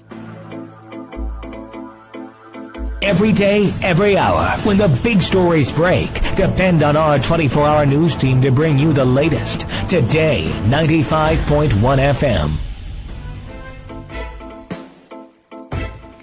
Thanks for staying tuned. Welcome back to the rest of the stories. The president of Farmers and Food Processors in Rivers State, Chisom Dike, has called on the state government to prioritize farmers when distributing palliatives in order to avert food insecurity. Dike, in an interview with Today FM's Sandra Kenneth, frowned at the timing of measures rolled out by the government, stressing that flood predictions had been available months ago. He noted that over the years, farmers have continued to suffer neglect. Dike decried the continuous loss of agricultural produce worth millions of naira to flooding, while calling for greater attention to the agricultural sector to sustain food production. They always disregard farmers. As usual, you have them build IDP camps for displaced people, and they don't do anything for displaced farmers. And when the flood comes, it washes away our topsoil first. And that topsoil is what you require to grow your food. It is the nutrient part of the food. So we'll lose our crops, we'll lose our livestock. Most of us have our fish farms around the swamp area because we need the water. When the flood comes, it washes away the whole of the fish you've trained, even the cows, the goats. And we're expecting that NEMA, being a response agency, should look into what we as farmers suffer. And we're looking forward to have them give us some provision to elevate our suffering. Either give us new seeds or build embankments in our fish ponds and all the rest. On his part, livestock farmer Alex Ibiauchi lamented that National Emergency Management Agency NEMA has failed in its responsibility as an interventionist agency. Ibiauchi called for prompt and early preparedness measures to mitigate the impact of flooding. Some part of Oyibo local government area is now flooded. Can see flash floods. It's increasing day by day. So coming out to tell us about controlling is belated to assess the flooded areas or victims of flood. NEMA should speed up their activities. NEMA's response to flood victims or flood areas is too low. They hardly respond. They hardly come. Yeah, when they hear there's a flood in a particular community, it will take them 2 weeks, 1 month to even respond. In a significant step towards empowering local communities to take charge of environmental restoration, a non-governmental organization, Kebakachi Women Development and Resource Center, in collaboration with National Oil Spill Detection and Response Agency, NOSDRA, has trained over 100 Niger Delta indigents on oil spill remediation techniques. The two-day training program, which combined classroom sessions with field exposure, was designed to build local capacity in the fight against oil pollution in the region. As part of the training, participants visited Thai local government area where they observed a biomedium scale remediation project currently ongoing at a Tier 1 oil spill site in Baradiabu community. Speaking during the field exercise, Director of Kebakachi Women Development and Resource Center, Ime Mokun, stressed the importance of community involvement, particularly women's participation in environmental remediation. She noted that while the two-day program is only a starting point, it represents an important step in building local expertise and community ownership of environmental restoration efforts. We are on a training, learning what remediation is and how to do it, and also finding out, is it something that community can engage in? Is it something that women can engage in? And why are we doing this? We have been campaigning and advocating for environmental remediation in the Niger Delta. And we also know that women have critical roles to play in protecting the environment and also to promote environmental sustainability. So this is part of the process of enhancing what we have been doing, gaining capacity, gaining knowledge, acquiring skills on how to contribute to ecosystem restoration.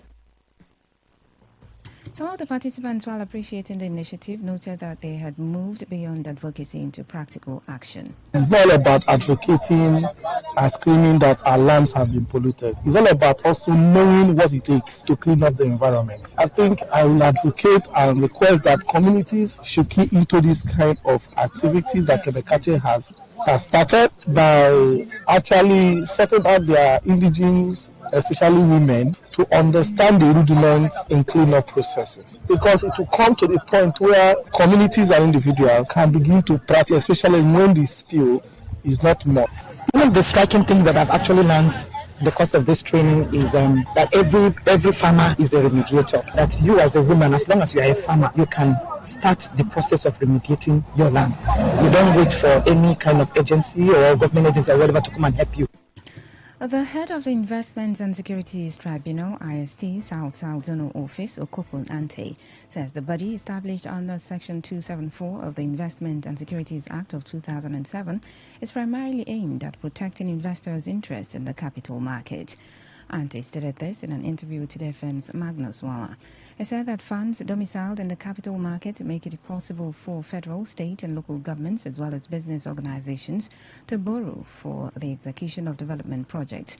Ante also noted that part of the tribunal's function is to support the growth of the economy. By the law establishing the Investment and Securities Tribunal, the Investment and Securities Act 225, the law empowers the tribunal to dispose of any matter before the tribunal within 90 days of. As we all know, capital market is a place where funds are mobilized for a long-term investment, and most companies and even federal, state or local government can also, enjoy the benefit of the market by borrowing from the market to fund development processes. The primary motive for establishing the tribunal is to protect interest of the investors. Ante further explained that the IST is also positioned to provide an alternative dispute resolution mechanism for issues arising from such transactions within a period of 90 days. In that case, when an investor comes with such matter, then it can be handled through IST ADRA center. What it means is alternative dispute resolution. Mediation mechanism will be set up by the tribunal and the parties invited, and that matter can be settled immediately without going through long of adjudication process or litigation process. I think. On the foreign scene, Israeli Prime Minister Benjamin Netanyahu has threatened to kill Hamas leaders in Qatar again if Doha does not expel the group's officials, drawing a sharp response from Doha. Unfazed by international outrage over the attack in Qatari capital, Netanyahu said countries should applaud Israel for its bombing and killing spree across the Middle East. The comments came a day after Israel carried out an unprecedented attack in Qatar, targeting senior Hamas leadership in Doha as discussions on a U.S.-backed ceasefire proposal for Gaza were underway. In response, Qatar's Ministry of Foreign Affairs issued a condemnation of the Israeli Prime Minister's comments, calling them a shameful attempt to justify the cowardly attack that targeted Qatari territory, as well as the explicit threats of future violations of state sovereignty. In just 3 days, Israel has launched attacks in Gaza, Lebanon, Yemen, Syria, Tunisia and Qatar, while continuing daily raids in the occupied West Bank. Meanwhile, Netanyahu, along with Israel's former defense minister, Yoav Gallant, is accused by the ICC of war crimes related to Israel's action in Gaza. In sports, Venezuela has sacked its coach, Fernando Batista, a day after their World Cup qualification dream died and after an intervention by the country's president. News of Argentine Batista's sacking alongside his entire backroom staff came after President Nicolas Maduro had called for a restructuring of the technical staff. This followed 24 hours after Venezuela, known as the Vinotinto, was thumped 6-3 at home by neighbors Colombia, ending its hopes of reaching the World Cup for the first time. Turn the news is a summary of the major stories. The NLC has charged the federal government to conduct a thorough audit of power sector infrastructure and reassess current privatization framework. We told you that the National Association of Resident Doctors has declared a 5-day warning strike over government's failure to meet its demands. On the foreign scene, you also heard that Israeli Prime Minister Benjamin Netanyahu has threatened to kill Hamas leaders in Qatar. And that's the news is edited by Stella Sasongo Korea. For comments and inquiries, please call 0818-389-2850 or send your emails to news@todayfmlive.com. You can also read our stories on www.todayfmlive.com. I'm Faustina Uputu. Good afternoon. Thank you for listening. Today's news, today's entertainment, today's sports, today's issues. Today on Today 95.1 FM, Port Harcourt. Bentoni Bags Limited. We produce polypropylene branded nylon bags for companies and market use. Oh yes, are you into rice production and packaging of all kinds? Our PP polypropylene bags is specially made for you. Bentoni Bags Limited. We produce top-notch branded bags, nylon for companies use. Whatever business you are doing, you need our bags for packaging and easy movement. Our products are shopping sacks, agro sacks, nylon, twine, nail sacks, and general PP woven sacks. Locate us at plot in 23 Harbour Industrial Layout, Atani Road, Onisha, behind the former Paul Mike Sports Stadium, Onisha. Our contact phone numbers are 0913-966-3639 or 0813-928-4850. Bentoni Bags Limited. Bentoni Bags Limited. Originality is our name. Say no to the ordinary. Embrace the extraordinary, because we are the voice of the people. Voice of the people. Today, 95.1 FM. Today, 95.1 FM.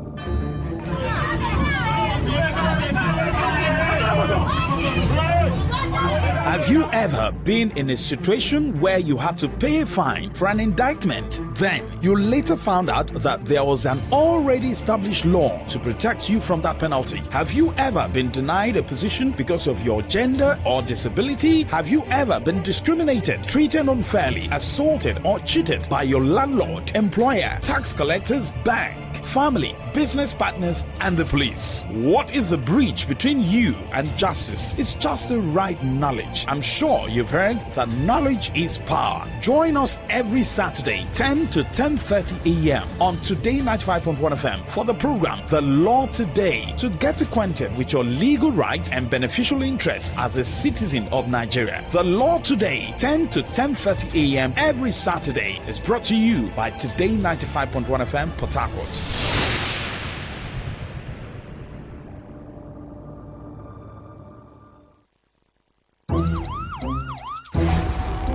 It all begins with breaking news. Now make no mistake, this is a difficult mission, and it will remain difficult for some time. Then it keeps trending. Events, issues, personalities, all struggling to gain attention.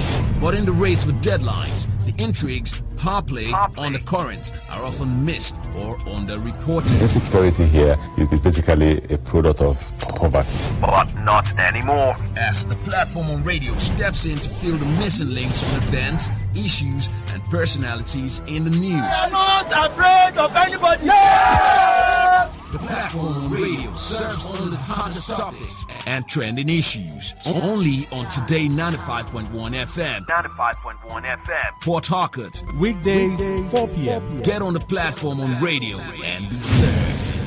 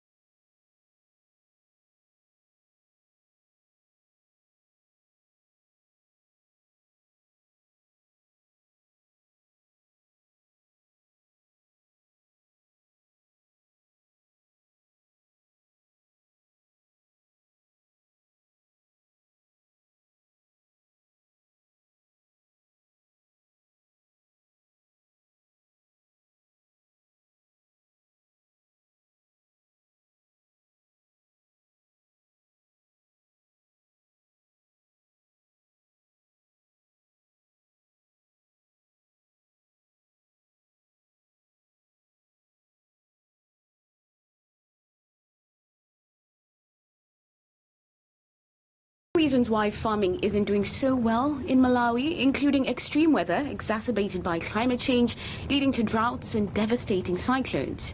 So improving the yield for farmers and making crops more resilient to changing weather is absolutely vital. And today, I'm taking you to the north of the country to hear how a new farming technique and some smart technology is increasing farmers' yields and transforming people's lives. I'm traveling on a very bumpy and very dusty road. I'm heading to a village called Eshekweni. It's a bit of a tongue twister, although the locals have said I can refer to it as Eshekweni. Now, all around me, it's very, very green. I see lots of vegetation, most of it actually, crops like maize. There's lots of maize here. And I can also see groundnuts and tobacco, which is very popular here. But something else that really strikes me are these scenic views with lots of hills just on the horizon.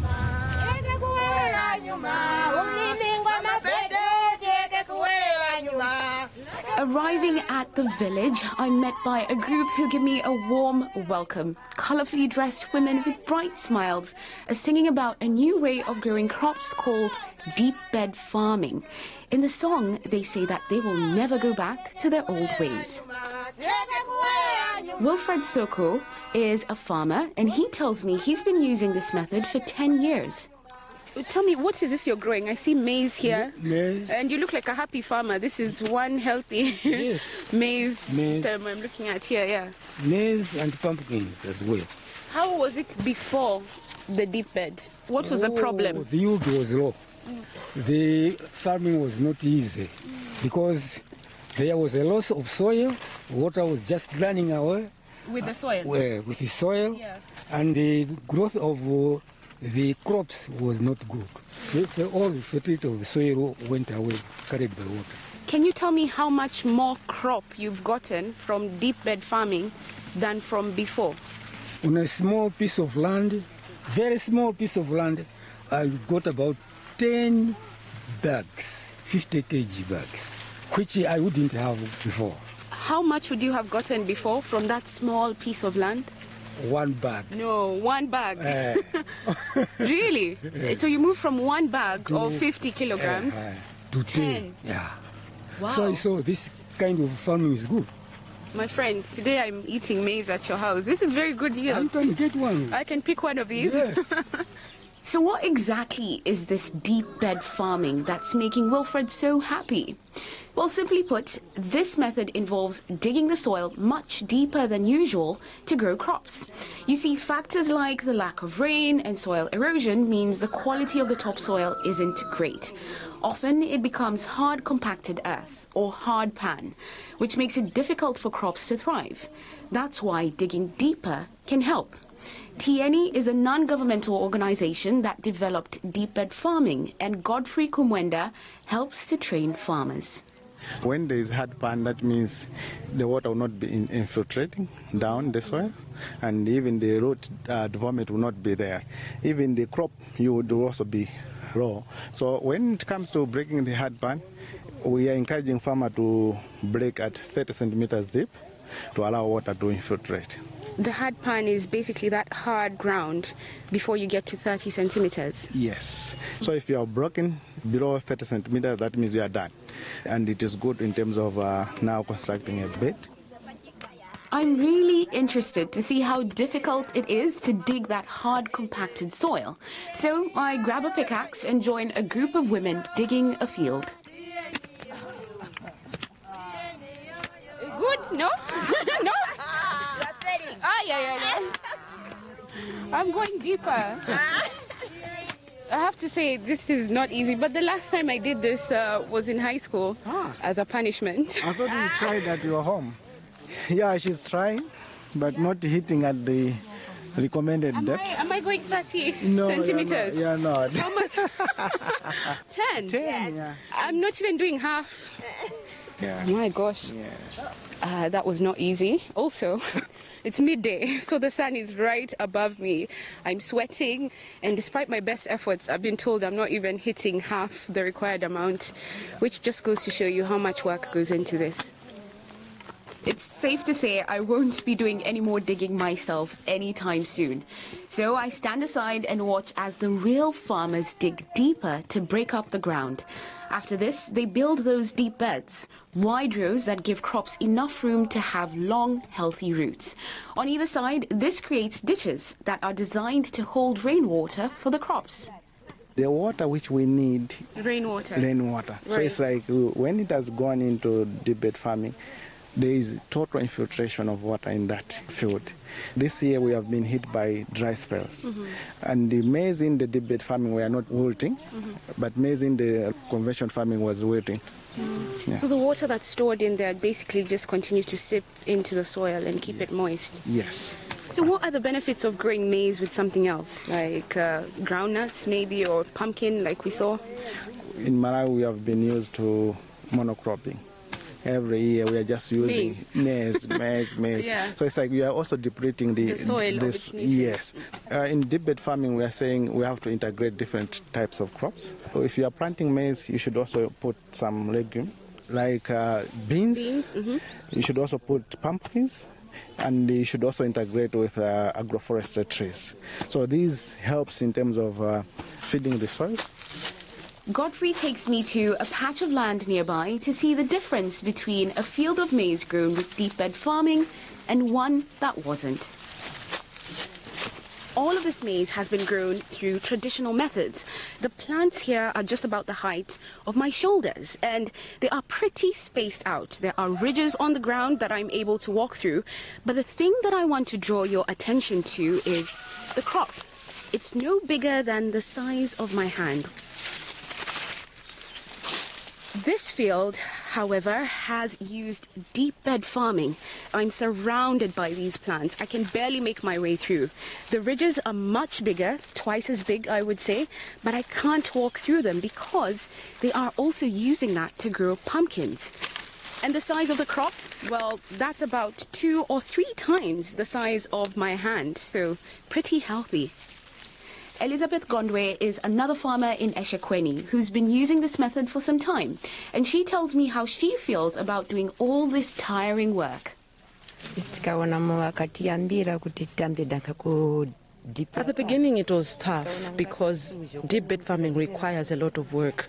So we were introduced to digging 30 centimeters deep inside and mix fertilizer and ordinary manure into the ground to make it more fertile when we plant. But by and by we got used, and because our advisors were always around to tell us where to go with the farming, we find it easy, not as hard as it was before. And when you look at your crops now, how different do they look from the way they looked before?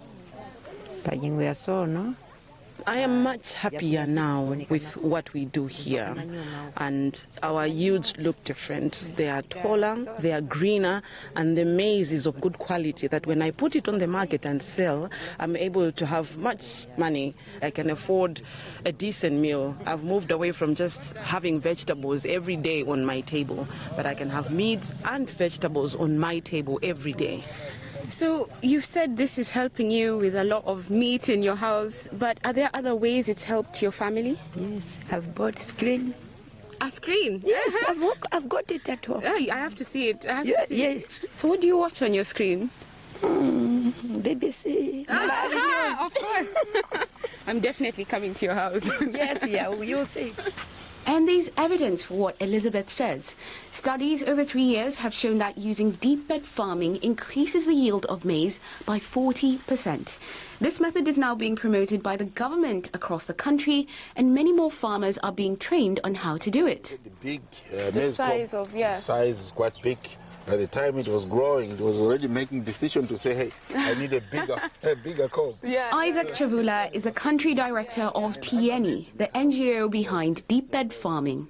It is so special because it makes the farmer become resilient to climate change and become food secure and income secure with environmental friendliness in mind, because this technology doesn't allow water to escape from the field and cause erosion. So you can imagine if we control erosion, it means that we will have sustainable production in our fields because the soils will remain rich and increase yields And then the environment will also be safe because it will not be subjected to degradation due to erosion.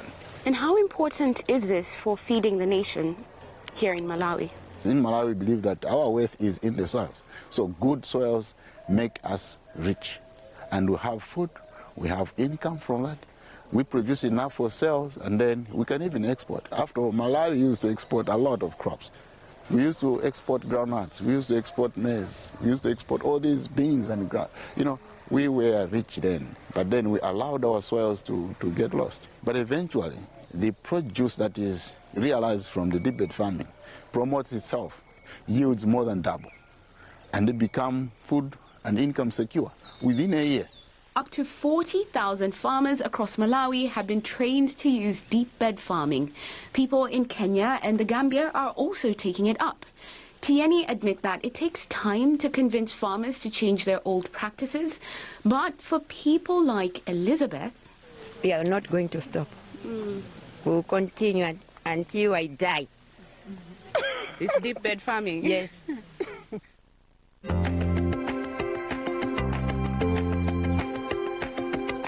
You're listening to People Fixing the World from the BBC World Service with me, Myra Anubi, out here on a farm in Malawi.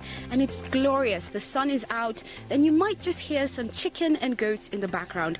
But specifically, I'm here to see how farmers' yields have increased by the technique called deep bed farming. But there's a problem.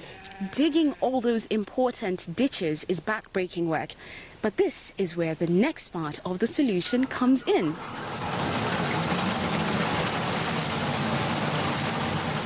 It's a tractor, but not the kind you would expect to see. This one is just as big as about a rickshaw, and it's pushed by hand, and it has a solar panel fitted on top of it. But the truth is, it's really rare to see any sort of mechanization in farming here in Malawi, let alone a tractor like this. So this is a mini tractor. Because of the hard labor in deep bed farming, we are trying to innovate. And you can see the solar is for the power, so that it should use power from solar, not from gasoline or diesel. Franz Gondwe also works for Tieni and oversees the use of the tractor in this village. Deep bed farming wants to reduce compacting of soil. This is a chain, and those are the spikes, so that when it goes, it actually digs as it's moving. As it's moving, yes. And then it carries batteries, so that it can run for about 3 hours digging without stopping. How long does it take to charge? It can charge for about 3 hours, and then it can go again for 3 hours, yes. So how much time can a farmer save using this than digging the way I experienced earlier, which wasn't very easy? So a farmer to dig an acre, he would need about 20 to 30 days. But if you use this tractor, within 2 days, he will have dug the whole field. This tractor is just a prototype, and it's one of only 2 in Malawi. Farmers like Jeffrey and Arnold are very open when telling me what they really think of it. The machine is very good, but you plow going backward. That is the problem. So you have to plow the other way around? Yeah, right. That is the problem. We need a machine going forward, not backward. Okay. This chain is good, but when you try to work, it goes deep, making a trench without taking the whole soil around it. But it's a good thing. We like it very much. If only it can be modified, farming will be easy to us. This tractor is called AFTRAC. It was designed by a team of engineers at Loughborough University in the UK. One of them is Dr. Toby Williams. And so is my co-founder. So he was actually out in Malawi on a different project and noticed that there was absolutely no mechanisation. And he asked him the question, why? And it was generally the expense of running equipment. And so he thought, well, why don't we just run it electrically? Are there such things as electric tractors? And so with his experience of working out in rural Africa before and my experience of agriculture, we formed a team. Toby and his co-founder Jonathan won $1 million prize to develop the tractors. So they set up a company, built them, and sent the first ones to Malawi last year. But how do they make sure they're working from thousands of miles away? So this is my pride and joy. So as an agricultural engineer myself, I always hated things breaking and there being not an easy solution. So I've designed this to be the least electric vehicle in existence. The least electric vehicle in existence. Exactly, yes. So it's got the minimum amount of electronics. So it's very old school. It's like a 1950s tractor, but with modern day batteries. So what that enables you to do is that if an electrical component like a motor goes wrong, you can fix that component with a little bit of know-how in the field. Toby says that a new version of the tractor is almost ready and it's been developed in response to the feedback from the farmers in Malawi. You can't design something halfway across the world and expect it to work perfectly. So we need that feedback, and the community that we're involved with have been absolutely fantastic at that. So some of the things are really simple, like, could you have a light on it to let us know when it's charging? Because we didn't even think about the fact that when you plug it in, you might want to know that it is actually working properly. So some more complicated things, like we're making a more of a traditional tractor-style design. So it's actually got no tooling or implement on it, and then you attach different tooling onto it. So now instead of having the deep bed farming tooling attached to the machine, you can now use it for your rowing and your cultivating and your harvesting. So you can use it across the entire agricultural year, making it much more versatile. Now, having the tractor is one thing, but for it to work, it needs power. And this is where another exciting part of this solution comes in. You see, most farming villages in Malawi are far from the electricity grid. But Toby and the team came up with another idea to help. We designed a companion system, which is a solar microgrid, that is the IKEA furniture of microgrids. So everything goes together without any tools. You can follow the YouTube video with the instruction manual. It can arrive in a box to where you want to put it up, and within half an hour to an hour you can have a structure built with the array and the electronics all inside it and powering your home or powering the tractor. Franz Gondwe showed me the setup in eShekweni. I've come right in the middle of the village to an enclosed area, and in this space I am looking at solar panels. There's a grid here with it's 8 panels actually, each about the size of a door. So the initial idea was that the solar mini grid here will be used to charge the solar tractor. But it's also an advantage to the farmers now. They can use solar power for their homesteads. Oh, so you're saying this grid was set up in order to make sure that if they ever need to charge the tractor, they're not depending on electricity elsewhere. Yeah. However, now it's also helping to power their homes. Yeah. How many homes are we talking about here? So far we have about 7 houses which are powered by this solar. Yes. How much power do they get? Is it just like 5 minutes a day, or what are we talking about here? We are able to store about 20 kilowatts. So during the day, there is power already on the panels and also in the batteries, so there's no problem. But at night, there's enough power for them to carry out throughout the night. And there's another really cool feature about this tractor. Because it has a battery, it becomes a portable power source for farmers when they're busy at work. You can take the tractor to the field and then you can boil water, or you can cook, or you can even use the tractor for irrigation. So there's adequate power for lots of things. So they can also use power from the tractor when they're out in the field to do small things like charging their phone. Charging their phone, cooking coffee or tea. Or when they're out farming, which is a big thing. Toby and the team hope to manufacture a new version of the tractor in South Africa next year. The plan is to then distribute hundreds of them, not just to Malawi, but across the continent. So by having this tractor, you can increase food yield significantly, meaning you're moving people from food poverty, where they're below subsistence and they're just trying to grow food for themselves, to a point where they can grow enough food that they can also sell surplus. Maybe they can try and take on cash crops in the future, which means they've now got an income. And that income means that, tied with the electrical supply from our microgrid, you can also get yourself out of energy poverty. So that means you can have access to things like lights. You can have things like cold storage, so you can store food better. So the more tractors we can roll out and systems we can roll out across Africa, the larger the impact we can make.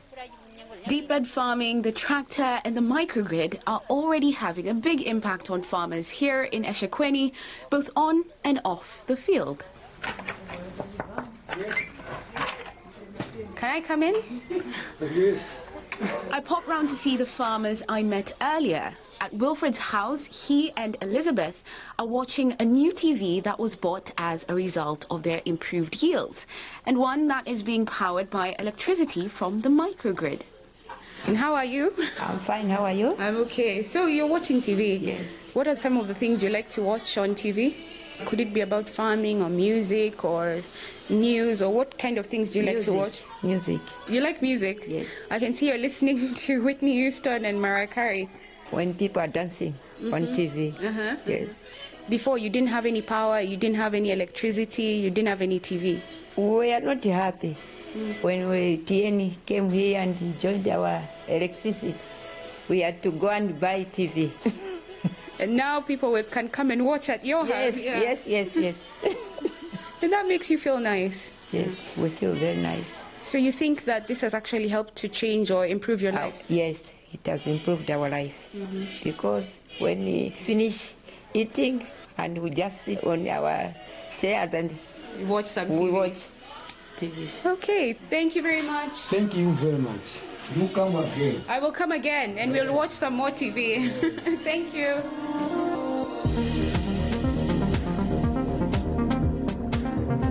Unfortunately, all good things must come to an end, and I have truly enjoyed being out here on this farm in Malawi and seeing what deep bed farming is doing for the farmers here, but also understanding the role that technology plays in farming.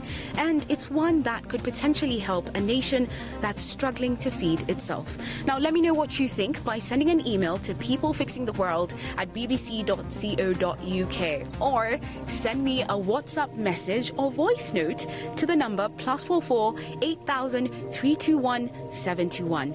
I'll be back next week with more great solutions, and who knows, they might just be from your country. Until then, thanks for listening. To make sense of what's happening in your world, listen to What in the World by downloading the BBC World Service app. Say no to the ordinary. Embrace the extraordinary, because we are the voice of the people. Voice of the people. Today, 95.1 FM. Today, 95.1 FM. What's a successful business without sales? And what is sales without an audience? Well, do you know that you can reach 8 million listeners across 6 states in 2 geopolitical zones all at once? How? With Today 95.1 FM, you can get millions of people to know about your business. And what does that mean to you? More sales. Call 081 389 2850 now for more information.